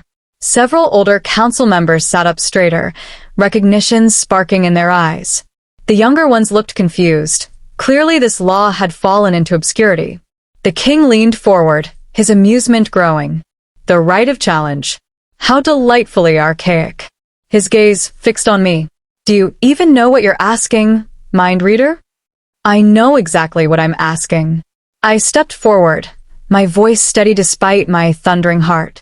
I believe your ruling condemning Theron Nightshade to death is fundamentally unjust. Therefore, I invoke the right of challenge, trial by combat for his life. You want to fight me? The king laughed, genuine amusement in his voice. You're what, barely 100 pounds? I'd snap you like a twig. Which is why I'm naming a champion to fight in my place. I lifted my chin, as is my right under the law. The king's laughter died. Clever. And who is this champion? Theron Nightshade. He fights for his own life under my challenge. Silence crashed through the chamber. Then chaos erupted. Council members shouting, wolves arguing, guards looking uncertainly at the king for orders. The king held up one hand, and instant silence fell. "That's a creative interpretation of the law," he said slowly, "using the condemned as a champion for their own life. I assume you verified this is legal?" Councilman Ridian stood. "I've reviewed the original accords extensively, Your Majesty. Nothing in the law prohibits the condemned from serving as champion. The right of challenge allows the challenger to name any wolf to fight in their place. The text is clear. And binding," Councilwoman Talia added, standing as well. "Once properly invoked, you must accept the challenge or risk appearing weak before the entire council." The king's jaw tightened. He was trapped and he knew it. Refusing would undermine his authority, make him look afraid of his own former executioner. But accepting meant putting himself at risk, however slight. "Bring him up," the king commanded finally. "Let's see if the legendary executioner still has any fight left in him." Guards descended to the dungeons. The wait felt eternal, each second stretching impossibly long. Through the bond, I felt Theron's approach, climbing stairs, moving through corridors, getting closer. Then the chamber doors opened, and they brought him in. He looked terrible. The silver chains had left burns on his wrists and ankles, his face was bruised, and exhaustion lined every feature. But when his silver eyes found mine across the chamber, they blazed with fierce determination. "I'm going to win," he sent through the bond. "For you. For us. For the life we're going to have." "I believe in you," I replied. "I've always believed in you." The guards removed his chains, though they kept weapons trained on him. Theron rubbed his wrists, working circulation back into them, his gaze never leaving the king. Theron Nightshade. The king descended from his throne, and I was struck again by how powerful he was. Not just physically, though he was massive, easily matching Theron's height and exceeding his bulk, but the sheer presence of him. Alpha power that made every wolf want to submit. My former executioner. "I trained you myself, you know. Taught you everything you know about combat." "You taught me how to kill efficiently," Theron replied, his voice steady. "But you never taught me why to fight." "She did." He glanced at me. "She taught me that some things are worth fighting for, even when the odds are impossible." How romantic. The king's smile was sharp. "But love won't save you when I tear out your throat." "Maybe not. But it'll make me fight harder than I ever did for you." The king's expression darkened. "Clear the center floor. Standard challenge rules, no weapons, no outside interference. Fight until one of us yields or dies." The chamber floor was cleared rapidly, wolves pressing back to give space. A circle was marked in chalk, traditional boundaries for formal challenges. Stepping outside the circle meant forfeit. Kasha approached me as preparations continued. "There's still time to call this off. If you withdraw the challenge now." "I'm not withdrawing." He's going to try to kill Theron quickly. Brutally. Make an example of him. Her voice was low, urgent. "You need to be prepared for that." "I'm prepared for whatever comes." I met her amber eyes.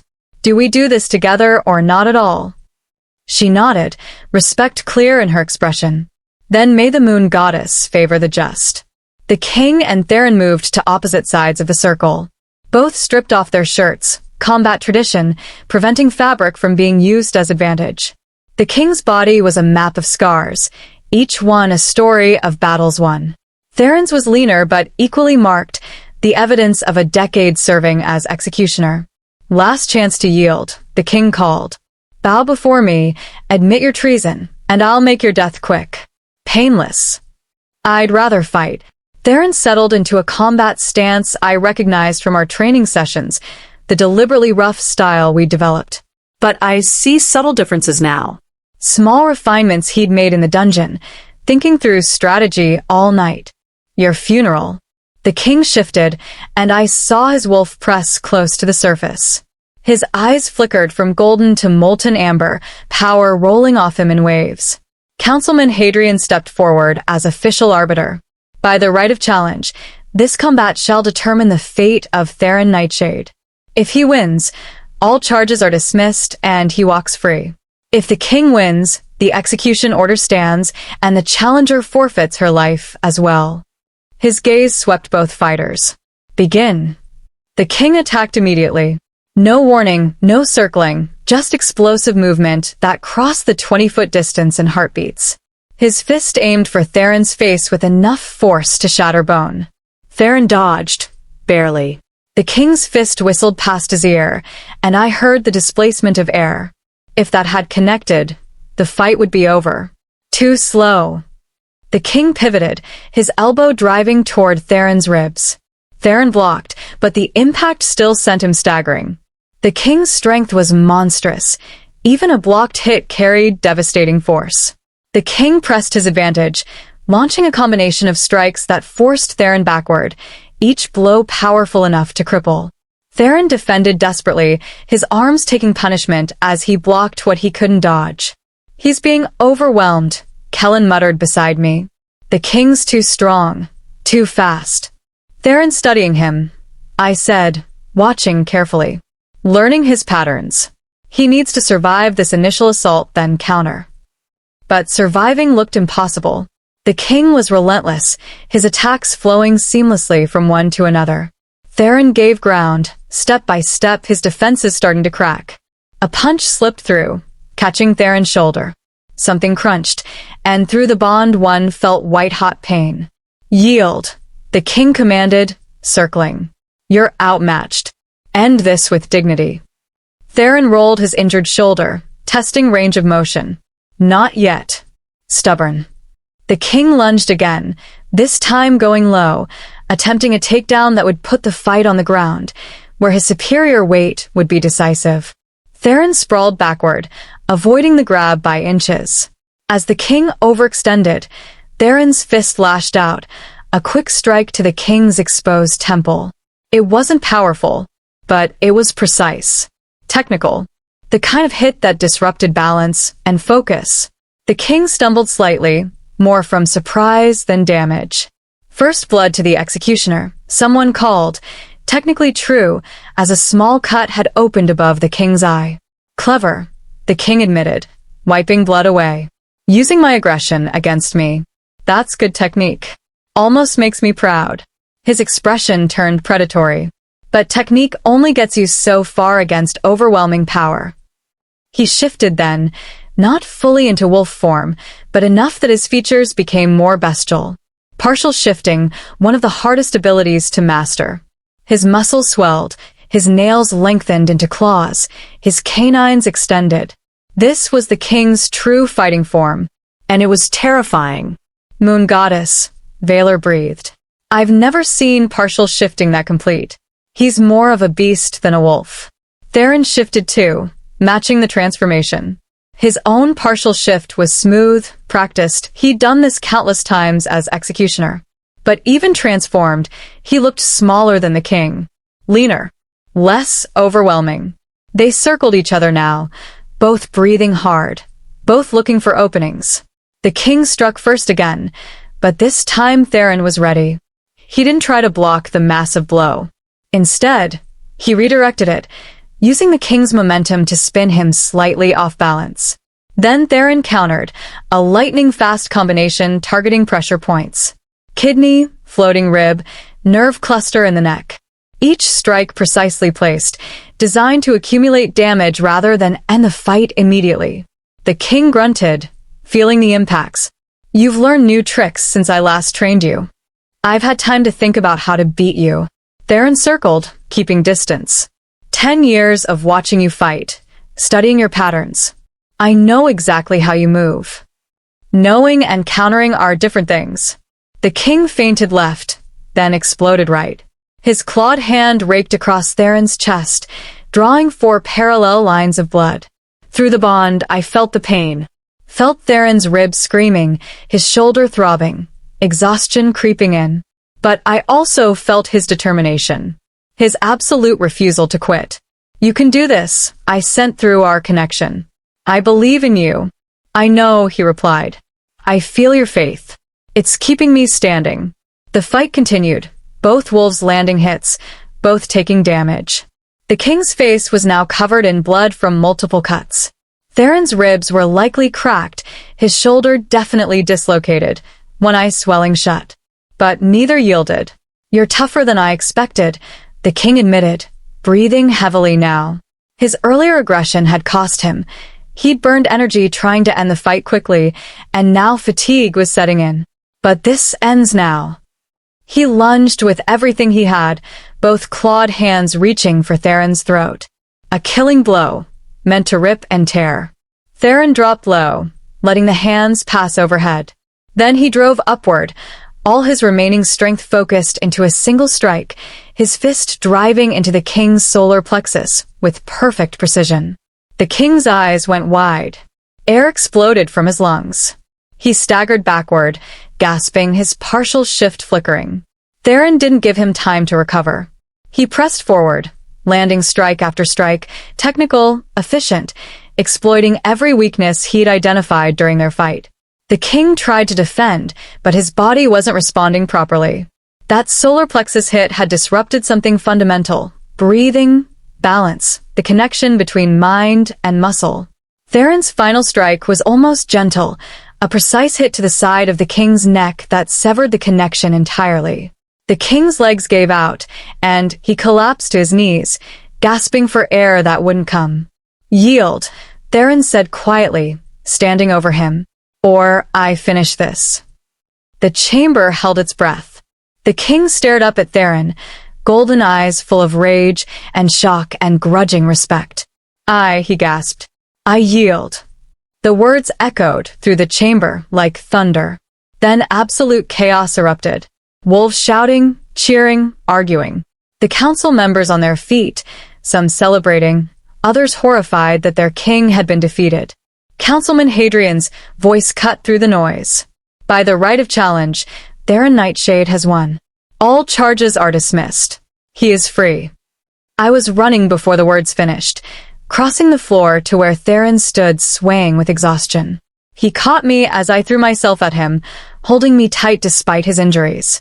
"We did it," I sobbed into his chest. "You won. We're free." "We're free," he echoed, wondering in his voice. Through the bond, I felt his disbelief, his overwhelming relief, his fierce joy. The king was being helped to his feet by guards, his expression unreadable. When he looked at us, something complicated passed across his face. "You fought well, executioner," he said finally, his voice rough. "Better than I thought possible. You trained me, your majesty." "I did. And you used that training to defeat me." The king straightened, wincing. "The challenge is complete. The ruling was overturned. You're both free to go." Just like that? I couldn't believe it. No tricks, no conditions? The right of challenge is absolute. I lost. That's the end of it. The king's golden eyes held something that might have been respect. "Though I'd suggest you leave the capital quickly. Some of my wolves won't take kindly to their king being defeated, and I can't protect you if they decide to seek unofficial revenge." "We'll be gone within the hour," Theron said. "Good." The king turned to leave, then paused. "Executioner, you were my finest weapon, but perhaps you were always meant to be more than that." Perhaps he glanced at me, saw what I was too blind to notice. He left without another word, guards surrounding him, his partial shift fading as he went. Kasha approached, her smile radiant. "You did it. You actually did it. Changed laws, defeated a king, won your freedom." "We couldn't have done it without your coalition," I said. "Without all of you risking everything to help us. It was worth it." Councilwoman Talia joined us, her eyes bright. "We passed reform. We proved the king isn't infallible. And we showed every wolf in the territories that standing up to injustice is possible." "What happens now?" Theron asked. "To the reforms, to the council?" "Now we do the hard work of actually implementing change," Kasha said. "Rewriting laws, establishing new precedents, building a system that values justice over fear. It'll take years, maybe decades, but today proved it's possible." Healers descended on Theron, tending to his injuries. His shoulder was relocated with a sickening pop, his ribs bound, cuts cleaned and treated. Through it all, he never let go of my hand. "We should leave," Valor said quietly. "The king wasn't wrong.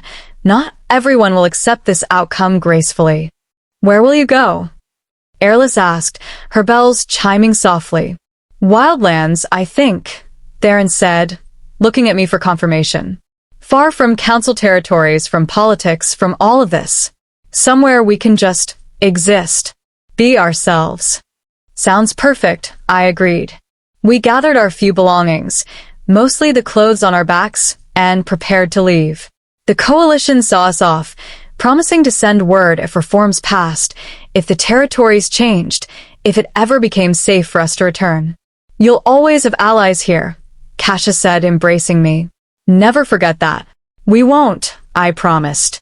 As we left the capital, walking through streets still buzzing with news of the challenge, I felt something shift inside me. The fear that had defined my life for so long, the constant terror of discovery, of execution, of losing everything, it was finally, truly gone. We were free. Free to love openly, to live without hiding, to build the future we dreamed of. Theron's hand found mine as we reached the city gates, his fingers lacing through mine in a gesture that had become as natural as breathing. "Ready?" he asked. I looked back at the capital one last time, this place that had represented death and judgment and everything we'd fought against. Then I looked at Theron, at his silver eyes full of love and hope and fierce determination. "Ready," I said. And together, we walked toward the wildlands. Toward freedom. Toward home. 3 months later, in a small clearing deep in the wilderness, Theron and I stood before a makeshift altar. Valor had traveled out to marry us properly. No political witnesses, no council oversight, just pact bonds and genuine love. "Do you, Theron Nightshade, take Elowen Ashmore as your mate and wife?" Valor asked. "I do. Forever." Theron's smile was radiant. "And do you, Elowen Ashmore, take Theron Nightshade as your mate and husband?" "I do. Always." We kissed as married wolves, the bond flaring bright between us, and Valor laughed with genuine joy. Around us, a small gathering cheered. Kellen and Airless had come, along with a few other Frostpeak wolves who'd become friends. Morgana was there too, the witch who'd helped save us, watching with approval. That night, as we lay under the stars in our small cabin, Theron pulled me close. "Do you ever regret it?" he asked quietly. "Giving up your old life, your pack, everything you knew?" "Never." I pressed a kiss to his jaw. That life was dying slowly. This is living. Good. His hand settled on my stomach, where we both knew new life was growing. Not 6 children yet, but a start. Because our daughter is going to need parents who don't regret the sacrifices they made for love. "Daughter?" I looked up at him. "You're so sure?" "Call it a hunch." His smile was soft. A little girl with white hair and her mother's courage. And her father's strategic mind. May the moon goddess help us all. I laughed, feeling more content than I'd ever thought possible. We'd survived execution orders and king's justice and impossible odds. We'd changed laws and fought for freedom and won against every expectation. And now we had this. Peace. Love. A future full of possibility. "I love you," I whispered. "I love you," he replied. "Today, tomorrow, forever." In the capital, Cassius stood before the council, presenting the final draft of reformed laws, protections for wolves with unusual gifts, limits on the king's power, new processes for justice and mercy. The vote was close, but it passed. Change had begun. And somewhere in the wildlands, 2 wolves who'd sparked that change slept peacefully, wrapped in each other's arms, dreaming of the life they'd fought so hard to win. The end of one story. The beginning of another. 5 years later, the cabin had grown considerably. What started as a small shelter in the wilderness was now a sprawling home, with additions for children and guests, a workshop where Theron crafted furniture, and a garden where I grew herbs and vegetables. Our daughter, Arya, with white hair and silver eyes, chased her younger brother through the clearing, their laughter echoing through the trees. Another child, barely a year old, slept in my arms as I sat on the porch. 3 children so far. 3 more to go, if Theron had his way. They're getting fast, Theron observed, joining me on the porch. He'd been chopping wood, his shirt discarded, sweat glistening on his skin. They have your speed and my determination. Dangerous combination. Terrifying, he agreed, pressing a kiss to my temple. Letter came today. From the capital. I looked up sharply. And more reforms passed. Full legal protections for wolves with mental gifts. The king signed it into law. Theron's smile was satisfied. Cassius sends her regards. Says we should visit sometime, let the council see what their reforms actually protected. Maybe when the children are older. I watched Arya help her brother climb a tree, her protective instincts already strong. For now, I like our quiet life. Quiet. Theron laughed. With 3 children and another likely on the way? I'm not sure you know what that word means. Quieter than running from executioners. Fair point.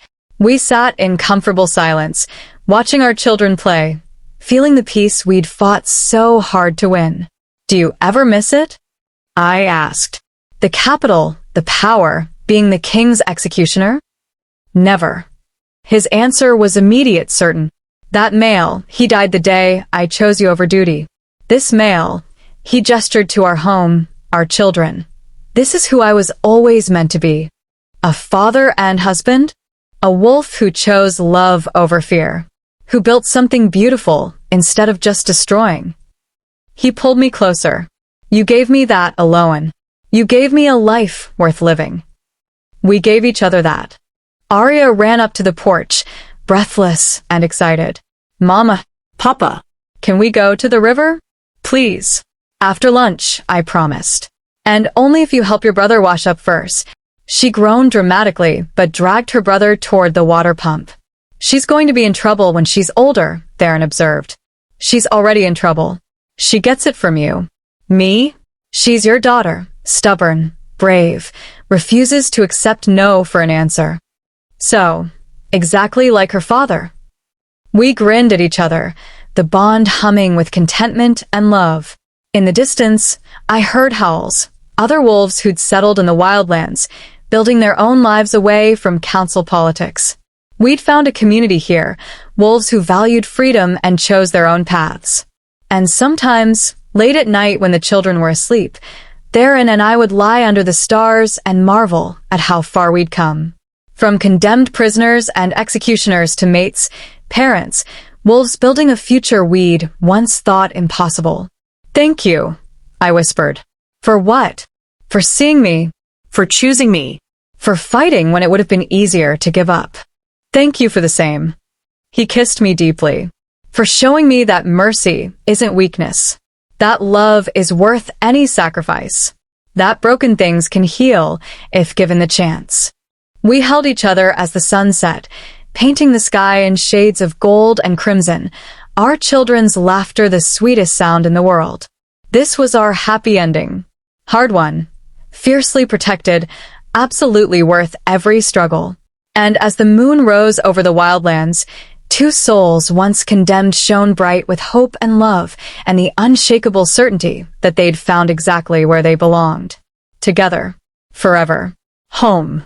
The end. Thank you so much for joining Elowen and Theron on their incredible journey from condemned fugitives to free wolves building the life they always deserved. If this story touched your heart, made you believe in the power of love over fear, or reminded you that standing up for what's right is always worth the fight, please like this video, leave a comment sharing your favorite moment, and subscribe to Wild Alpha Tales for more emotional werewolf romances that celebrate courage, loyalty, and love that conquers all. Your support helps us create more stories of wolves who refuse to accept unjust fates, who fight for freedom, and who prove that true strength comes from the heart. Until next time, may your bonds be unbreakable and your courage unwavering.